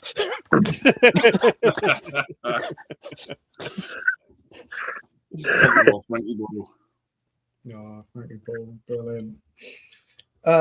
Right. Pet Sounds is without doubt the best album of the 60s, says Alex. Okay. Pet Sounds is not the best album of the 60s, without a doubt. What is? Fuck knows, but it ain't Pet Sounds. Oh, okay. For me, I do like the Beach Boys, but when I heard Pet Sounds, I was like, was that it? I'd just rather have a compilation. Abbey Road is the best album of the 60s. Yeah. Abbey Road is amazing. yeah, I might have to go Rubber Soul, you know. Mm. I've But got a really technically rare it's- album. And it's like it was like very early, sort of like version of this close to a boy band. Like they were called Steve and Stevie, and it's like kind of like, oh, what do they call it? Psychedelic pop or something. And I've got it because we used to have a single, and I hunted this fucking LP down, and I love it. Never even heard of it before. Why not put me mix on it? Is it close by? The record label that it's on is called Toast, and there's like a daft little fucking slice of bread in it or something. It's weird. Steven Stevie, yeah. Me and my uncle got into this battle the other day about. I don't get the whole Pink Floyd thing. I can't stand them. I think they're No, shit. I'm not into them either. Good. I'm with friends. I'm like I don't understand it, and he goes, "Kid, you have to be there." I'm like, "What to hear?" Fucking. No. What they mean is you can only enjoy it if you have fucking drugs. Yeah, you got to be stoned out of your head. I've heard bits of Dark Side of the Moon. I was like, fuck off. I don't just not like them. I fucking hate them. There's a couple of songs by them I do like, but I think they are very overrated. I think they're very cute. We'll see if I can see this LP. Okay. This, I've not even like, thing. and I'm not a Rolling Stones guy either. No, I'm maybe not. Maybe it was the time I grew up, because it's like I'd rather listen to like Van Halen or AC/DC or You wouldn't have the Rolling Stones without the Beatles, because they wrote their first #1 for them. That's right. Yeah, it's like those bands you have to kind of respect. I mean, I thought the Beatles were like, it's just they're overplayed too much for me. That's but fair. You just can't go and say they aren't geniuses for what they did. I've only fucking found it. About 10 years ago, I saw ELO in concert. And loved it. And George Harrison was quoted once as saying, if the Beatles had stuck together, that's the type of music they probably would have done. No kidding. Wow. Steven Stevie. Wow. That's them. I've maintained as well, had John Lennon not been shot, you would have got a Beatles reunion at Live Aid. Yeah, I think that would have happened. Yeah, I think that would have happened, yeah. That's a fucking record label. Weird. Toast. Do you think Steve or Stevie like cheese on their balls? Probably like on their toes, so very probably, yeah. You can listen to some of that on YouTube, so I highly recommend this for the 60s album. I'll check that out. Yeah. The single off it is actually the first song, called Merry Go Round. So if you type in Steven Stevie Merry Go Round, it kind of give you a rough idea what they sound like. 1968. I fucking love it. Wow. I think that's the time we started the fucking stream. Yes. Yeah. Yeah. Not saying it's gone on long, but we were all fucking clean shaven when it started. I was bald. Well, let's get through the comments. So yeah, probably won't go through them all tonight. We'll skip through them because it is getting a bit late. So I'll pick and choose a few of them. I'll try and get through some good comments. But well, I'll give you this one, Stacey. How would you rank these movies if you've seen them? Copycat, Broken Arrow, or Spy Games? How would you rank these films? Spy Games. I think I've only seen Copycat. I didn't like it years ago. I've only seen Broken Arrow and Spy Game. For me, Broken Arrow, I enjoyed that one more. What about you, Andy? Yeah, I might go Copycat first, Broken Arrow second, and I've not seen Spy Game. Yep. Kenny? I got Copycat, Spy Game, Broken Arrow. Harry Connick Jr. was so good in Copycat. He was, yeah. Oh, awesome. And Alan? I'd go the same, Copycat, Broken Arrow, and not seen Spy Game. Slipknot here saying, what's your favourite custom musical instrument played by a musician you admire? Mine would be Dimebag Darrell's Dean ML guitar with dark amber and black finish. Wow. Wow, this is a question way above my pay grade. So I can't answer that. Yeah. I've got to go with Steve Harris's West Ham bass, and I've got the cunt. Wow. He brought out 3 custom basses. He did one in 2001, one in 2009, and the West Ham one in 2015. I've got all 3. Wow. Impressive. But the West Ham one weighs a fucking ton. I never used to think it did. But funny you said Dean. I've got this like really, really bright sort of like luminous green base, and that's a Dean. Did he give them to you? No, God, no, you're joking, aren't you? Oh, He signed them. I took one of them. I took them to a gig once, and he signed them. Oh, and one of them, the first one I got signed was the West Ham one, and I've had it lacquered over. So it's like it's under the lacquer; it'll never come off. Nice. And he actually put to Nigel all the best and signed it to Steve Harris. Now, who's Steve Harris? Iron Maiden. Iron Maiden. Okay. That's Thank it. you. Oh, okay. Gotcha. That's it. What I'm playing there. There's his signature. I actually thought that was you. That is me. Oh, okay. But I'm playing my Steve Harris. Oh, okay. Gotcha. Signature bass. Sorry. Hate to be ignorant. I didn't know who that person was. That's him. Oh my goodness gracious. Wow. Wow. That's a hell of a tattoo. That's really commitment. He signed it there as well. Wow. That's a genuine signature, and that at the bottom of the trooper is. Did he sign your arm and then you had it tattooed over? Yeah. Yeah. But that never used to be the trooper. That tattoo have was like really fucking bad. Have you ever sent him the picture of your arm to see if He's what he seen would it in say? person. Oh, He's he seen did? it. Okay, I'm sorry. Wow, that's cool. When he signed that was a different tattoo. Believe it or not, that trooper one is a cover up. Oh wow. The original tattoo was fucking awful, and he'd signed it. And then years later, I got it covered up with the trooper, and I said, "Can you leave that? I want that signature keeping." So everything you see, you can't really see because I've got my fucking hairy arm. Everything you see in between that black signature, Oh, okay. which is like the Gotcha. ground and all that, he actually tattooed all. He did a really good job. I was going to say And then the original he tattoo wasn't alien, was it, Nudge?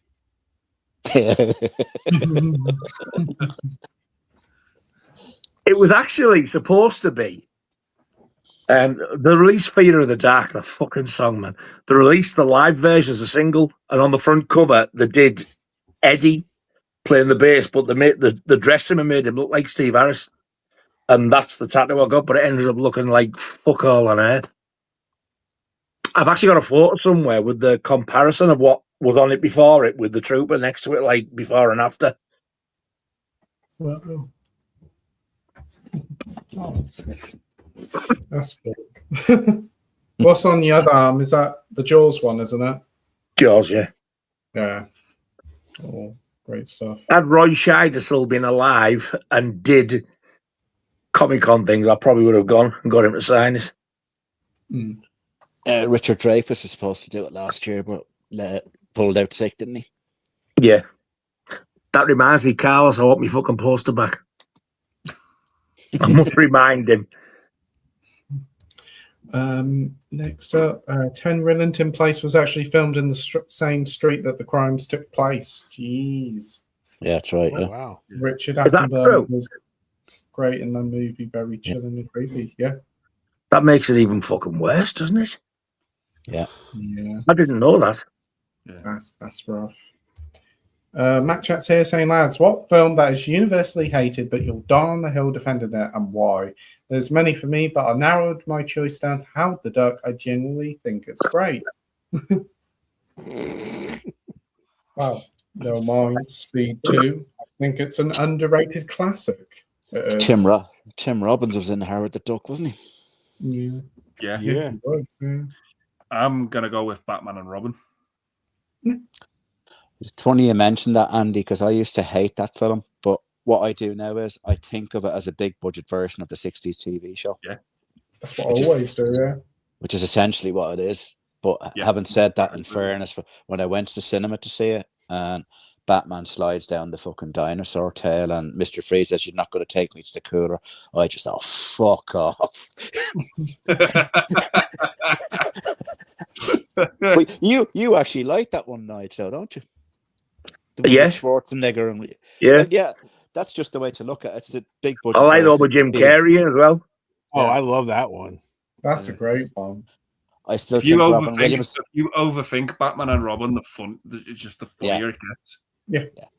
It's like, I think Mike pointed out to me there's the bit where the rocket go like at the start where Mr. Freeze escapes and the rocket goes up. It's like first point, where the fuck is he going?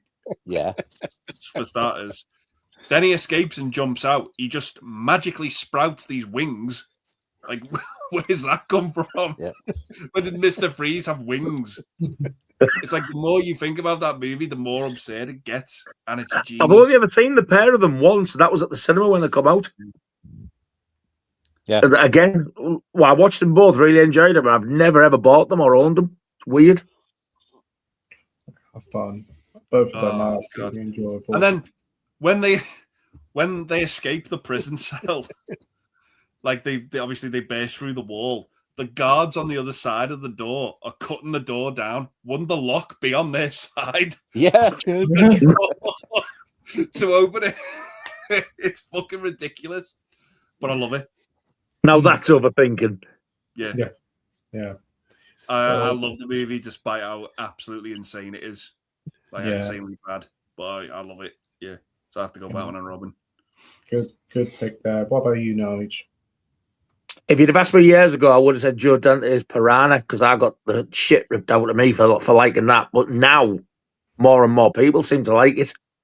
So the one I will defend to the hilt now, because it fucking isn't the worst film of all time, like people say it is. I'm going to say Jaws the Revenge. Good pick.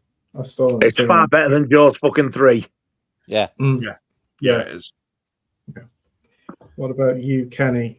Oh my God. The one that always sticks with me is Humanoids from the Deep. Oh, I really want to see that. I've never seen it. It is absolutely batshit crazy.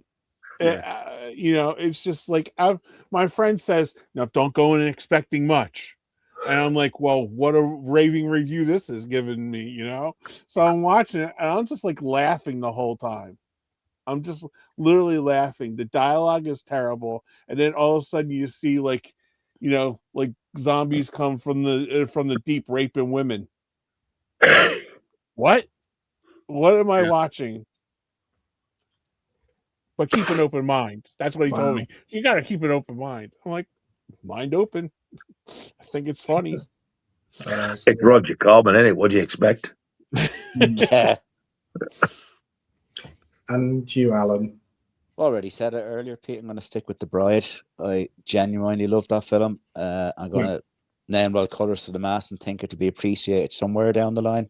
And I hope it is, because what a cast. Yeah, I do think like in years to come it will have a reappreciation. It will do. I do give it a shot. I think it's sort of like Waterworld. Yeah. Waterworld was butchered to high heaven. You would have thought Costner gave people like, an illness or something, and then now all of a sudden it was getting like Arrow huge box sets. And, at one point the Blu-ray went out of print here in America, for a little bit. And it's like, it's a popcorn movie. Kevin Costner made a big popcorn movie. Nothing wrong with that. There's nothing wrong with it. Exactly right, Alan. And it's like people overthink too much. It's like F1. Yeah, they do. F1's a complete popcorn movie, F1, and nothing wrong with that at all. I loved it. Sometimes you just want to be entertained. You don't want to be challenged mentally. You just want to be entertained. Yes. Next up, I think he's already in bed, but we have Mike here. Hey everyone, sorry I'm late, but I'm here. Hey Mike, hope you're doing well, mate. Poor bastard. I'm doing a stream with Mike and Carlos next week. Oh, nice. Oh, that'll be good. Great stuff. And you know who's on with us? Mad Marty. Oh yeah, I'm watching that. First stream he's ever done. He's Scottish. No, the Northern Irish guy. Actually, he's really good. He has this habit, Nige, when he does one of his videos, he does a little introduction at the start and then into the video. And his video last week was he got Spaceballs from Arrow, and he just holds it up to the camera. He says, "Hey guys, I've got Spaceballs, but I'm putting ointment on them." It's not the guy who was on with us, is it, Andy? No, he's never done a stream before. No, that's a different Marty. That's Trash Picture Show Marty. Because this Mad Marty, I'm sure he's. Mad Marty's movie reviews. You should Yeah, check him I'm out, sure lads. I've seen that. I thought he was Name Scottish. rings a bell. He's mad into his steel books. Has he got glasses and a beard? That's the guy, yeah. I would have put money on he was fucking Scottish. Well, he's from the north of Ireland, so the accent's actually quite similar to a Scottish accent. So yeah, I can understand why you think that. At least I know who you're on about, though. Yeah, so that should be a good one then. That'd be good. Yeah, they basically, Mike does them once a month. It's just a review of what's coming up and rumored releases and stuff like that. Carlos goes around HMV in a trench coat and a trilby hat and shades and just tries to get all the gossip, like, you know. Oh, they're great fun. I've been on one. Andy was on last one, weren't you? Yeah, a really good time. You'll have a good time, Alan, with them. They're really great lads, them too. Yeah, top guys. Really looking forward to that. Next Friday is a week on Friday. Friday, the 27th. They're a pair of Spurs fans as well. Fuck, I'm away that weekend.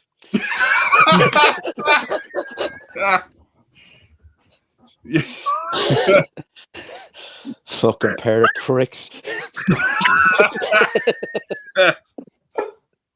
Oh, fucking I wouldn't mention football to them, though. No. Not at the minute. Even Carlos rang me on Sunday, says we're going to get pissed on today. Just wanted to congratulate you beforehand. He said, wish he kept his fucking mouth shut.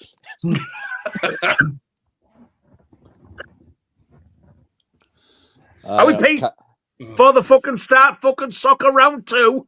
Yeah.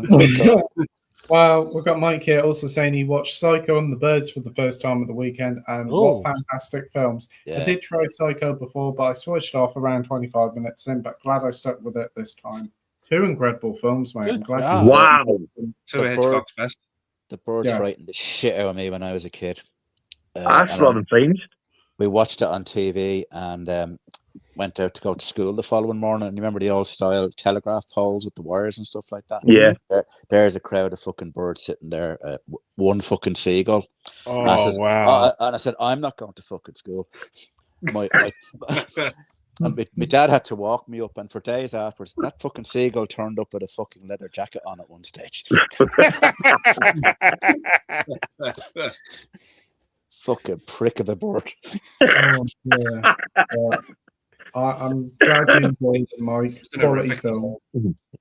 Psycho's the first black and white film that I think really came out really great on 4K. Yeah. Yes. The first time I actually sat and watched, seen Psycho, I was fucking terrified me. Yeah. Psycho 2 is great, though. If you haven't seen that, Mike. It is. It's a really good sequel. Yeah, Psycho 2 is really good. Alan, Maltese Falcon looks good on 4K, too. Does it? Maltese Falcon. Oh, yeah. I actually prefer that to Casablanca, Kenny. I think it's a much better film than Casablanca. I get killed because my favorite Bogart movie is The Big Sleep. It's a good movie. And it's like, I think somewhere around the screenplay just went out the window, and they were just like coming up with shit, because a lot of it, if you watch it, it's so out of sequence how they arranged the movie, you know. Did you know that Humphrey Bogart was an original member of the Rat Pack with Sinatra and Sammy Davis Jr., etc., and all that? You know what? My brother was telling me that. And Lauren Bacall actually gave them their name because she was obviously married to Bogey, and she arrives into their hotel room one day and they're all just flaked out on the ground, pissed out of their faces, cigarettes all over the place, and she just looks at them and says, "What a pack of rats!" Wow. And that's how they got the name. Fucking hell! Wow, that's cool. I remember years ago in Dublin there was a musical of the Rat Pack where they basically had actors on stage and a full band reenacting the concerts that they used to do in Vegas. And my mum was mad into that, and I brought her to it. And sitting there watching the show, next thing I looked around, my mum was gone, and I looked out, she's in the fucking aisle dancing like a fucking lunatic.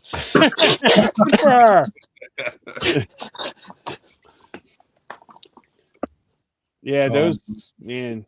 And they said the most loyal one was Dean. Yeah. out of all. Dean The and really Sammy. sad thing was the hotel they're playing in, the Sands Hotel. Sammy Davis Jr. wasn't allowed to stay in it because he was black. He had to stay in a van in the car park. Wow. Fucking hell. Yeah, that stop once Sinatra got to be Oh, yeah. Sinatra. Yeah. He needed a separate room for his fucking big chin. No, Sinatra said, "You bring in my friend, or we leave." I loved Dean Martin's quote once. He was asked about his drink problem. And he said, "I'd rather have a bottle in front of me than a frontal lobotomy."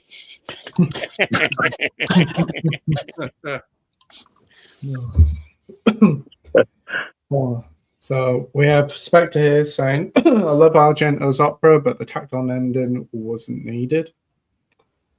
Can't remember the end. There was one. We have Danny here, and he said, "Hi, how are you doing? I'm coping as I lost my dad." Oh, sorry, mate. I'm so I'm so sorry, Danny. I'm ever so sorry to hear that, Danny. Thinking of your daddy. Oh, fucking hell. Nothing Thoughts worse. go out to you, mate. If you need anything, you know where we are. Give us a message. There's always somebody out there for you. Yeah. To help. Yeah. Slipknot fan says King of New York is great. Awesome. That's another one I won't. I haven't bought yet because I can't find one with a fucking slip. We've got the Bad Lieutenant here saying, "Evening, you landlubbers, masturbates of the good ship Venus here again. Just watched the original Flatliners for the first time and really enjoyed it." It's a good movie, though. Yeah, I Got did like that. Got That's that on about the a couple of remake. years ago. So, Yeah. Remake is part of shit. yeah, great film. I do like it. On Arrow as well, isn't it? I haven't picked up the Arrow one. I just have the Blu-ray. Good cast. Kiefer Sutherland and Julia Roberts were an item at the time. Yep. Wow. Were that? Yeah. Yeah, they were engaged. They were supposed to get married. Oh, yeah. They were mad into each other at one stage. Yeah. Oh, the well-matched pair of ugly cunts together. They speak very highly of you, Nigel. Finally got a slipcover for that as well because I couldn't fucking find one anywhere. What Flatliners? Yeah. So I was like, I went into a couple of CEXs and HMV and they just didn't have any. And I ordered the 4K and it came without one. And then someone was selling the Blu-ray with a slip for $10. And I was like, I'll happily pay $10 just for the slip alone. So I ordered the Blu-ray with the slip and sold the Blu-ray. The pitfalls of being a collector. Yeah.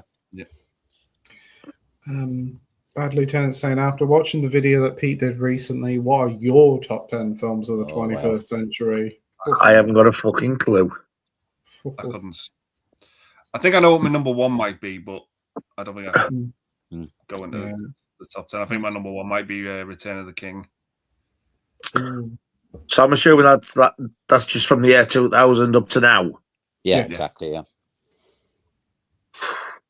I'd have to really fucking sit and think.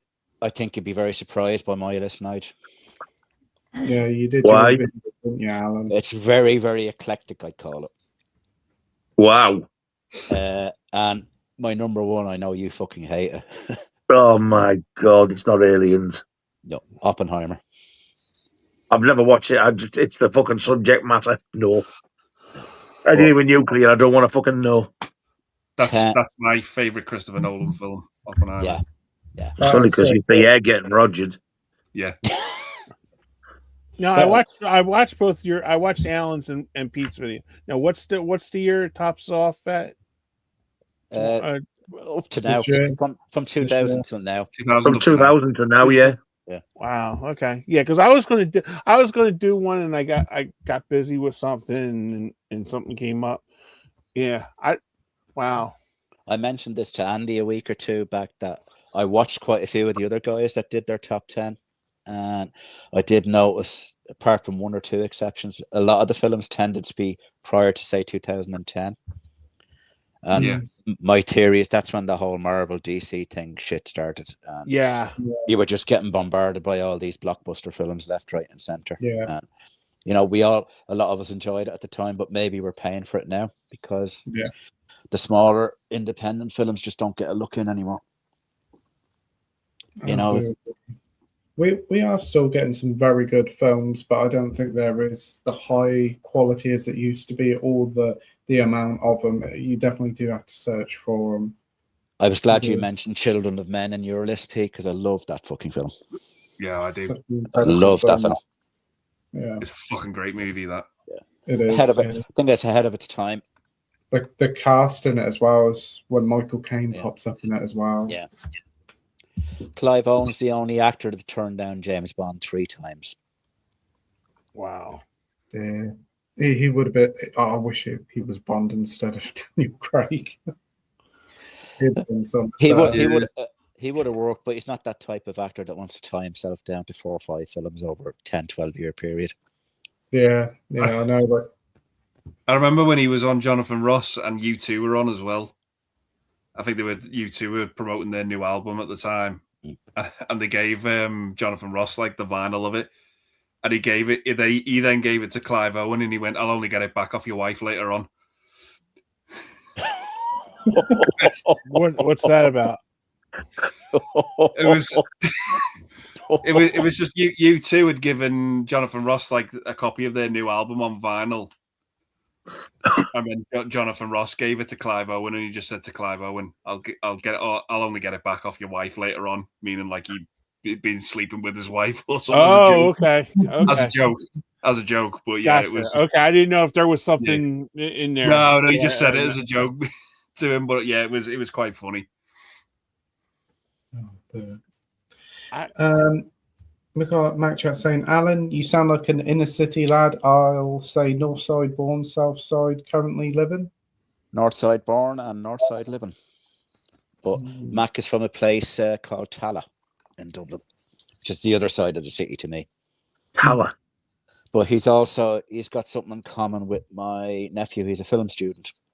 Oh. My nephew's studying TV and film production in college. He wants to go on to make movies. He won a pile of awards the last few years in Young Irish Filmmaker of the Year, so I'm biased. Excellent. That's Very impressive. Wow. There's a special arrangement in place. If he ever makes it to the Oscars, Mammy and Daddy can fuck off and stay at home. I'll go with him. Did you guys see pictures of how the famous people left that arena after they were done? Oh yeah, they left a huge with all the mess. trash. Yeah. Wow. It looked like a sporting event.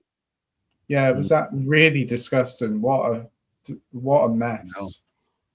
Yeah, it was like a load of animals being there, food and wrappers chucked everywhere. And I think after her gallant making herself more than the show, I think that black girl from the one that won the best picture will never be ever nominated or even brought to an award show again. Oh, she made it all about herself. She was disgusting. She was disgusting. Absolutely. How she got the director in a headlock. PTA like that. What was that about? It was this. Who did this? The black girl from the one battle movie. after another. I don't know what her name is. The one who plays like Leonardo DiCaprio's partner was missing. Yeah. Absolute trash. She just completely lost the plot afterwards. Well, yeah. And then she went after a security guard or somebody. Yeah, I saw her. that. Yeah, that girl. But what trash. Because they were even the black people on Twitter were going after her, saying that's why we don't do well in nominations and stuff like that. And I'm like, it's called being a human being. It's not the skin or anything like that. It's just respect, and she lacked respect. Somebody should have kicked her in the cunt. Yeah. I saw Michael B. Jordan afterwards going to In-N-Out Burger. Yeah. That was pretty cool. He's a really good guy. Quick story about him. My buddy's a cop here in Philly, and he went to see a Sixers game right after the first Black Panther movie started. He had a big black bodyguard, like he was like 6'10". And Michael's son thought that the guy was a basketball player because he was 6'10", you know. So he walked up. Michael's 9 at the time, and he walked up, and my buddy Mike, seen Michael Jordan, Michael B. Jordan, and said, "Hey, I really enjoyed Black Panther, everything, like that." And he said, "I'm just going to be your security for tonight," because they always have like unmarked police people behind famous people. So Michael had just brought his son. Well, Michael started talking to the bodyguard because he thought he was a basketball player. No, not knowing and stuff like that. So Michael Jordan thought that was kind of funny that he thought his bodyguard was, the whole time. So he hands his camera to Michael B. Jordan and says, "Hey, can you take my picture with this guy?"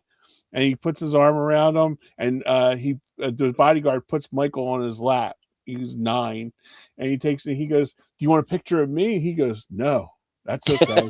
Like that. And he walks out, and Michael goes, "So Mike, did you have a good time?" He goes, "Yeah, the basketball player was really good." And he goes, "Honey, he was a bodyguard." And he goes, "Who's he bodyguarding for?" And he goes, "See the man that Daddy was talking to the whole night?" He goes, "Yeah." He goes, "That's Black Panther."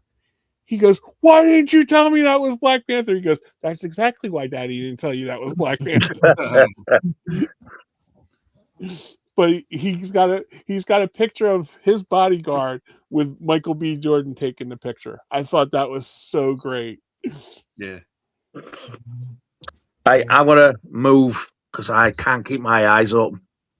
No, I've had a very strong antihistamine to try and help me sleep, and it's kicked in. Okay.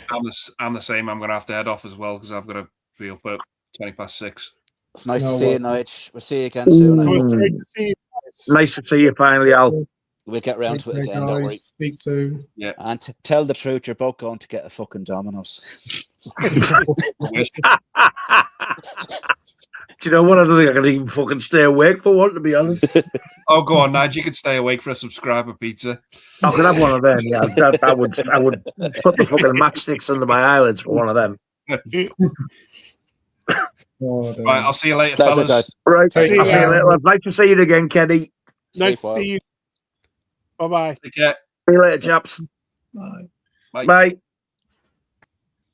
And then there was 3. Whoa, I didn't what's know what's happening there? Oh, yeah, that's okay. Yeah, that's all right. Oh, wow. So Kenny's the filling in the sandwich. Yes. I am the you guys are the Oreo cookie. I am the cream in the cookie. Or the cheese sauce. Or the cheese, yeah. Oh, dear, this must be like the first time like Nigel's left really early. He must have been really tired. Wow. He looks tired. Yeah, he definitely does. But we've got a few more comments. I'll try and get through as much as quickly as I can. So we've got Bad Lieutenant saying, recommendation for Pete, The Killing of America. I've seen it. It's a really interesting documentary. Have you guys seen it? Haven't. No. I really enjoyed it. It was very interesting. A lot of it about JFK. It is. It's kind of happening now as well, isn't it? Yeah. Yeah. Matt Chat says, anyone remember a film from around 1987 called Wild Thing? I love that film. I don't know. Oh yeah. Who's in it? Chris Penn. Oh. Okay. Is that no? That's Wildlife. I'm sorry, Wild Thing. No, I'm just thinking of Something Wild, but that isn't that film. No. Let me look it up.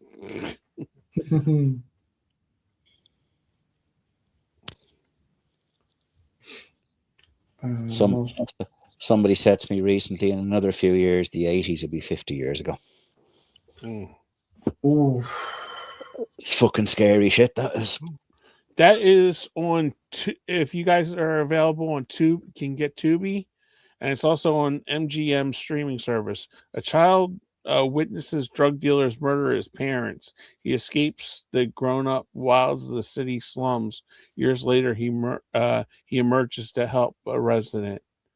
Robert Nepper Catherine Quinlan, Robert Davi, Maury Chalin, Betty Buckley. Good. Sounds like a good plot. Yeah, I'd be up for watching that. Tubi, is it? We do have Yeah, Tubi. I'll send you the thing. Oh, thanks, Kelly. So next up, we got Freddie got Diddle saying, "What's your favorite Benjamin?" Oh, No. we went through that. We didn't know who the hell that was. Remember? Yeah. I don't know who he is. Oh, I think I do know who that is, but I don't think they're an actor. Oh, okay. Hey man, yeah. Oh, yeah, just chatting amongst each other. Everyone's chatting among each other, so I'll let them chat. Right. Last film in the cinema for The Bad Lieutenant was Ted 2. Wow, that's about a decade ago. Film on TV was a thriller starring Michelle Doctrice, where her and her friend were bike riding in France. That sounds nice. She was married to Edward Woodward. Really? Oh, and she was in. Did you ever see an old 70s comedy show called Some Mothers Do Have 'Em? Yes. With Frank. She played the wife Betty in it. Betty, wow, I didn't know that. Yeah. Big fan of that. I'm fucking old, Pete. You don't have to tell me. Yeah, big fan of Some Mothers Do Have 'Em. How long is that now? 56 years old, that show? Oh, it would be. It was on in the mid-70s. You'd know the actor possibly, Kenny, is an actor called Michael Crawford. He went on to do the Phantom of the Opera musical. Oh, yeah. Okay, yeah. He was in a really shit superhero film called Condor Man as well. I remember Condor Man too. Yeah. A lot of people like that. I've heard a few people come on the streams in the comments or even as a guest saying, "Oh, I like Condor Man." Yeah, but when I say shit good, if you know what I mean. So bad it's good. Yeah. Oh. Studio Canal announced Deep Star 6 on 4K. Any fans of that one or other underwater monster films that came out the same year, such as Leviathan? I like that one, I got it on Blu-ray. But I think it came out a weekend that, like, I'll just say, I know it's not the right year, but I'll just say like Ghostbusters came out, where it was just like slogged at the theaters. And back then, Alan, if it didn't do good week one, bye. Studio Canal are really strange though. They're so diverse in the stuff they release. Anything from a major blockbuster to a total non-entity of a movie. I guess they're to be admired for it, I suppose. Yeah, they do release a real mixed bag of films. They have a lot of They have the rights to a lot of the Hammer movies, Pete. Yeah, they do. They've released one of the Dracula films already, and one of the Frankenstein. Made a nice job of them, to be fair. Yeah, they're good releases. I was quite pleasantly surprised. I think they are a little bit expensive at 35. If they were 30, I'd be a bit more inclined. But whilst not as nice as the Hammer ones, they're still pretty darn good. Yeah. They're worth a go. The transfers are pretty solid as well. Yeah, they are. I know there's another one coming out in a couple of. I think it's next week, isn't it? Blood from the Mummy's Tomb. And another one, I think, as well. Yeah, another one's right, Cushion one. Can't remember which one that is now.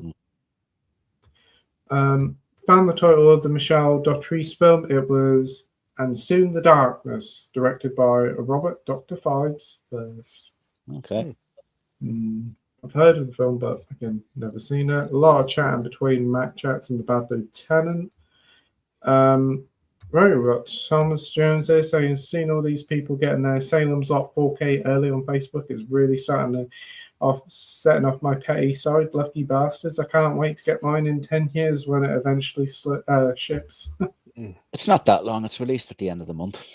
Yeah, it's a week on Monday. It's coming out the same day as Hard Boiled. And you probably will get it a bit early. Arrow are good at getting them out a day or two early. Yeah. Can't wait for that. Looking forward to getting that one. What always astonishes me about Salem's Lot, Pete, is that was on TV in '79, and you basically couldn't say arse or words like that on TV. So how the fuck did they get on TV? Because it still scares the shit out of you today. Yeah. No? Yeah. But David Soul in it as well. And I think I prefer to watch it in the original episodic format. and then watch the combined one after. But both of them are on the release, I think, anyway, aren't they? Yeah, it's 2-disc set. That one will sell out really quick, I Oh, think. yeah. 'Cause Yeah, it's I'd have thought so. Yeah. The new Crow is about as good as the Direware Waterboard. I just asked. Somebody had mentioned that to me today on my Facebook, and I said I honestly haven't seen it. I mean, I don't understand why you make a retelling of a classic movie. There's nothing to gain. You're on a hiding to nothing. It's already been done well, so why bother? Yeah, the worst one ever was there was a remake of Psycho done, I think about 2000, with Vince Vaughn and Anne Hesh, and literally was just frame for frame exactly the same as the original. Why would you just fucking bother doing that? Very weird why they do that. Yeah, the new Crow, it absolutely flopped. I think that was Lionsgate. That was that was a real bad year for them. They had flop after flop, though, dude. I think the only thing they've really got going there is the Hunger Games and John Wick. Yeah. Somebody tell Nigel to pogue Mahone. That is Irish for kiss my arse. Oh, right. Right. AFC 89. Hello, lads. Hopeful as well. Thoughts on Bonnie and Clyde. Need to rewatch, but remember enjoying this one. Yeah, I really enjoyed it. I think it's a good movie. Yeah. Actually, Pete, that's what The Bride has been described as a cross between the Bride of Frankenstein and Bonnie and Clyde, and it's really it's very accurate. A lot of those vibes, I must admit, from the trailer. It kind of feels very similar, like Joker Folie à Deux, like hated on, but in years to come, you can see people will like it. Yeah. It's got a nice steelbook up for pre-order for The Bride, I must admit. Yeah, I ordered it. Yeah, it looks nice. There's 3 discs in it as well, I think. Wow, that's impressive. Bad Lieutenant says Clint Eastwood directed Heard about Charlie Parker. Yeah, that's right. Yeah. 35 people watching. Hit the like button. Well, there's 22 people watching here at 12:30. wow. Fair play. Wow. Well, you have to you respect those night owls out there. There's a lot of people that do shift work out there that need content too. Absolutely, I do get people saying like they do replay the streams like whilst they're in an office or doing late shifts or just sleeping. It's lovely to hear that people do enjoy these streams so much, and it wouldn't be nothing if it weren't for everybody commenting and all you guys joining. I got my first shift as a chef, and it was graveyard shift, and I worked that shift for 3 straight years. Wow. It's a tough shift, but you know what? The people that work that shift are, respect them, because a lot of them are shift workers, nurses, a lot of, because I remember my grandma going, I don't know why they keep the 7-Elevens and places open 24 hours a day. I said, Graham, there's people in there that are shift workers, and she was from the old brand where she thought everything should close at 5 o'clock. There's all no the stores, There's no Monday to Friday 9 to 5 jobs anymore. They don't exist. No, everything, it's open 24/7, and it's like, and when I started working the shifts, she kept understanding, and that's why it's like that's why you have like radio and podcasts to keep you occupied like that, keep you occupied like this, and hopefully we get you through the night. I think I had one of the strangest jobs ever. I was a turkey plucker for a supermarket. Back in the old days, in the 70s and 80s, turkeys used to arrive unplucked for Christmas. So there was a whole team of us in a big warehouse and just spent the whole night, start from 8 o'clock at night right through till 8 o'clock the following morning, just unplucking the turkeys. Wow.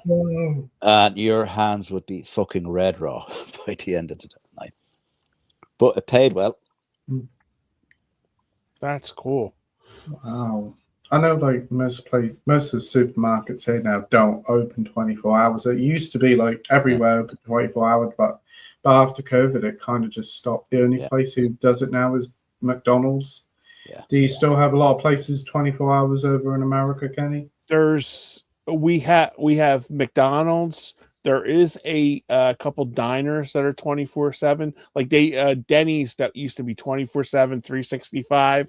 They Yeah. don't. They're They don't do gone it anymore. now. They're Oh, they're wow. they're practically all closed down. You get the mom and pop places that are open 24/7. And then we have a thing called Wawa, which is like 7-Eleven. They're open 24/7. And there used to be, this was up until a couple years ago, CVS open 24/7 too, which was sort of like a Rite Aid or like a drugstore where you can get every kind of everything. But I think those places kind of need to be open, because what if your kid goes into, and needs something, or that you don't want to take them, because there's no more. You can't go to the ER because they'll send you to urgent care and they'll tell you, oh well, urgent care opens up at 6 o'clock. Well, take them there. Well, it's 3 o'clock in the morning. What am I supposed to do for them for 3 hours? You know what I mean? So, but it's not like it used to be. But yeah, I think COVID destroyed retail forever, to be honest. Yep. It just accelerated it so much. As I don't know whether it's like over where you live, Alan. Well, I've worked in retail for 40 odd years, Pete, and it's dying big time, because I think during COVID, people that never used to shop online started shopping online and found out how fucking easy it was, and to be honest with you, how much cheaper it is a lot of the time. Yeah. So the days of like Christmas used to be crazy in retail. It's okay now, but in comparison to what it was years ago, not even Black close. Fridays. No. Black Friday is the worst thing ever happened in Ireland, because we have it here as well. But all it does is it just takes away from your Christmas trade. People just come out early. It says we get the Christmas shopping done early, and then you pay for it at Christmas because nobody's coming out and buying as much as they used to do. So totally, and it kind of feels a bit like a fake sale, because they're just bringing out a load of old stuff that they've had in the showroom for years, like TVs, computers, all the stuff like, oh, that's really old, but now they'll bring it out. And when it first really came over here about a decade ago, people just acted like fools fighting over these TVs. I know that obviously in America we've seen clips of it. Is it still like it over there? No, that's what I was gonna say. I don't know if it's like this over there with you guys, Alan, but no. We what killed us was Kmart used to be open on Thanksgiving. Yeah. So people would go on Thanksgiving instead of waking up at 3 o'clock in the morning to get like a frying pan for $5, or the new, and plus what also killed it was you had Walmart, Target. I worked at Caldor. I was a manager there for 10 years at Caldor, which was sort of like a Walmart and stuff like that. But my first, those Black Fridays were like mind numbing, because you'd have like people. There was Alan will remember this, Furbies. Remember the Furbies? Yeah, the Furby raid. I had we literally had 2 state troopers we had one to escort the people up. I was in there. I'd ring them out, and we'd take them outside the building. They were not allowed to go inside the store again, because they would get jumped by people going after a Furby. Tickle Me Elmo was the same thing. Yeah. Bring them up. We had them all ranged in there. You got one a person, and you came in, got it, and you told your husband or wife to meet you out at the back of the building to bring you in. It was absolutely crazy. Now on Black Friday, it's nothing. It's the online has killed physical retail now. I used to work for a company called Carphone Warehouse, Pete. You probably remember them. They were in the UK for a while. Yeah, they pulled out of Ireland a few years ago. I was with them for nearly 20 years. But anytime a new iPhone would come out, like literally, we'd come in early. We'd open at 9, but I'd come in at 7 to get the place tidy, whatever. But you'd literally have people queuing outside from 3 o'clock in the morning to get it, and it got to a stage where people just couldn't give a fuck anymore. I actually remember 2 guys having a fight over the last one in the shop, but people just don't give a shit anymore now. I think the only thing that kind of came close to it recently is like when the new Nintendo Switch console launched. Yeah. I had couldn't find it anywhere, and then found it at Curry's. Mm. But I remember like when about 20 years ago in the game shops, when a new game came out, queuing out the door. Oh, yeah. Yeah, it was like a party atmosphere. People loved it. Yeah. Now it's all gone online. It takes away a lot of the sort of special memories of it. Like even like queuing up for a book like the Harry Potter books when they were all coming out. Yeah. When HMV opened in Ireland first about 25, 30 years ago, they were in partnership with Ticketmaster. Mm. So if a big concert was coming out, you literally physically have to go into town on the bus or drive in or whatever and queue up outside till the tickets went on sale. So none of the online shit, but you'd have great crack. You have great fun with people in the queue. Like if it was a particularly popular musician, you talk about your favorite songs or whatever. It was just a really cool atmosphere. And I know online is a wonderful thing a lot of the times, but we've definitely lost something along the way. That definitely has. Yeah. I was just going to, that makes me laugh that you thought about that, because we used to have, you guys seen the movie Mannequin, right? Yeah. Okay. Kim Cattrall, the big eagle that's in there, that was the old Wanamaker's building. Oh, okay. And the only place that you could get tickets for was John Wanamaker's, because they were all over Philadelphia, South Jersey, you know, like that. So you go to Wanamaker's and you'd wait there. I remember my mom so many times dropping me off at Friday night at like 1 a.m. and waiting in line to get Billy Joel tickets, Yeah, or Huey Lewis or Hall & Oates tickets. So it's like you'd wait there, and people would bring their boom boxes out there, have like mini concerts out there, and there would be a cop, you know, sitting in there, so people weren't getting unruly and stuff like that. And at that time, it was like the cop would be like, "Okay, guys, you got to turn down the music a little bit." Yeah, that would be about it. But because they're all kids at my age, they were like 14, 13, 14, all waiting out there, just sitting on a lawn chair, waiting in line, until they opened up at 9:00. I remember back in '87 when U2 released the Joshua Tree. Oh yeah, that was huge. Which is probably their best album still, I think. But HMV opened at midnight on the day of release, so you could go in and get it early. And I was queued. Queue was a mile fucking long down the street. But I'm standing in the queue and just see these two guys walking down, and they're reaching in and shaking hands with people. It was Bono on the Edge. No way. Yeah. And they just were coming at us, and thanks for coming out, guys. Really appreciate it. So, God, that's nearly fucking 40 years ago now. Wow. You wouldn't have people do that today. No, because they would have all these bodyguards and stuff. Yeah. That's why I thought it was kind of cool the way Michael B. Jordan went to that. I thought that was really classy of him. He just strikes me as a really humble guy. He seems like a really nice kid. Yeah, talented guy as well. Yeah, I think he's destined for great things. He's really he was in The Wire, apparently. I've never seen the show. He was only a kid in it. He was only a kid in it. They showed him on an episode of the Cosby reboot, where he was a kid in Dougie Doug. Remember Dougie Doug, the rapper? Yeah. He was the teacher, and they showed him sitting on a desk, mouthing off the Dougie Doug on there. But yeah, everything you hear about this kid, he's really super nice. He even went over to I didn't even know this guy before the Begonia guy, Jesse Plemons. Apparently they were in a movie together, the football movie together. Don't know. I was going to say Varsity Blues, but I might be wrong. Could be. But he, like, when he went on stage, he pointed to him, and apparently he's known Kirsten Dunst, who I didn't even know he was married to her until we did our Oscar show.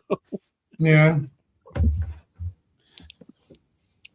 Mind you, I did see the third Creed film recently. I hadn't seen it before, but picked it up cheap on Amazon sale for 10 quid or whatever.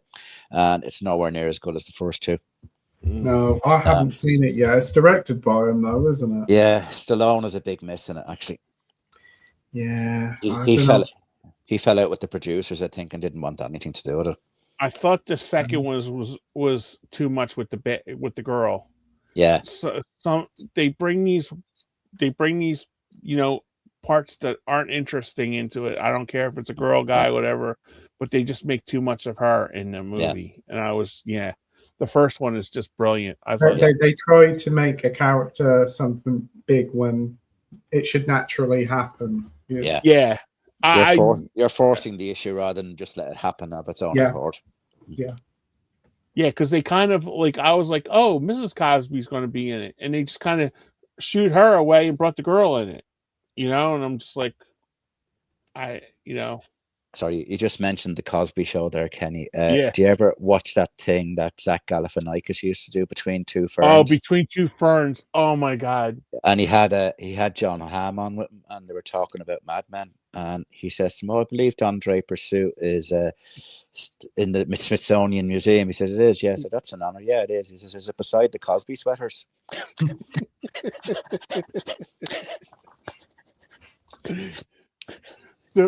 What was the one that he says to Brad? Is it Bradley Cooper and McConaughey? How's it feel to be the ugliest person in the room, or something like that? I think it was McConaughey. Yeah, and I like how he always spells the name wrong.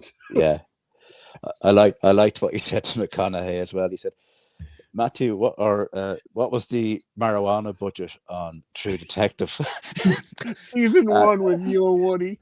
Yeah, and he says, "When you and Woody are together, are you really sad there's a sack not being hacky?"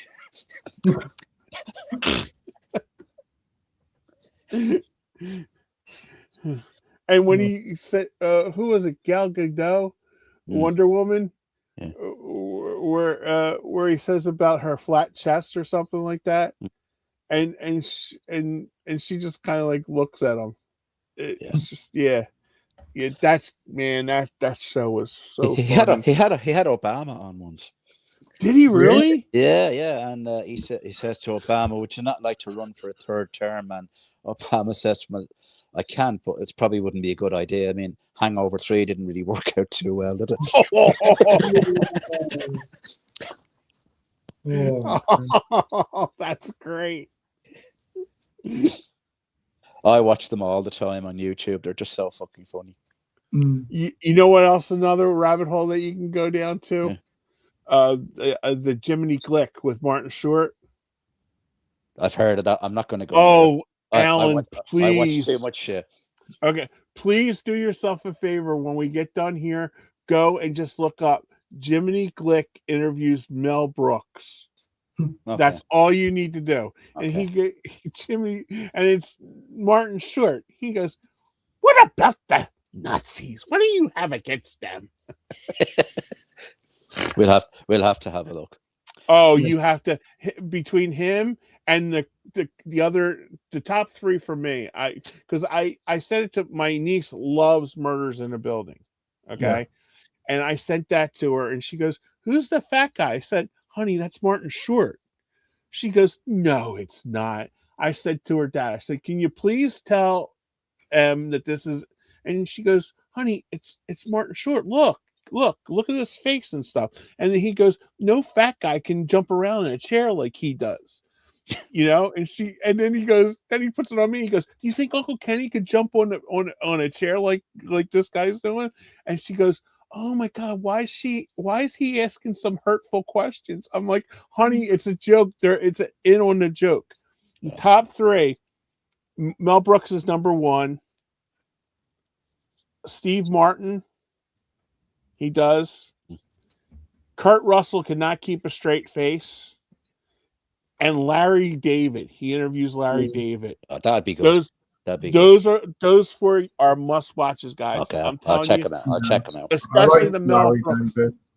And he also does Spielberg too. When are you Spielberg? When are you going to do the big one? When are you going to do the big one?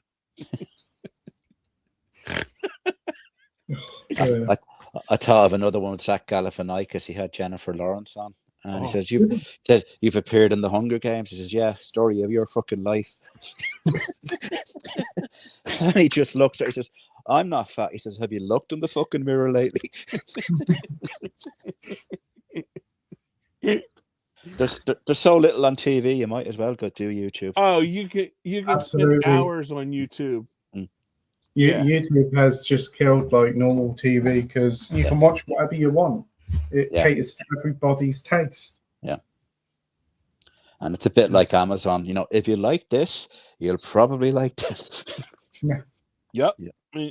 And it just like, because if I can't sleep, sometimes I can't sleep at night. My legs are bothering me or something like that. I'll go down and I'm just like thinking of like Gen Xers listening to like hits from our generation, Alan. Mm-hmm. And it's like, how the hell couldn't they have heard this song before in their life? Yeah. You know, and it's just like, how? And they're like, oh, well, like, especially the Andrew Dice Clay stuff. If you go in that, listen to that Dice Man stuff, oh, I'll send you the link, Pete.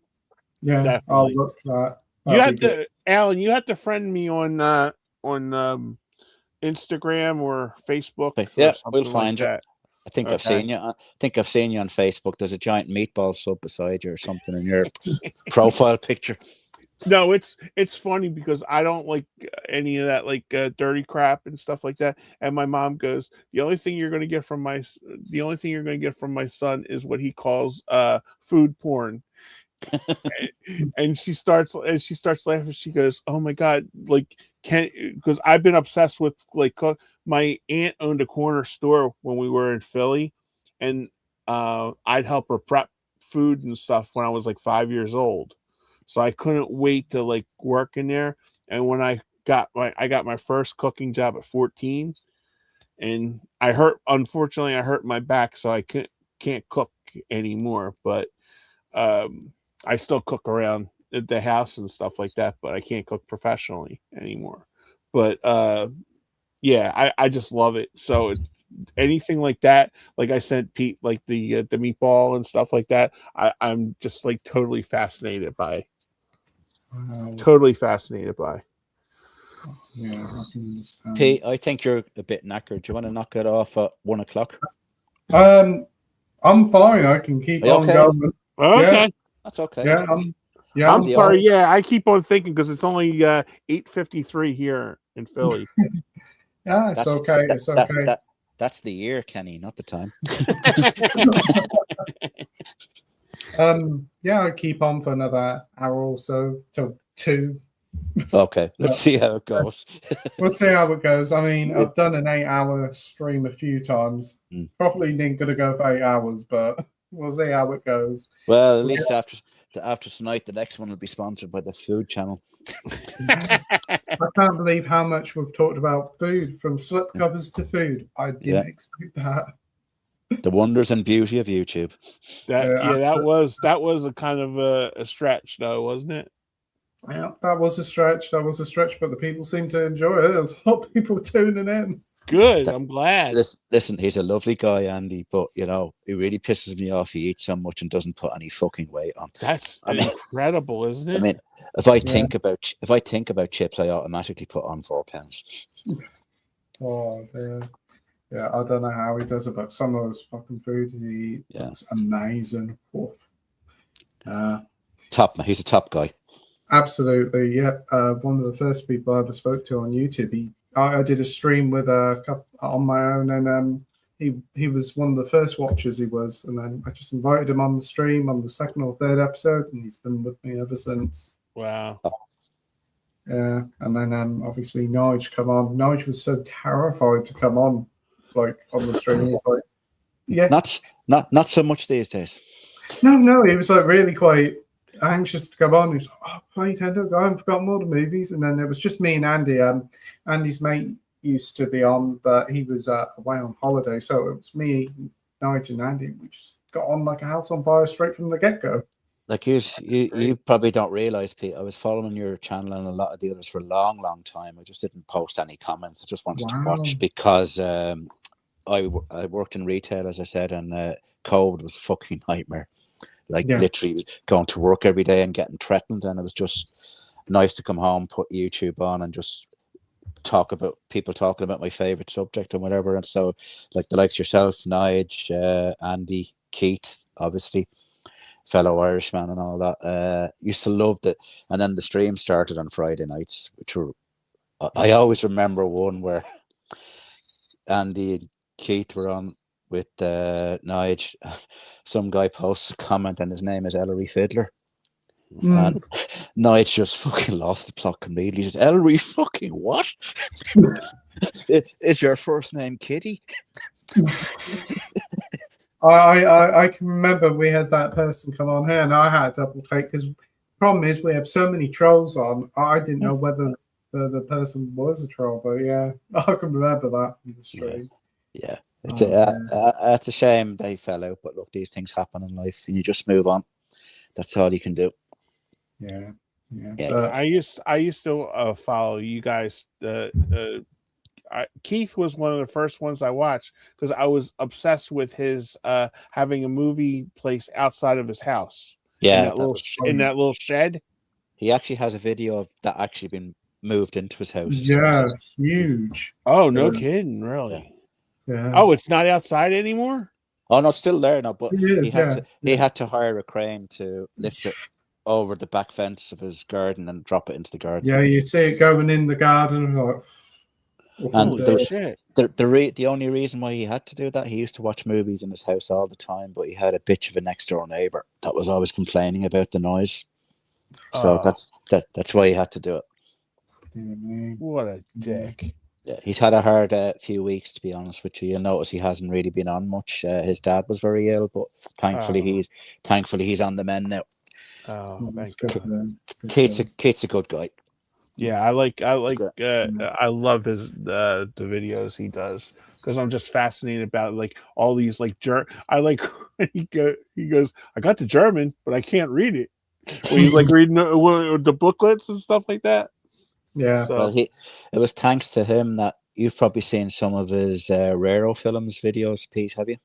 Yeah, definitely. The Halloween one. So I went to have a look at their website. Now their stuff is fucking ferociously expensive, to be honest with you. But they had a really fantastic Jaws edition, and I thought about it, and I said, "Fuck it." I put it in my basket, and then I said, "I'll go away and think about it." And then I get an email from them the following day. We notice you haven't checked out yet.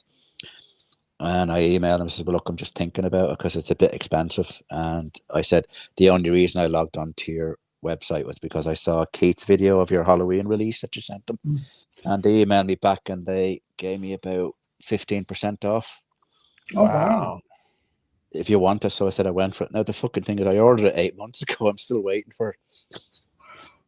Wow. But to be fair, Keith did warn me. He said sometimes they can take 6-12 months to get their shit together. Hopefully you'll get it soon. But yeah, he's got a magnificent collection. Always something new. Oh my God, that Avengers set that he had. Oh, it's phenomenal, wasn't it? Holy shit. You see, I love editions like that, but I couldn't be buying them all the time. No, I couldn't afford it, and B, like I wouldn't have any place to put it. Yeah. God bless them; they can afford it though. But that was unbelievable. They're bringing out an edition of The Exorcist. Pete was looking at it the other day. Another Exorcist edition. Yeah. This is rare. I'm happy with I've got the steel book with the 4 discs in it. I'm quite happy with that, to be honest with you. Yeah, they've done quite a few nice editions because they did the book for it as well. That's right. It come out on 4K. Yeah, I just got the standard release, but it was such a blessing that it actually came with both cuts on 4K and on Blu-ray. That's all you need. Yeah. Sometimes all you need is the movie. Mm-hmm. Definitely. And I think Jim made a point on Ollie's stream last Monday as well. You don't have to get every film in 4K. No, I do agree. I think, like, for me, a 4K is more of a premium product and it should be like a film that you really, really like. If a film is cheap on 4K, then fair enough. Pick it up. But if it's like substantially more expensive, obviously 10 to 15 quid, you might as well just get the Blu-ray. If you like it, get the 4K later on down the road. Yeah, when it's cheaper, yeah. And then you get some films like Goodfellas is the best transfer is actually on Blu-ray disc. The 4K is crap. I've heard that, yeah. And Terminator 2 is crap on 4K as well. It is, yeah. Terminator 1 is actually pretty decent on 4K. They made a so nice job of that. They made a nice job of that. hopefully they'll remaster Terminator 2 because it definitely does need that. They might do with the next anniversary because when was it out? 91, wasn't it? 91, yeah. Yeah. So maybe they'll do it for the 40th anniversary or We've got something. 40th anniversary. Crazy that we're even thinking of that. 1991. Yeah. Feels like yesterday. It does. It's just because it was like somebody said, my brother goes, oh yeah, when I moved down here in 2008, and I'm like, yeah, and I'm like, oh shit, because he moved to North Carolina in 2008, and it was just like, wow, it didn't seem like that long ago that he moved, I think it's kind of a legacy of COVID as well. I think we all lost our perception of time during COVID because every day was just running into the next one. To be fair, this decade has been a complete write-off. Yeah, I'll tell you actually a nice story, Kenny, that I think you'll appreciate because you used to cook professionally. Mm-hmm. So shortly before COVID, I moved back home to my mum and dad to, give them a dig out because they were both getting on a bit and needed a bit of help around the house. So you obviously had to have good routines and rituals, keep the place spotless. But my routine was about 8 p.m. each night. They'd both be tucked up or whatever and comfortable where they were. I used to go in with my tablet, my iPad, put it on the counter and watch cooking videos of TV chefs and stuff like that to teach yourself. You had to find something to do to keep your brain going, But literally, but about a year ago, one of the chefs that I used to watch quite a lot, he's an Irish chef called Nevin McGuire. He's well known over here. He's on TV a lot. Oh, okay. He literally walked into my shop one day. Oh, wow. And I just got chatting to him and I told him what I did. He said, that's cool. He said, I really appreciate that. And literally about 3-4 days later, courier came in and handed me a parcel and it was his latest book and he'd signed it for me and sent it to me in the shop. Oh, that's nice. Yeah, it's cool. Really cool. That goes a long way when they do stuff like that. Yeah. Doesn't COVID feels like about fucking 20 years ago. It does. But so the legacy still lives on. You still see the ripples effects of it today. It's scary. The psychological effect more than anything else, I think. Definitely. Yeah, I really didn't, to tell you the truth, guys. My mom got sick about that time.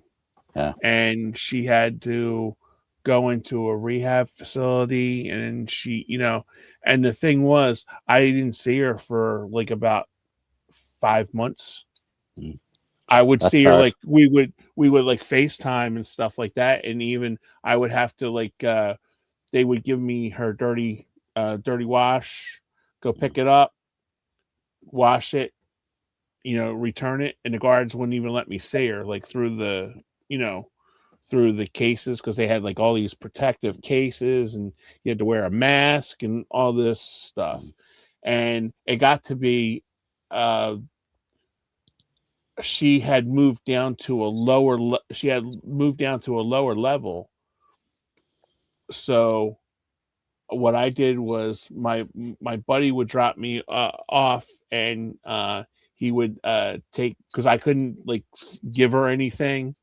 Everything would have to be checked in and everything like that. So what I would do was, because she was bedridden, she couldn't move or anything like that. So I would get one of the nurses to sneak in through the window. Wow. A coffee and donut from Dunkin'. Simple thing. She liked her double chocolate donuts. So she would sit there and I would sit outside with my mask and everything on outside the window and just talk to her like we were having a conversation through there.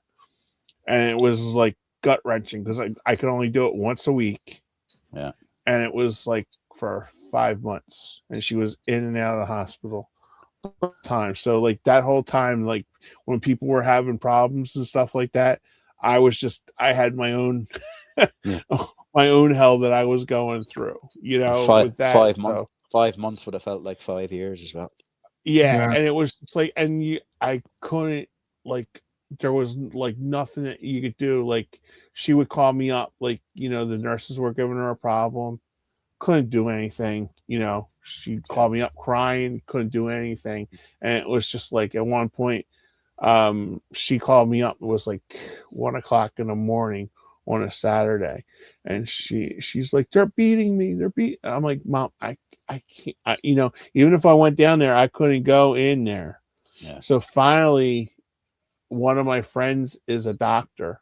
So I said to her, I said, "Can you call somebody that you know from that works around that in that area and do something to look in on Mom?" She's like, "Okay." So she called in and she said, and basically what Mom told me was everything was true. That was what was happening there. Oh God. And I couldn't do a damn thing about it. So I went in there and I was just like ready. I'm like, I need to talk to a supervisor, and I'm like, and they're like, there's not. And I'm like, you got to get her out. You got to get her out. I said, or I'm like going to call my friends. I had friends that were cops that were coming behind me because they knew I was going to ram through a fucking wall. You would. Yeah.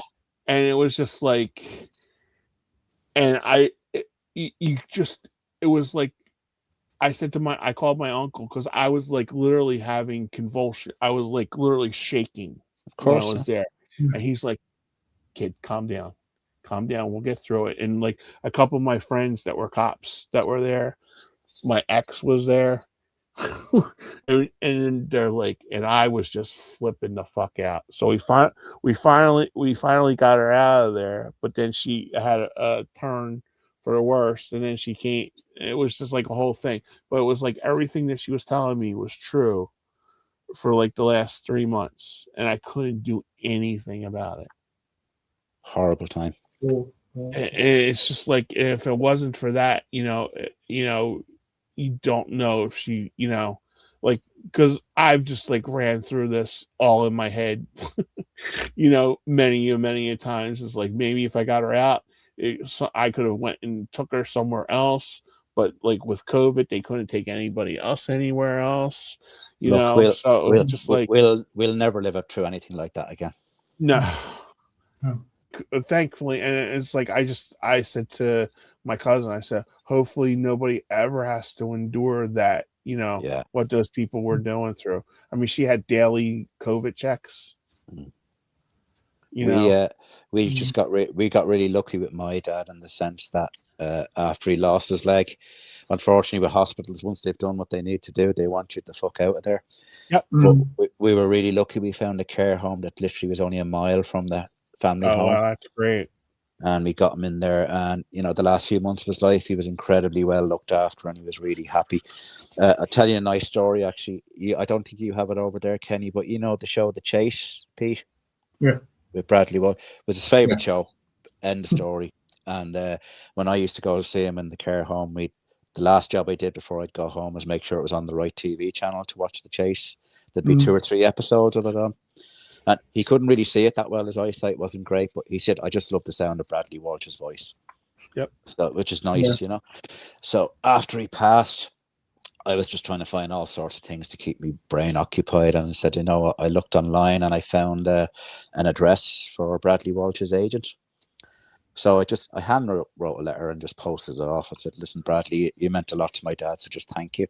And literally about 3-4 weeks later, I got a letter back in the post, and he'd sent me a signed photo, and just said, "Really sorry to hear about your dad." And it's nice. Nice to hear these people have a heart as well. I have something similar about that. My mom was obsessed. There's a American soap opera here, Young and the Restless. Yeah. My mom watched. I was born in '69. It came on in '68. From the time she was pregnant with me till the time she passed, she watched Young and Restless. And I wrote on the board, how they have in the hospitals, the whiteboards on there. And I said, "Please keep channel on this. Mom loves Young and Restless." And even though she was in a coma, I still think she heard it each day. So one of the stars was like big in the fan clubs and stuff like that. So one of the stars had written, "Hey Margie, hope you get well soon," blah blah blah, like that. So I wrote him back and I said, "Sorry, Paul," and this was like one of her favorite characters on there. I said, "Sorry, Paul." I said, "Mom passed this day." I said, "But let you know she was always watching Young and the Restless till the end." And I just didn't think about it. And I got an one of those posts on Facebook, long post, and it said, "Hey, sorry to hear about your mom. If there's anything that our family can do for your family, we're always here for you." And I just thought that was really cool to even acknowledge a Facebook post. Yeah. You know what I mean? So, yeah. I even said to the nurses, I said, make sure the speaker's up to her ear.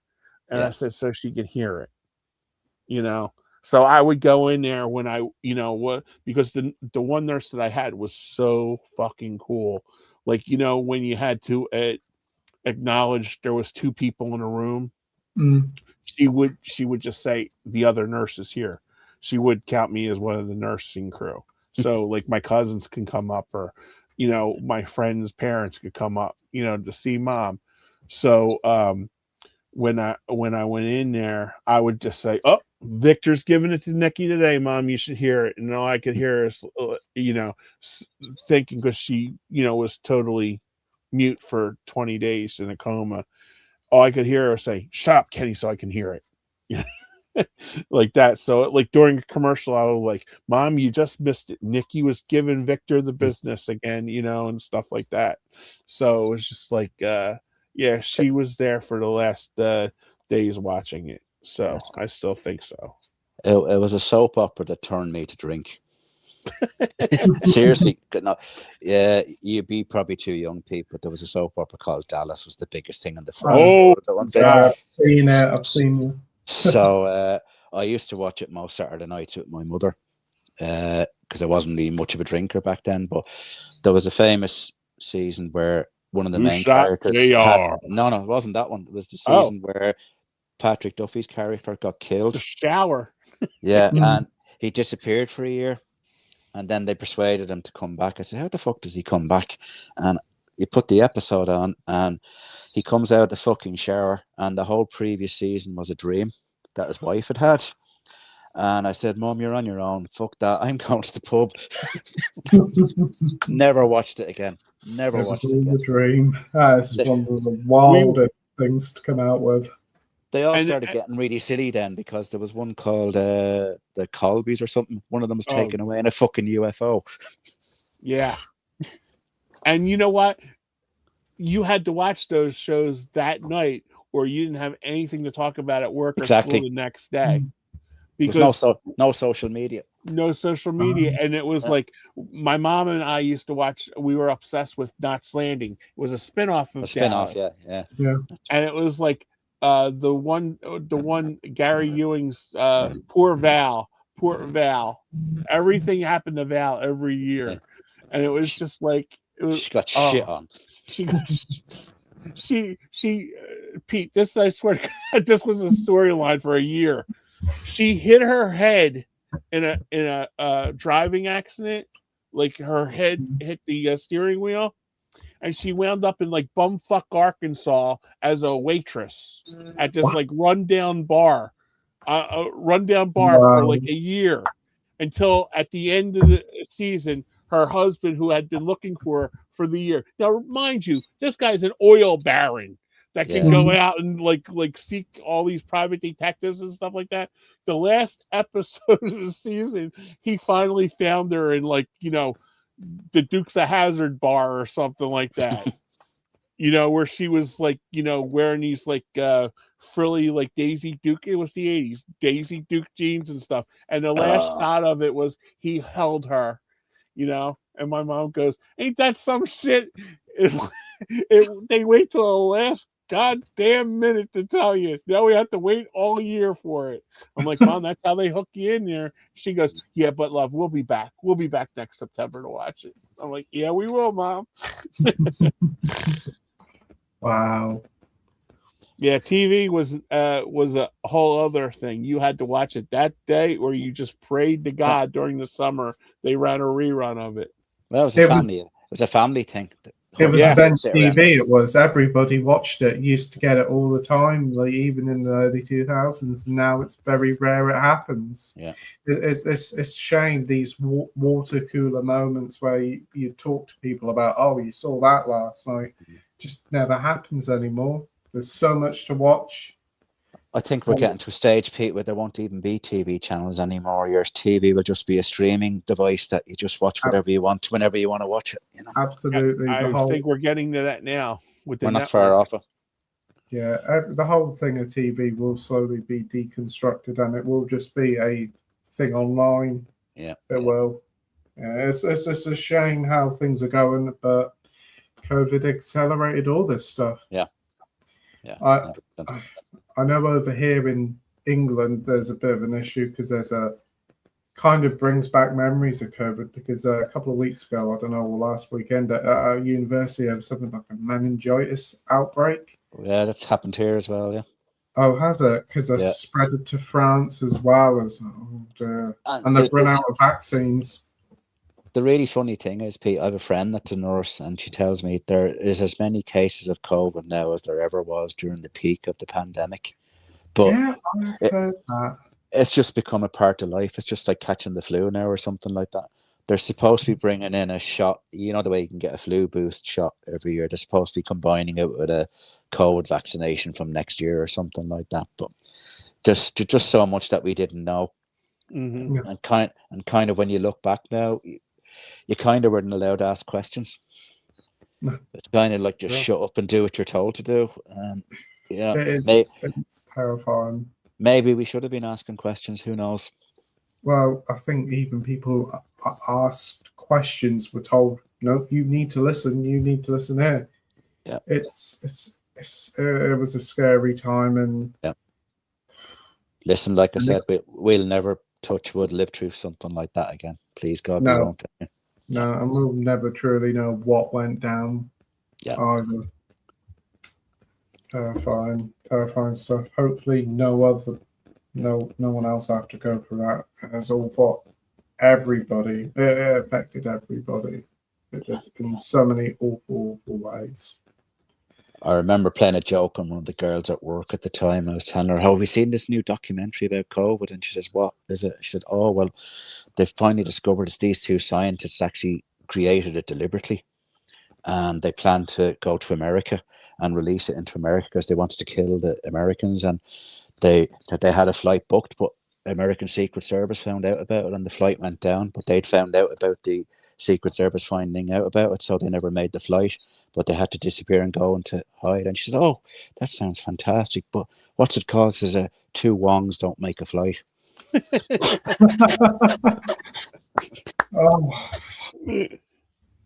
But I didn't fucking tell her. I didn't tell her at work. She went home and she actually texted me at home. Says, I can't find that documentary on Sky anywhere. Oh my days! Oh my days! Some people just ask for it. Yeah, I don't be people like that. Oh my days! Your next stream, Pete, will be, I've actually seen two Wongs don't make a flight. Oh, so what I watched last week was a great little documentary about two Wongs don't make a flight. It was a fantastic one, really insightful. Highly recommend it. You just have to go and search on Netflix on developer settings, and you'll find it. Yeah, you should tell Nigel that and go, what channel is that on? Oh, dude. Let's get through some more of these comments. Jeez. Thoughts on Arnie saying there's going to be a new King Conan film as well as a Commando 2 and a cameo in a Predator film? Oh, just one question. Why? Yes. Why? Yes. What is the fucking point? He's getting on. His best years are behind him. Leave these characters as they were. We don't need to see a real aged Arnie bring back these characters. All you do is tarnish the legacy. Yeah. We'll just see they're doing a black version of the Van Damme movie, Bloodsport. Oh no, I've Oh. heard about that. A24. Yeah, Yeah. Oh my days. yeah. I'll send you the picture of it because I sent it to Jim, and Jim goes, "I seen it. I don't like it," and I'm like, She's a British girl, isn't she? She's Yep. Michaela something or other. Yeah, she starred in a comedy over here called Chewing Gum. I think she might have been in Black Panther. She's popped up in a few things. She has. In fairness, now, Kenny, Jim doesn't like anything. that is true. That is true. Why are they remaking Bloodsport of all the things to remake? But then again, this is another thing. What with the current era of films, there's nothing to reboot. There's nothing to remake. It's all they've completely run out of ideas. Yeah. There's They're very even few new series and franchises out there. Actually, Keddy, you've probably heard this. Do you remember the old James Garner TV show, The Rockford Files? Oh yeah, they're rebooting They're that. remaking that. David Boreanaz, yeah.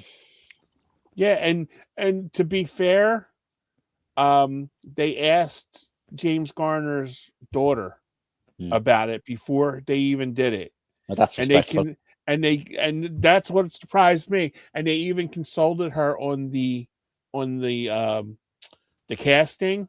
Yeah. And he goes, "It's remarkable how much he looks like Dad." She's an interesting follow on Twitter, and Gigi and James Garner.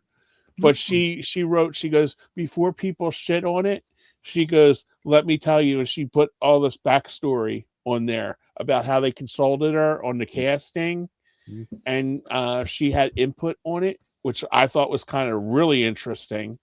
Yeah. That they would do this with an iconic, because like with the Equalizer, they just brought Queen Latifah on. Yeah, that was a weird one. That was. I hope they use the original theme tune on the Rockford. I hope they use it too. It's one of the best ones ever. Yeah, Mike Post. Yeah, did up most of the theme tunes back then. Aren't they remaking Single White Female with Jenna Ortega as well? I heard that. Fucking hell. Yeah, I sent you the thing about Bloodsport, Pete. Yeah, I think I saw information about it today. I'll have a look now, Penny. Yeah. Right. It was in Variety, and I keep up with like Variety. But see, the problem is Cole to remake Jean-Claude Van Damme martial art films, Bloodsport for I don't know. Just doesn't make any sense at all to me. But that is unbelievable. What? Who's asking for a Bloodsport remake? And like they just came out with a urban version of The Burbs. Yeah, I've seen the trailer for that. I heard it's total shit. That's what I heard too. You got Jack Whitehall in it as well, who's annoying as well. He is the most annoying fucker to walk the face of the earth. Yeah, he really is. He's about as funny as genital warts, to be honest. Yeah. Oh dear, but yeah, I agree. What is the point in bringing these characters back? He's like a poor man's Michael McIntyre. He says, "Oh, I've got a posh accent and I'm funny." Well, actually, no, you're just a pain in the fucking ass. He is just bloody obnoxious. Yeah. I do not like him at all. No. How is he getting these acting roles? I never know. He's not a good comedian, so now he's got to do acting. Yeah. Recently saw Dead Poets Society for the first time. Really enjoyed it. Going to see Good Will Hunting next. Good choices. Good choices. I've never seen him. Oh, seriously? Wow. No. Oh, wow. Oh, you man. really got to bump that up your list there. It's one of the few times I've ever cried over celebrity death when Robin Williams passed away. I just absolutely love that guy. I've got a couple of Blu-rays of him doing live stand-up. He was so brilliant. There's just one routine he does. He talks about he's driving in his car and he's coked up to his tits, because he was back in those days, and he gets the siren in the rear window. The red, white and blue guy says, "Fuck, I better pull over." So he pulls over and he's waiting for the cop to arrive, and he's rehearsing in the car. He says, "Good evening, officer. What seems to be the problem?" "Good evening, officer. What seems to be the problem?" He rolls the window down. He goes,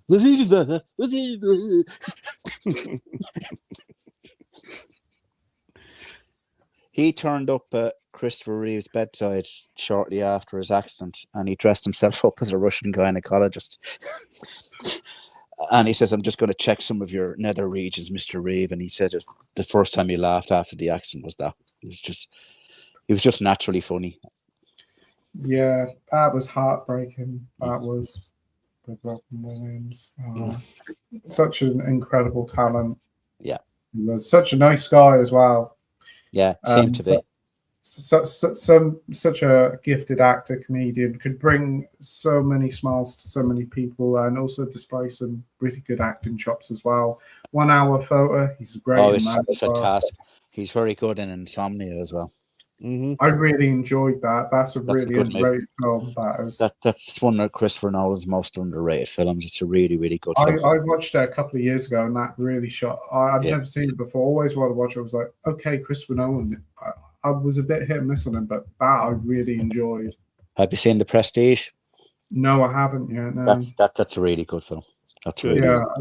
I know a lot of people say that is. Well, if you remember in my top 10 video, I said he's the guy that's leading the way. Yeah. 100%. Like, you know, and as collectors of physical media, he's a good guy to he is. He loves it, don't he? Yeah, he just said it's the best copy you can have of the film is a 4K Blu-ray disc. Yeah, and when the Odyssey comes out later this year on 4K, you know that's going to be a good disc to get. Oppenheimer's fucking amazing on 4K. It is such an incredible film. That really surprised me when I watched it. I wasn't too fussed. I was like, I'm not going to watch it. Not too hot on Nolan, but wow, floored me how great that film was. 3 hours of just talking, but it's just so engaging. It's so well written. So well written.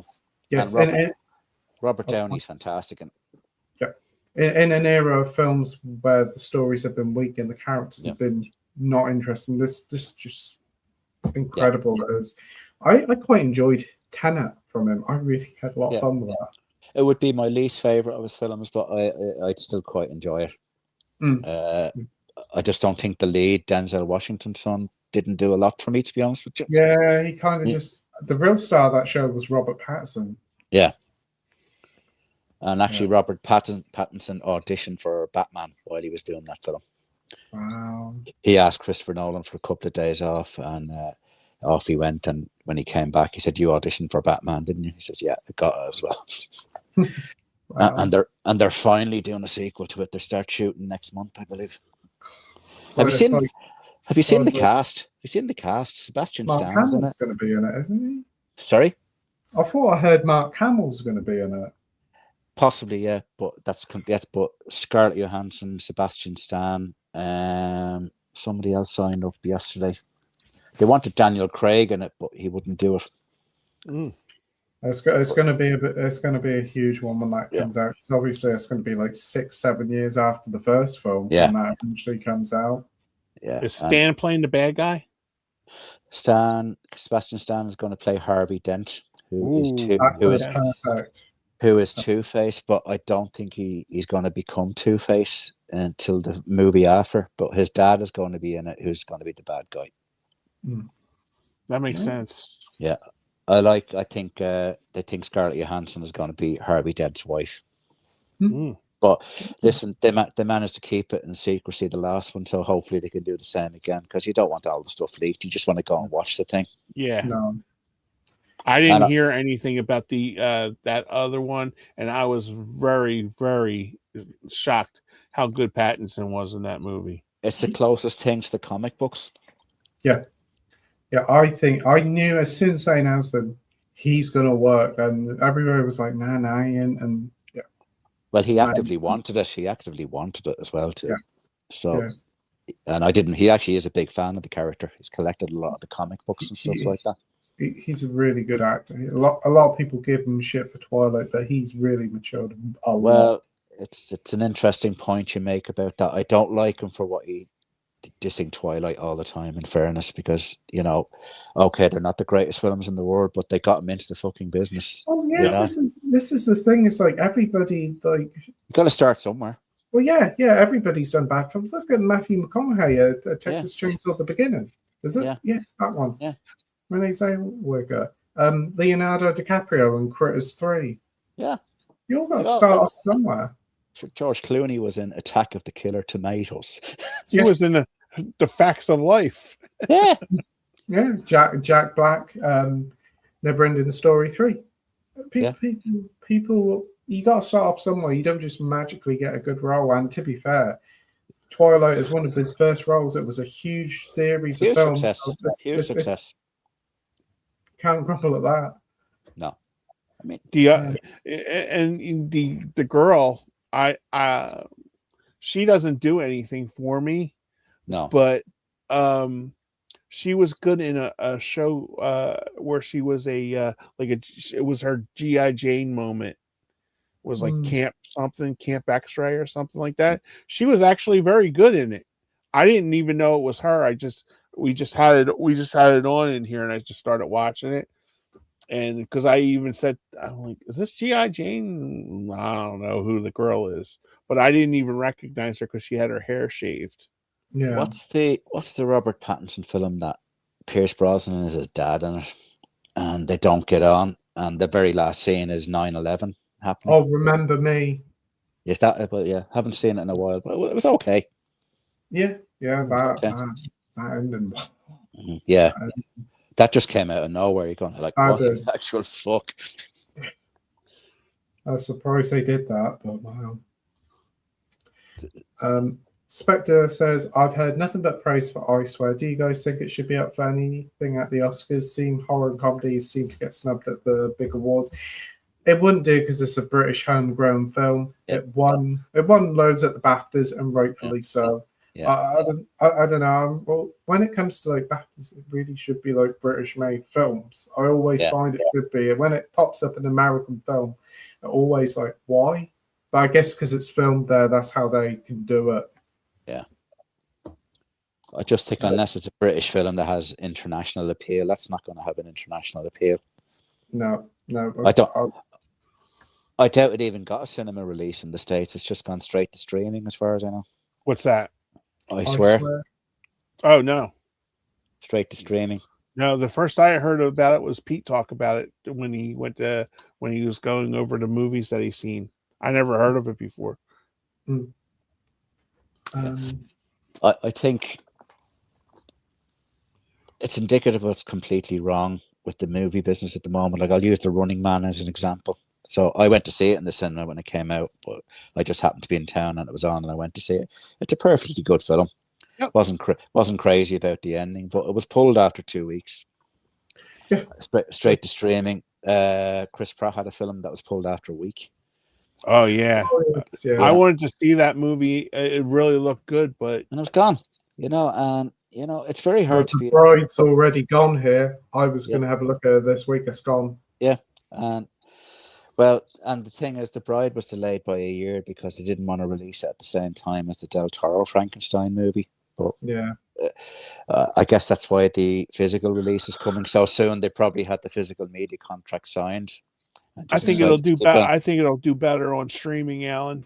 Maybe. It will find a lot of films find second life on streaming. That's the one good thing about it, is that more people have a chance to watch it, and it could bring a second life to it. Very much like the old rental days. But apparently, rentals are returning. There's rental stores opening up in America, and they're doing quite well with the young people today.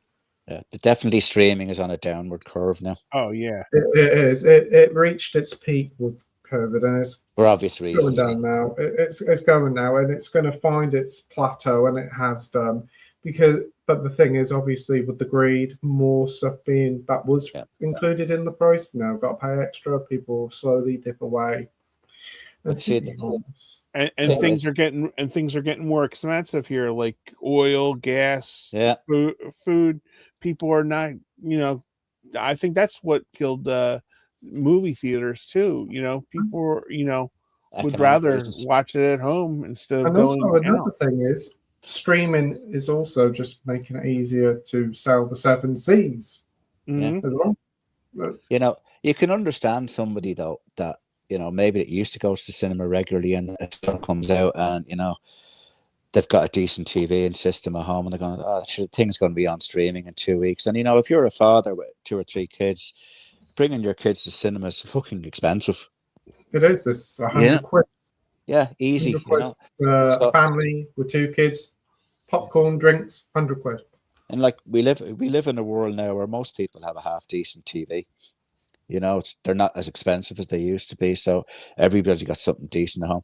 I actually think, saying this to a friend the other night in the pub, it's very, very hard to be a proper movie star anymore. I think we've seen the last of the movie star as we used to know them. Yeah, the last movie star is Tom Cruise.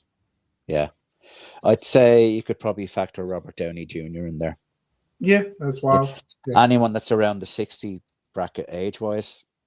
But you could probably fire Brad Pitt into the equation as well. But they're the old school guys. Yeah, I do think Brad Pitt as well, especially after F1. Yeah, well, I think in fairness, F1 shouldn't have been listed as one of the 10 best films of the year. I just think sometimes a film is going to get listed because of who's in it. Yeah, I think that was just proper old school fun. That was, and nothing wrong with that. Bit like World War Z when he did that a few years back. And there's nothing wrong with that, but you can't call them great. I mean, I thought The Life of Chuck was a great movie. Never got a sniff of anything. No, that kind of came and went. Nobody talked about it.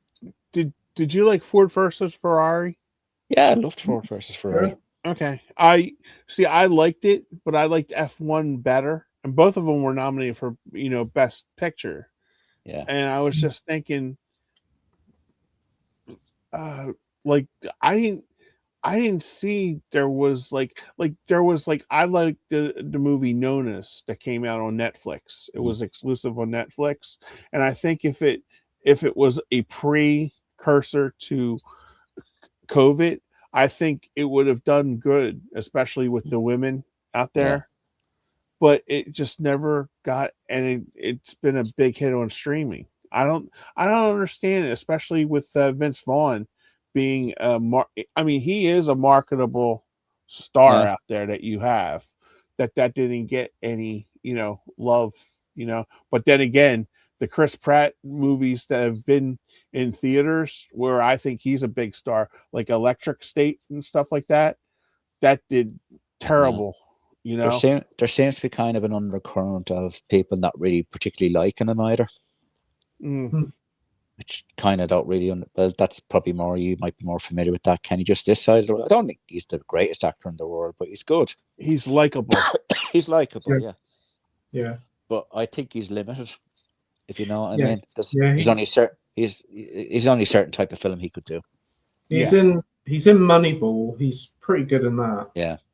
And that's the only real dramatic turn he's done about, like, obviously your MCU, your Marios, and your Jurassic Worlds. One of the first films I saw him in was Wanted.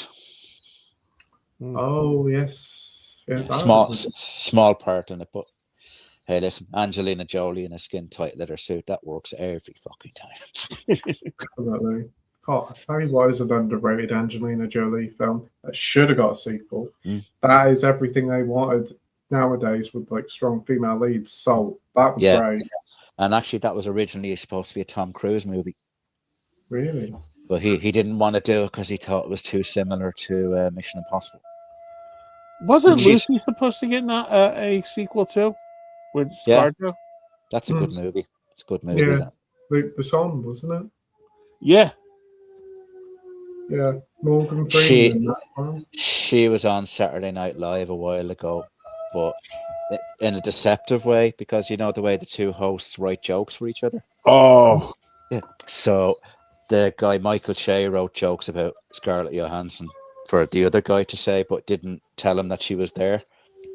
And so the auto cue comes on. He goes, "So my wife ScarJo just turned 40. Better keep that body in shape, bitch. Otherwise, they're out the door." She's standing in the foyer of the studio, looking up. Says, "That fucking asshole." He had one this week too, where he said it was the two biggest stars on there, and it was like 15.6 billion, and then it was like 15.5, and it's like, and if you add their husbands, it actually went down in price. And he turned to Che and goes, I do help, I do, honestly. That's all that. The Michael Che wrote load of racist jokes for him a while back as well too. One of them was Warner Brothers are making a new Superman, and Superman's going to be played by a black actor. Kind of makes sense because Superman was abandoned by his parents as well.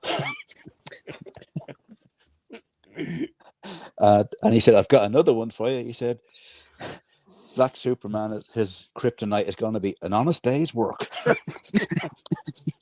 That wasn't that the one where he had the civil rights leader right beside That's right, him? yeah, sitting right beside him. Yeah, she was a cousin of Martin Luther King or something, I think, if I remember correctly. And she's like, and she's just going, like nodding her head, like defiantly. Yeah, and then he says the film's going to be called Man of Steel, but it's spelled Steal.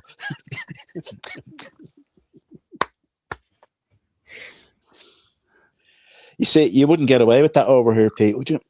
You'd have all the keyboard warriors on. Fuck that! You can't be saying that shit. Yeah. They just can't seem to have a laugh. The constant like at each other's throat. There's a lot more going on like in the world today. Like a little joke here and there is what everybody needs, and we need it. People do need to lighten up, because otherwise being so serious is just going to make you miserable all the time. I know a few people who are very much keyboard warriors, and they're just miserable all the time. And you like say to them, like, why don't you try to lighten up? But just it's just really cowardly though, because they wouldn't say it to their face. No. Did you guys ever see the one with Conan and Norm Macdonald? Norm Macdonald's really funny. He's very funny. He's very funny. Norm Macdonald had this, and there's a pretty girl. She was on Melrose Place, Courtney Thorne Smith, and she did a movie with Carrot Top. Okay. And Norm Macdonald was usually the comedians will go, but like with like the people from Saturday Night Live and stuff, Conan had that on there, and he goes, "I'll have to. This is another one, Pete. I'll send it to you." And he goes, "Oh, she's a pretty girl," like in that Norm, the Norm cadence and stuff like that, and she goes, "Yeah, I'm in a movie now with Carrot Top," and and you hear Norm go, "Good Lord," like that.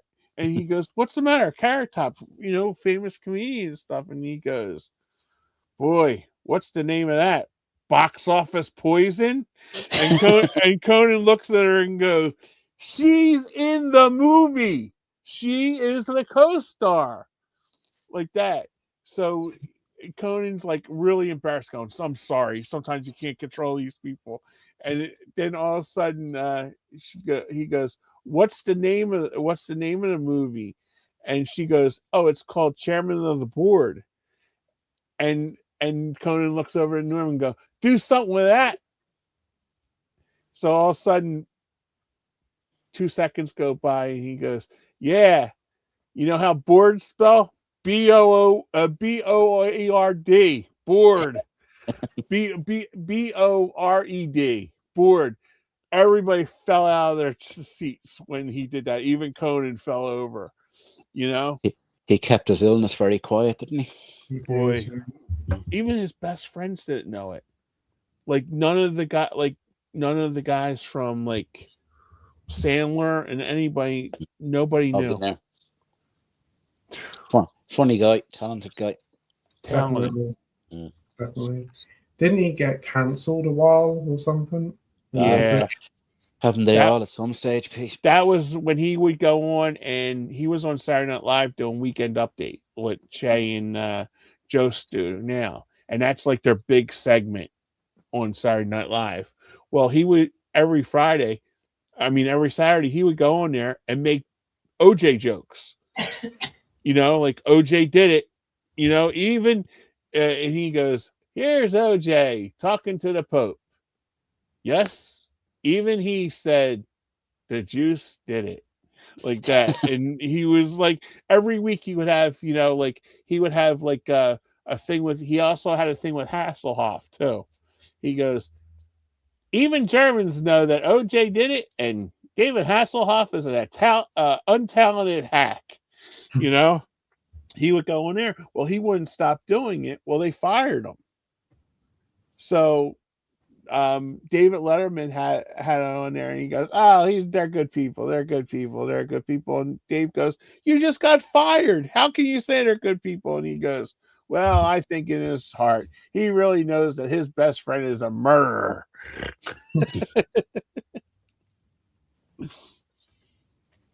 Wow.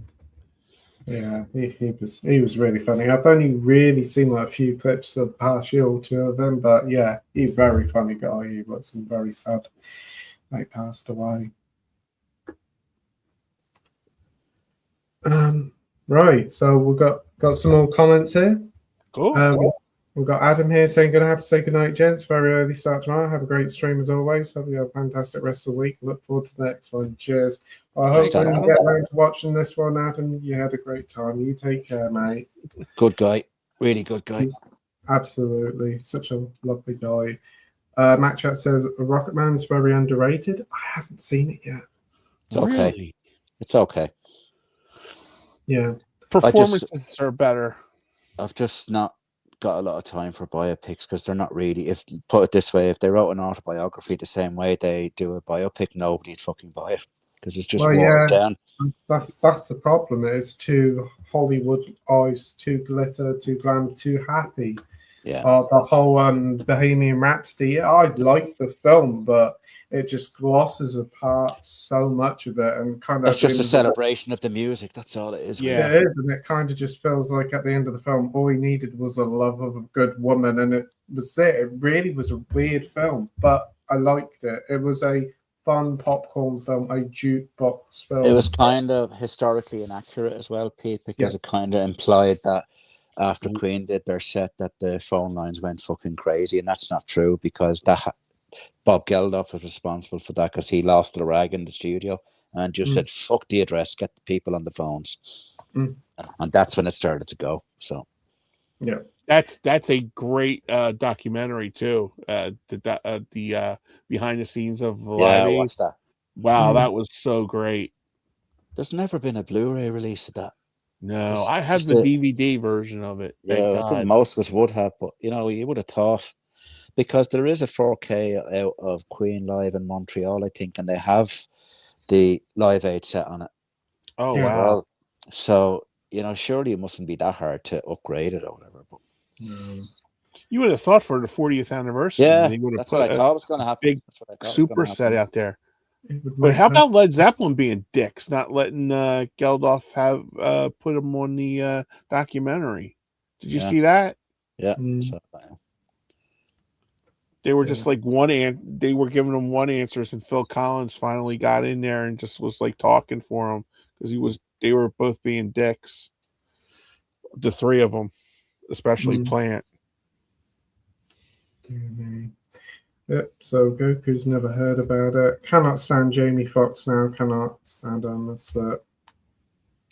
Yeah. I never liked him after the movie Ray because I think he thought he was Ray Charles after he did that movie. He's a bit of a superiority complex sometimes, I think. Yeah, I think he's way better than what he is. Like, I like him in a couple of films, but like after this, like if I see him in a new film coming up, I'm gonna probably stay clear a bit. But not a very nice guy. Here's something we were just talking about 20 minutes ago. You would have thought Ray Charles that would have just like shot him into superstardom. Name another movie that was good that he was in after that. Yeah. I mean, he doesn't bring in people. Yeah. He has the urban people that come, but they don't come out. They come out for the first week and they don't sustain an attendance with movies. He doesn't seem to make his mind up about what he actually is, though. He's an actor, he's a musician, he's a rapper, he's what are you? I mean, think about it. He hasn't really done like a flat out like comedy, like Eddie Murphy comedy. Yeah. The early days, like the early 90s when he was like doing Booty Call and shit like that, when that was the only stuff he could get. But the last successful film he was in was the Spider-Man No Way Home film. Yeah. Wow, I even forgot he was in that. So, and he was in Baby Driver as well. He was good in that. Baby Driver's a good movie, yeah. Edgar Wright's best movie, in my opinion. But yeah, it's definitely one of his best. But The Running Man, easily his weakest. Yeah. Kind of just feels like a paycheck film.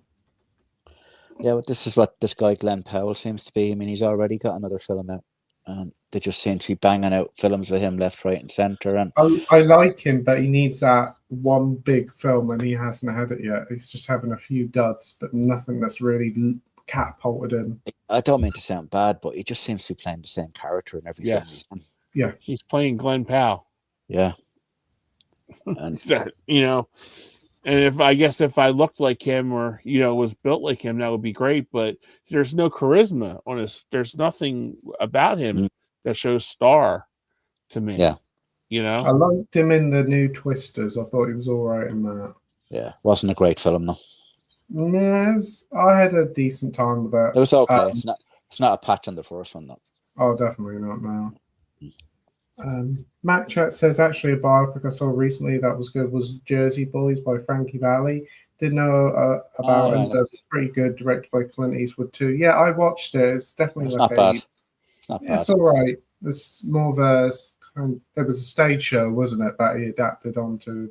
Frankie Valli is still alive, I think, isn't he? Yeah. Have you seen what they've been doing to that poor man?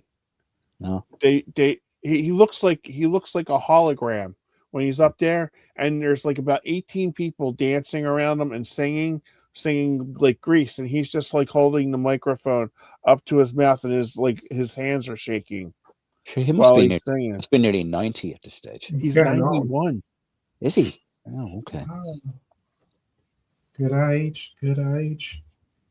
Les Dawson's mother-in-law was in a bar being beaten up by half a dozen sailors. Somebody asked him, "Are you going to help?" To which he replied, "Nah, half a dozen should be enough."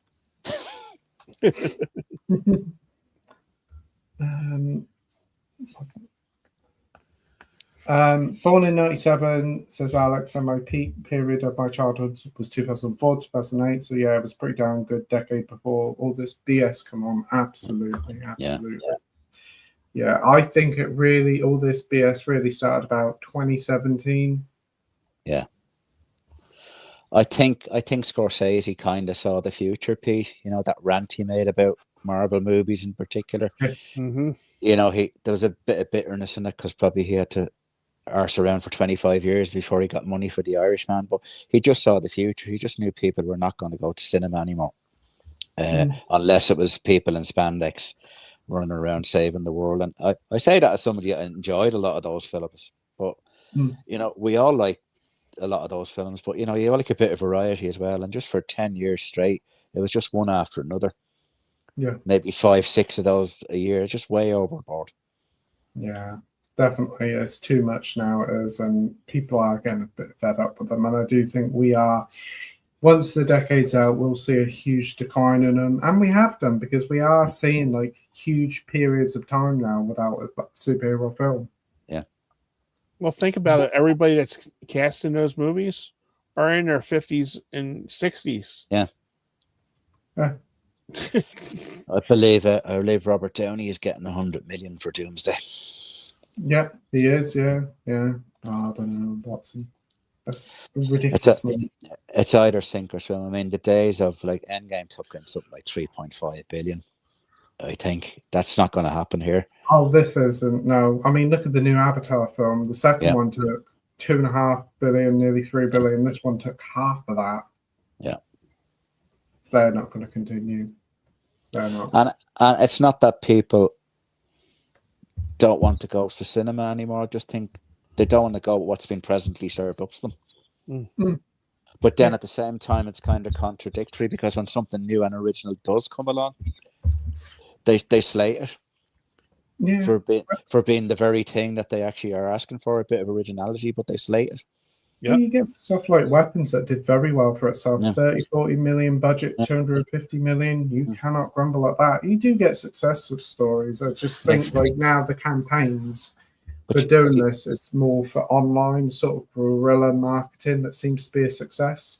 You don't have to spend a shed load of money either. I mean, Godzilla -1 was made for sweet fuck all, and that's a great movie. That's incredible. That is such a brilliant film. Looking forward to the new one later this year. Yeah. The MacLads Crazy Song early 90s Sweaty Betty is a classic. I haven't heard of it. Never heard of it. People getting offended by Father Ted. Oh dear. He's an actor that I see that he's like one of the top ones that I don't even watch his movie. I don't like his movies. I can't stand Marky Mark. I don't like him. I don't like Jonah Hill, and I don't like the other guy, Rogen, Seth Rogen. Seth Rogen. Yeah. There's just something. I love Barbara Streisand, and I tried to watch that movie with him where they played father and daughter, mother and son. It was just awful. I just can't take him. Yeah. I wonder, are they bringing her back? Where I can't believe they're going to do another Meet the Parents film. Oh, are you kidding me? And the last one was just pure shit. So why again, running out of ideas? Who's been asking for another one of them? You see, the thing is, De Niro's got his own production company, so he can fucking make anything he wants. Yep. But why flog a dead horse, Robert? Just leave the fucking thing alone. Well, he have that Alternites last year that bombed real bad. Yeah. To be honest with you, he was basically playing a parody of every gangster character he's ever played. I just didn't like it at all. I just said, Jesus. Look, it's easy for us to sit here and say, listen, guys, just fucking retire. But I guess when you've worked in movies your whole life, you can't just walk away from it. But, just be careful you don't tarnish your complete legacy. You want to be remembered for being the great actor that you were. Yeah. Doing stuff like Bad Grandpa as well. Yeah. Oh, yeah. Yeah. At war with my grandfather. Yeah, I remember that one as well. Like his last two great films was probably The Irishman and Joker. Yeah. There's a theory that his character in Joker is actually the same guy that was in The King of Comedy. Which I can kind of get. I can kind of get that. Yeah. Adderton says Jamie Buffalo Bill Grum was based on a few serial killers such as Ed Gein mainly, but also Ted Bundy, Gary Ridgway, and Gary Heidnik. He's very familiar with me because he was all in the news in here in Philadelphia. Yeah. We got Alex saying Mads Mikkelsen absolutely nailed it in Casino Royale. Absolutely, he is a superb actor. Yeah, yeah, and he's been talking a lot of sense about like how modern movies aren't as good as they used to be with stories and character development. He was okay in Rogue One as well. Yeah, and whenever he pops up in a film. If you take the original Star Wars trilogy out of the equation, Rogue One is my favorite Star Wars movie. It is. Have you seen Andor? Yes, and you know what? What Andor actually does, I've seen the 2 seasons of it. You actually enjoy Rogue One all the more now because it's filled in a lot of. It's incredible. And Andor is old school Star Wars, just good stories, good characters. Yeah. You don't need fancy fights or anything, just good characters. It's just that's all you need.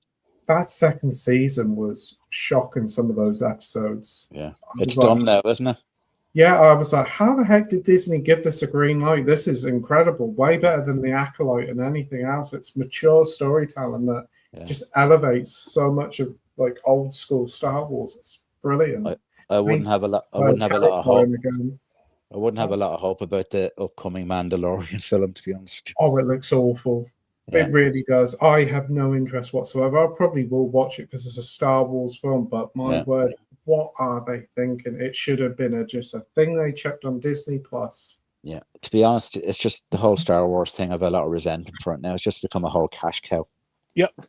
It has. You're totally right there. What they needed to do is, the thing is, we haven't had a Star Wars film in the cinema since 2019, and that was an absolute clusterfuck with a film that tried to make everybody happy but made no one happy. Tried to do Avengers Endgame style stuff but didn't even deserve it. Didn't even try to put in But you know what, Pete? The Force Awakens wasn't bad for a start. It was good.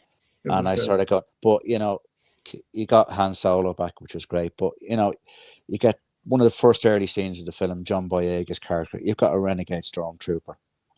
You've got a really good actor in Oscar Isaac's character as well, and did fuck all with the two of them for the rest of the trilogy. Did absolutely They should have made Finn the main character. He was so interesting. The whole stuff with him being like a rogue stormtrooper, leaving that stuff behind, I was like, okay, I'm into it. And then they just focused on never the touched on it blonde. again. And apparently they're bringing her back with a new trilogy. Ugh. She's another one. I don't even think she's that good looking to begin with, and she's terrible. She is so bland. She is. Yeah. And actually, the guy that played Ben Solo, what's the actor's name? Kylo Ren. He wanted to come back. Driver. As the character. Yeah, Adam Driver, and got a script together with a director and everything, and went to them and said, "Oh no, we're not interested in doing that." And they never really fully exposed his character either. Yeah, it's the same with the Obi-Wan TV series. They had big plans for that as a trilogy of films and just throw it away. Yeah, they can't seem to make up their mind what. How about they this want one? The Boba Fett. Boba Fett. That was an interesting series. That was an interesting series and done. Yeah, apparently, because for the 50th anniversary next year, they're doing brand new restorations of the original trilogy. Oh, fuck them! So they can just go and make more money on us stupid assholes. Not going near them. You know, the ones I want to see are the original cuts where they didn't put all that extra shit in. Right. This new guy, well, he ain't new guy. Dave Filoni's taken over. No. He didn't like Andor. So it pretty much tells you what you need to know. They should have got Tony Gilroy in to be a creative director over the series, because this guy, we're just going to get more Ahsoka stuff. I don't mind Ahsoka, but it seems to be too much of this, like, I don't know. It doesn't feel like Star Wars. It's just that I've just no interest anymore. To be honest. If they do that planned trilogy with your one, whatever her fucking name is, I can't remember. How the heck do you buy one of the biggest IPs in the world and absolutely crap the bed on it? It has to be studied. Totally fucked it up. Like, all you could do is just make a film with loads of lightsaber battles in, and people will go and see it. Yeah. The casual audience will lap that up, and you can't even do that. The formula is there, and they totally fucked it up completely. There's nothing complicated about it. No. And the whole Baby Yoda stuff, that's a fad that people are well and truly over with. And I don't think this Mandalorian and Grogu film is going to do that well. Do you know, it's all about product placement, Pete. They just want these things to get toys and merchandise out there. That's all it is. Yeah, I see people saying, oh, this is going to be $1 billion film. It's not going to be $1 billion film. It'll be lucky to make as much as Fantastic Four.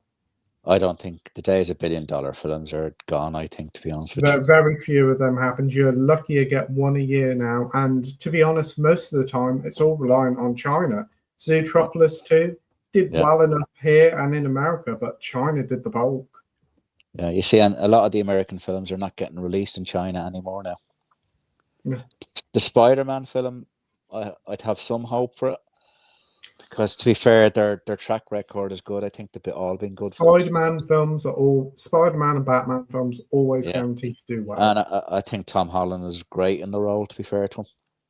Yeah. I mean, I remember seeing him as a kid in The Impossible and said, that guy's going to have a good career. He's a good actor. And he just seems a really nice guy as well, too. Humble. Yeah. Yeah. His dad's a comedian, isn't he? Yeah, he used to be on a TV show, The Comedians, here quite regularly. And he still writes comedy. For a lot of TV shows or whatever. But yeah, he just seems like a good guy, Tom Holland, and good luck to him. I don't know if you know or not, he had a bit of a drinking problem. Didn't know. Yeah, and he gave it up completely and launched his own non-alcoholic beer brand. Good for him. Which is doing really well in the States, and it's coming through to the UK now and doing really well. So he's got his head on his shoulders, I think. That's good. So we've got big up Danny Dyer. Yeah. Andy is a fan of Blind Date. Yeah, there's a lot of fans. Danny Dyer was pretty good in the Football Factory. It's not Blind Date, but you know that one, First Dates? Yeah. I've been on the Irish equivalent of that. Oh, wow. Wow. That was good. You just turn up at a hotel and they bring you up to a room upstairs and fill you full of beer. So you're half pissed by the time you get downstairs to have your dinner on your date, and they give you a few quid towards the meal. And that was good fun. Saw her nice. for about 2 or 3 months afterwards, and just fizzled out. But that's life. Oh, sorry to hear that. No, But... that's okay. That's fine. Her loss, man. Right. Oh, dear. If you like Football Factory, I'd recommend Green Street 2, starring Elijah Wood, and Charlie Hunnam. Lad, you never heard of Blind Dead films? You should check them out. Really good, very creepy, 70s Spanish Italian zombie Knights of the Templar films, very atmospheric. Sound good? They do sound good. I'm intrigued. Another one to add to the watch list. Do you like The Small Faces? That was Rod Stewart's old group. Yeah. Ronnie Wood was in it as well. Man, I feel fucking at home now. The first Power Station album was by far the best. Banger Gong, by the way, was a cover by a T-Rex song. Yeah, that's all Mark, right. Mark Bolan died very young. He was only 28, I think, or something like that. That was ever so sad. He died in a car accident, didn't he? Yeah. He would have been massive. He was a great songwriter. Yeah, and again, like seemed like such a really nice down to earth, working class background as well. Yeah, such a sad. But I think his grandson or daughter does music now. But it's ever so sad. Yeah, I think he was 27. Hannibal, I do enjoy the film. Ray Liotta at the end really pissed myself laughing every time. It has to be seen to be believed. Yeah, just as I said, I don't mind the film, but it's not a patch on Silence of the Lambs, and I do think the character Hannibal Lecter is kind of a little bit of a parody of himself. He's not the same character as he was in the first film. Really, doesn't come across the same way anyway. No. Bad Lieutenant says Bob Hoskin was awesome in Long Good Friday, absolutely, and very good in Mona Lisa too. One of the best British gangster films ever. It is superb. It is. I love it. Roger says, "Did you guys watch the Oscars?" Yeah, we've talked about it. Access tonight. Yeah. Well, from 2029, we'll be watching them on YouTube. Oh yeah, that's true. Clancy Brown is Darth Maul's brother in Star Wars Clone Wars voice and Lex Luthor in Superman, says Andy. Cool. Yeah, he is a really prolific voice actor. I've actually got to hate the Superman film that was out last year. Oh, you're not keen on it now? No, Superman shouldn't be on his fucking ass for 3/4 of a film, like, you know. Well, yeah, that's the thing. He's constantly being beaten down. And to be honest, the dog was doing my head. And every time it started to get good, the dog come in and just ruined it. I just find, like, you see, what's his name? The guy, the director, James Gunn. When he did Guardians of the Galaxy, that type of humor was in it. But it didn't bother you because you'd never seen these characters before, so you didn't know what to expect. So this is what they are. But you have a certain expectation level with Superman, how he should behave and whatever, and it just didn't do it for me. And James Gunn has a really irritating habit of, you know, a highly dramatic scene and then a really stupid joke comes in immediately afterwards, and kind of dilutes the drama of the whole scene. I think the actor that played him wasn't bad. I think he is really quite good as Superman. I think they got a good pick there. Yeah, but I just think there was too many characters in it as well too. Yes, I agree. It kind of felt Superman and Friends. Superman was a background character in his own film. Yeah, exactly. And then you've got Supergirl coming out this year. And the 5 minutes she was in that film with Superman, I hated her. I hated her. Well, if you tell Nige that her name is Millie Alcock, he'll probably get excited.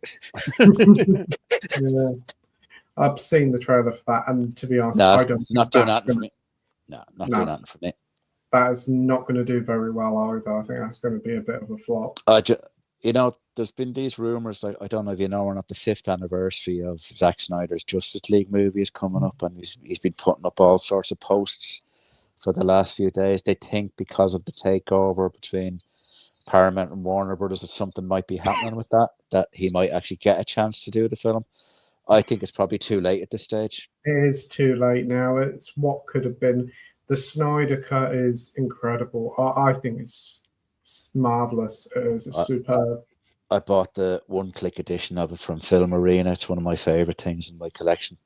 I never thought I could sit through a film for 4 hours, but just the way they did it, it's just so well edited. Yeah, it is. I remember first getting it, 2 discs, 2 hours each. I'll watch half one night and half the other. Oh. Watch the first half. Straight through. I've Gotta got see it. the other disc, and it was great. It flew by. It felt like an epic. It did. It was so good. It fleshed out the actors a lot more as well. Yeah, Cyborg. What a great character. Like, there's so much they could have done with that character. And because the poor fucker stood up to Joss Whedon, he's probably not got another go crack at it again. And then you've got the Buffy thing they wanted to bring back, but that's been canned now as well. Yeah. Well, all I can say, Pete, is that they did do an 1.5 hour pilot and they cancelled it based on what that turned out like. So it must have been shit. I've seen like leaked bits of like the script, and it does look like it's going to be a bit of a mess. The whole Buffy and Angel thing was right for that particular time. Well, yeah, that's the thing, is that was like late 90s, early 2000s. Yeah. It was the perfect thing at the perfect time. You bring it back now, it just will not work. There's no audience for it anymore. Kids are not the same as they were back then either. No. Well, they don't have the attention span, Kenny. You're exactly right. They're not going to wait week to week to watch a show. They want everything then. They want everything now. It's all about, 5-minute TikTok videos or YouTube shorts or whatever. They just want to, they're complaining if a film is more than 2 hours long. Yeah. That's like I was watching one YouTuber, not guys that we watch or anything like that. He goes, "Oh, I can't stand anything over 1.5 hours." What? Well, it's like Millie Bobby Brown. She doesn't like watching films at all yet. She's a movie star or TV star. I think somebody did something to her that we're going to find out like later on, because she's I don't watch Stranger Things. I've never seen an episode of it, and I vaguely know who the hell that girl is, but I think it's going to come out sort of like how the girl from Big Fat Liar, what the hell's her name? The pretty girl from that was in Nickelodeon. Amanda Bynes. Bynes. I think something's going to come out. We'll find out like years later.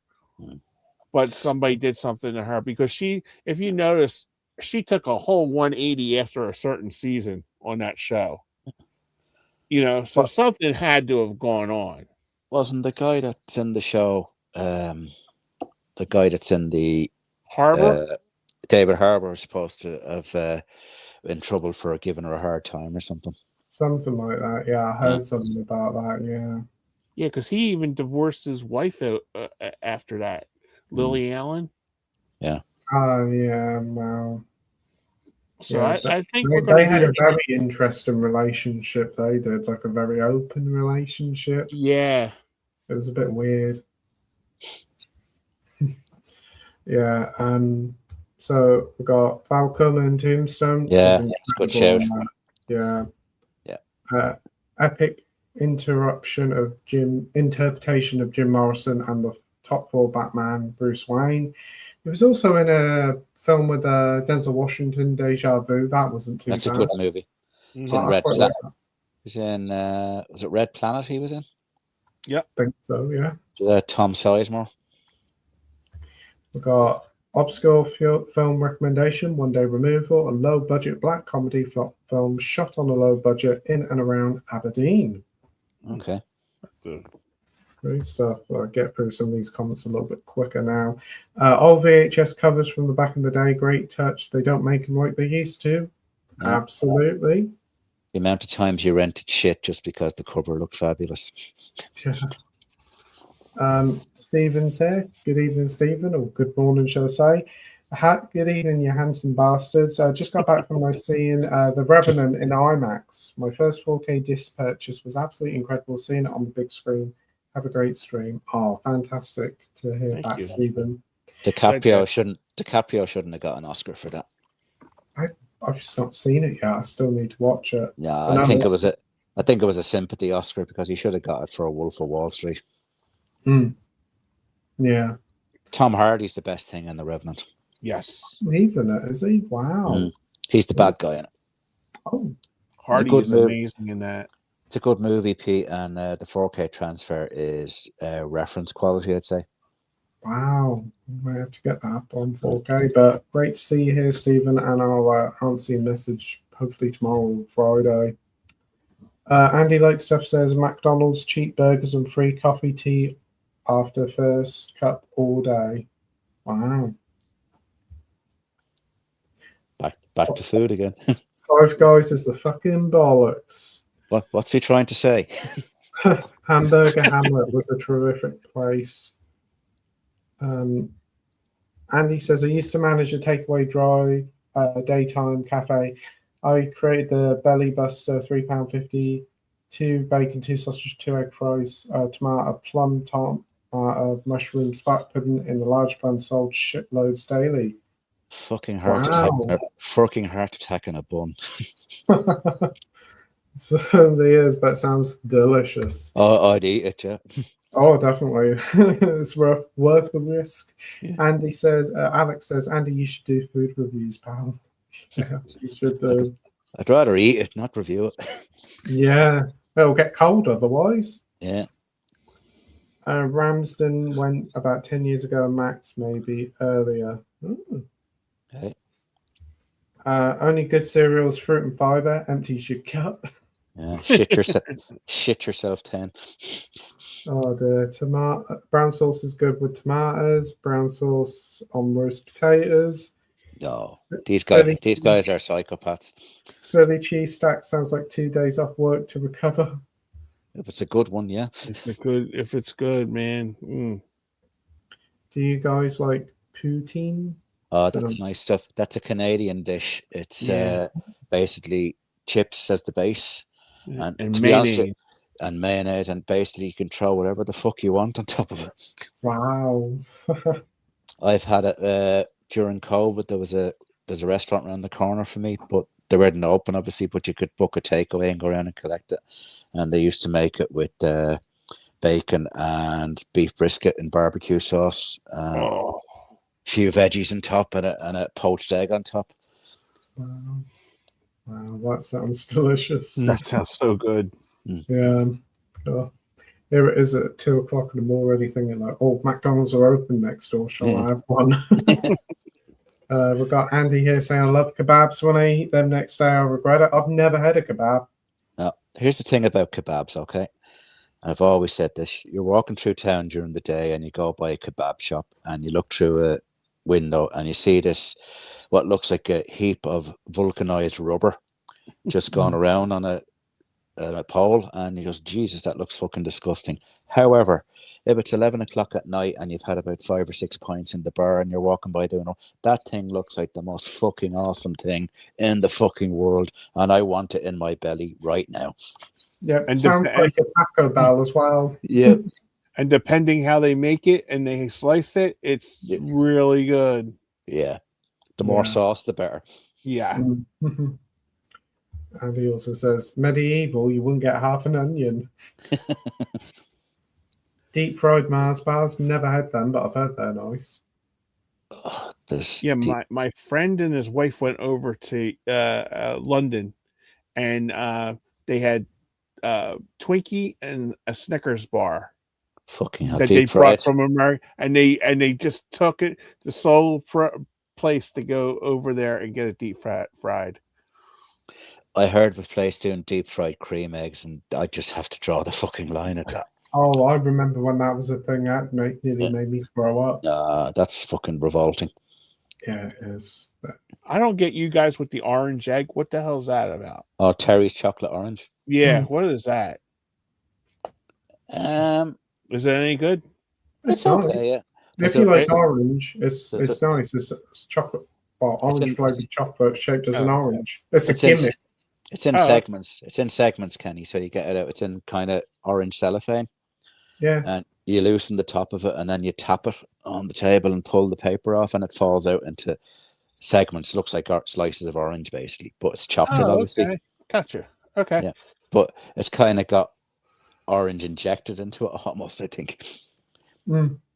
Gotcha. They're pretty nice. Okay. Yeah. I've always seen them like on like streams, like people like going into like Poundland or what's the Sainsbury's, the supermarket, getting them. But I just you know had no To be idea. honest, they're quite cheap chocolates. You can get Yeah. one for about £1 or £2, and there's a hefty amount of chocolate there. There's Oh, always nice. yeah. In fairness, Kenny, and don't take any offense to this, American chocolate is pure shit. Oh no, it is pure shit. You know, because we can even tell the difference how Hershey's changed their recipe and stuff. Have they even heard of the fucking Trades Description Act? Like, it's supposed to be nice to eat. Yeah, because my mom's boss went to over to London.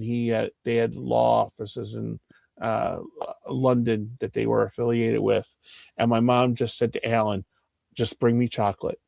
Just bring me chocolate." Alan must have brought her a whole like Nike shoebox full of different chocolates. And me, her, and my brother were just like, taking like a little bit of it, just, enjoy it, don't eat it like you're eating a Hershey bar here, but yeah, it was delicious. And you can actually tell the difference between the chocolate too. Cadbury's are the big players over here. She liked the Carmelo. Carmelo. Yeah, that's good. That's good. Yeah, Cadbury's is the #1 chocolate brand over here. Like, even their adverts were amazing back in the day. Yeah. She would take that into church with her, and she would break off pieces when we're in church. And one time, she wouldn't share with us, and when she went to do it, you know how moms had like the tissues all wrapped up, like you could see like the Carmelo like in the tissue, it was matted in the tissue. My brother's like, I'm not eating that. So we got home, mom put it like she was like surgical just to make sure like all the chocolate came off of it. And Chris is like, my brother's like, Mom, there's tissue in there. She goes, I don't care, it's all going to the same place anyway. So. Oh dear. We've got Alex here saying there's a chippy near mine in Rutherglen that does some good deep fried pizzas. Ooh, I would love to try that. That's about 1 million. That's about 1 million calories right there. Sounds but like only try it once though. I'd have to try it. I like a calzone pizza.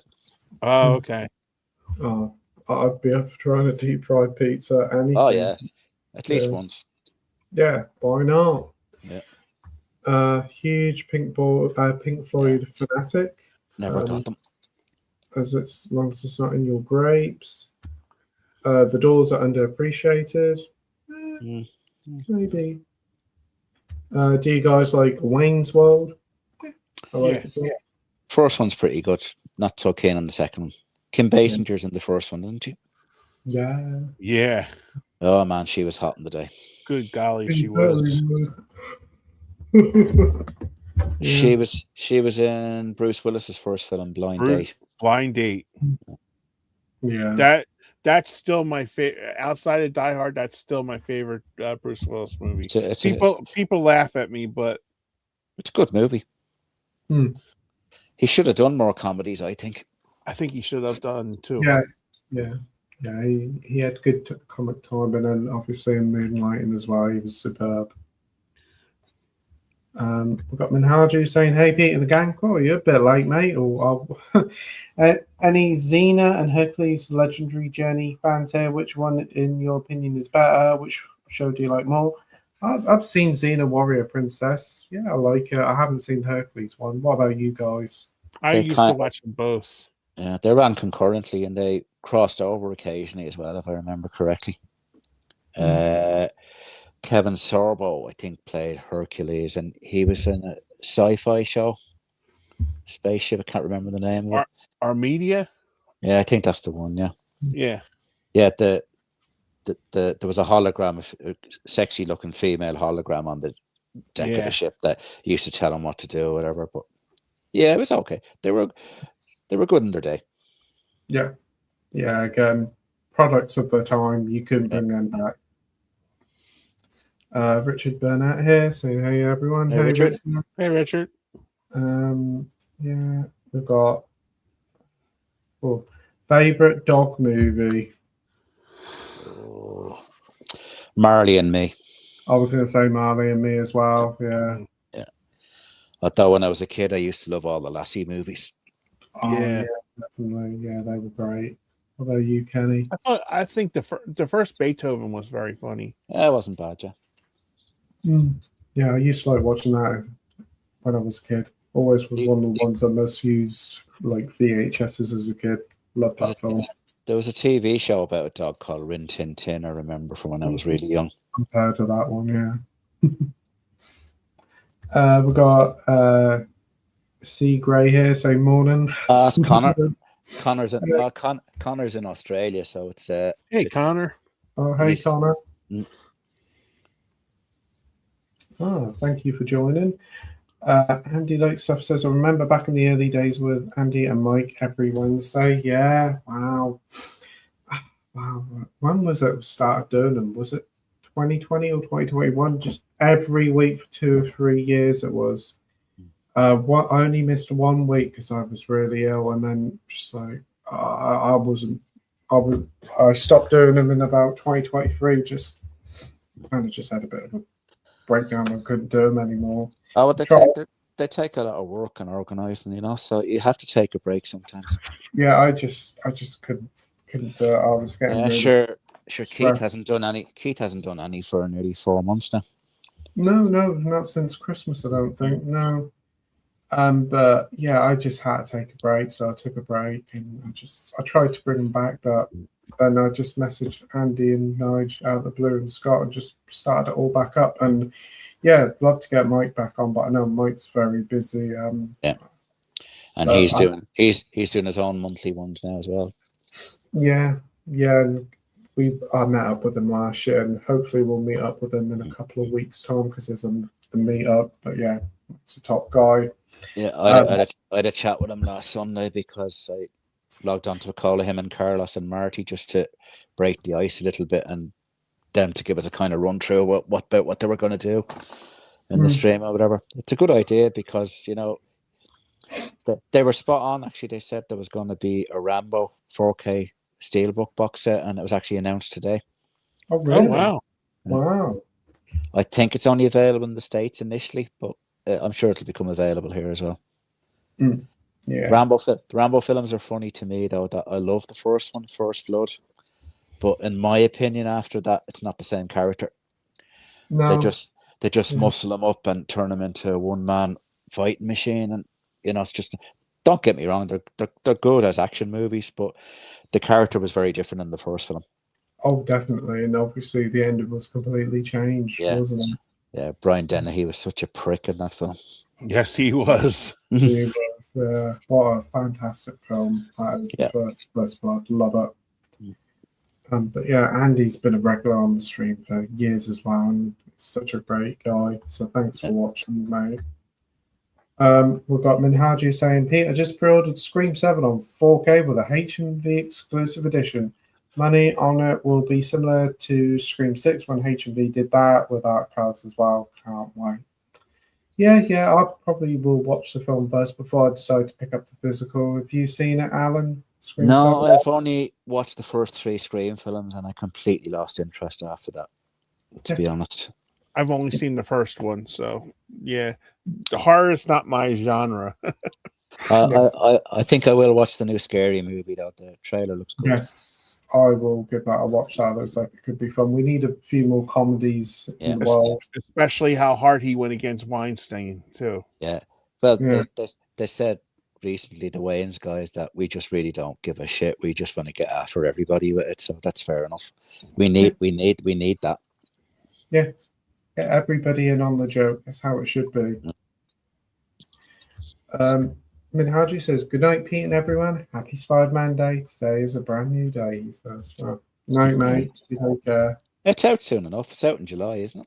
Yeah, it is. Not too far off. And Stacey says, will you see Whale Fall? I've heard of it. Never heard of it. Never heard of it. Did you know, by the way, Pete, that they're re-releasing Endgame this year as well? Wow, really? What, in cinemas?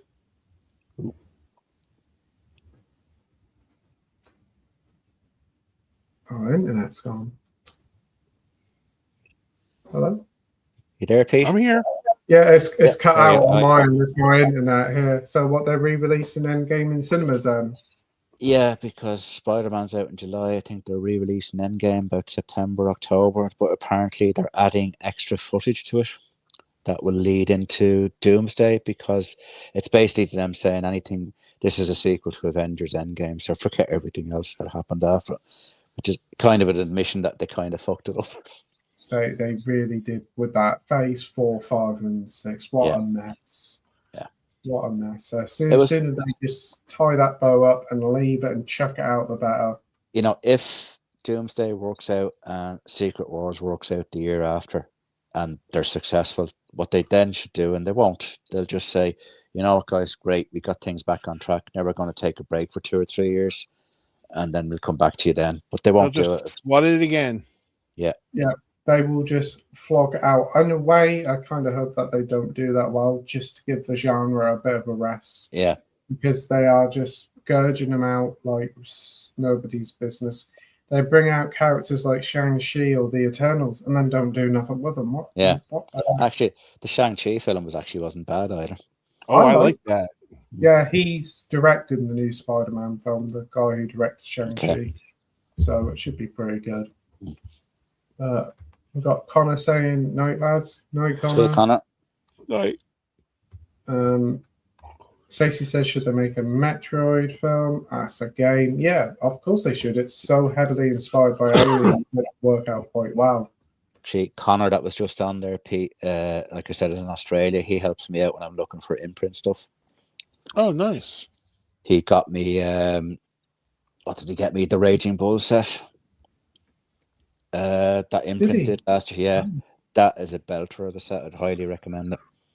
Now, when I say you get it, I paid him for it, but Connor used to be in the Army and Navy, so he gets services discount from a lot of the outlets over there. So he's just packed it up and sent it off to me as a gift and no duty, so all good.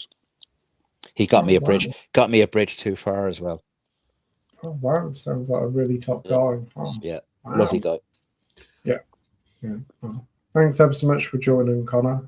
Hope to see you again on the stream soon, mate. Absolutely. We've got Mac Chat saying, I'm off to bed, lads. Good stream. Until the next one, God bless you, boys. Night, Mac. Night, Right, Mac. Mac.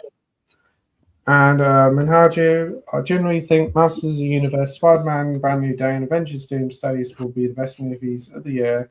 Mortal Kombat may be good too, but not movie of the year. I like the reboot of the Mortal Kombat that they did. What, 19, 18 or 19? Mortal Kombat 2021 was it? That wasn't too bad. That was pretty good. Yeah. I think, I don't know what will be the best film of the year. I don't think none of them will be best film of the year. I don't think anything that we're looking at right now, it'll probably be out in like October or November, because they don't usually. Of the big budget films, that'll be the best film of the year. Of big budget films, it'll probably be June Part 3. Yeah, I see too as well. There's a war going on in the States where June Part 3 has managed to nick all the IMAX spots because Avengers Doomsday is getting released at the same time. So they've managed to get all the IMAX theaters. So apparently there's some talk now that they might delay Doomsday again until IMAX becomes available, because it's been shot on IMAX. So, you know, if you don't see it in IMAX, you're not really seeing it in its full glory. Yeah. Oh, dear me. But yeah, I'm surprised that they are releasing both of them films in cinemas the same day. I suppose they're hoping for another Barbenheimer, but they really should delay one of those films and let people. You could kind of class them both as comic book movies in a way, because the people who are going to see Doomsday, they'll want to see that. Yeah. So I don't know. We'll have to wait and see what happens with that. But that is the final comment of tonight. We made it. We did it. Wow, we skipped a few comments. I do apologize, but hey, look, we were 6.5 hours in. It's been an absolute blast tonight. Been such a joy. We've had a tangent about all different things, from films to slip covers to food. It's been a bit of everything, Yes. and it's been an absolute blast. So thanks as always to Nige, Andy, and Scott for joining. And a special guest tonight, Alan and Kenny will both be getting you back on the streams. Yes. definitely. Thank you for having me, guys. Yeah, it's had a been an blast. absolute pleasure. Thanks for having me, Pete. It was an absolute blast. It was. No worries, mate. A stream longer than most of my relationships. Never thought I'd see the day. Oh, yeah. I think this must be the longest stream I've done since bringing these streams back. And Nice. I grew a goatee during this one. Do you not notice? Yeah, I saved for this one, but all of a sudden I got like a Scott Calvin. I'm getting my 5 o'clock shadow back. Oh, dear. I think the sun's starting to rise behind me. I remember when I did one of these streams, that was 8 hours. When I stopped pressing the end stream button, the sun was then rising. I was like, oh my days. Ah, well, you know. But no, that was a lot of fun, lads. Really enjoyed it. Yeah, I really had a good time. Great company. First time I've spoken to you directly, Pete, so that was a pleasure. And Nige and Andy as well. Now, I've spoken to Andy a few times. I filled in for you on Monday, by the way, Kenny. On all Oh, this, thank you very much. I woke. I get migraine headaches, and this was like a very bad one where it was like I woke up and I was nauseous. Yeah, you just gotta lie down. That's all you can do. And Now, basically, there was like no music, no nothing. It was just me with a cover over my head. And what I do when I get migraines, and the doctor told me I was nuts, but you know, it's probably my head. I take I wash my hair with cold water and like, you know, and shampoo it. And I think I did it like 3 times on Monday just to get it. And it was just like, I had toast and jelly, or as I was told, it's jam, not jelly. So I had that, and that didn't work out well. And then my stomach was just like filled with like knots and stuff like that. So I had a little bit of scrambled eggs and a piece of toast, and that kind of settled it. And then yesterday I woke up and I was still kind of yucky, but you know, I was a little bit better. But it's got to run its course, hasn't it? Yeah, it's the one thing where it takes a full day, because you just gotta, you know, your whole body just hurts. Yeah. Well, you know. glad So thank you, Alan. I appreciate you, Philly. No worries. Coming on for me. I'm glad to hear you on the mend. Are you going to be on Ollie's stream on Monday night, and Kenny? Yeah, I'll be there. Hopefully, Alan, you're back on Monday too. Don't know yet, but if he asks, I'll certainly do it. Yeah. But keep an eye out for me Friday week on Carlos and Mike's. That's now, is this on your channel or Carlos's? This is on it's Mike's channel. Mike's channel. That other retro guy. Okay. That other retro guy. Okay. So, yeah. So I will be watching on Friday night. It's a different format, Kenny. It's basically a preview of all the announced releases and maybe speculation about others or whatever. So it's a lot. It's a lot of fun. It's a lot of fun. It is a lot of fun stream, and Carlos and Mike are 2 top guys. They are. Yeah, Carlos was so interesting to talk to. So I look forward to watching that. Yeah, awesome. So be sure to check out everybody's channels. Everybody's links in the description down below. So go and give Kenny and Alan a sub.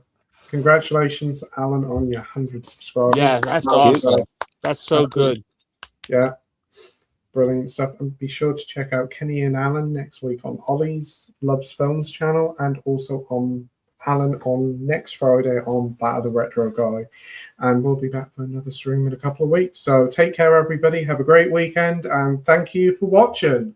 Everybody. Take care, Bye, guys. Mike, guys. Take care.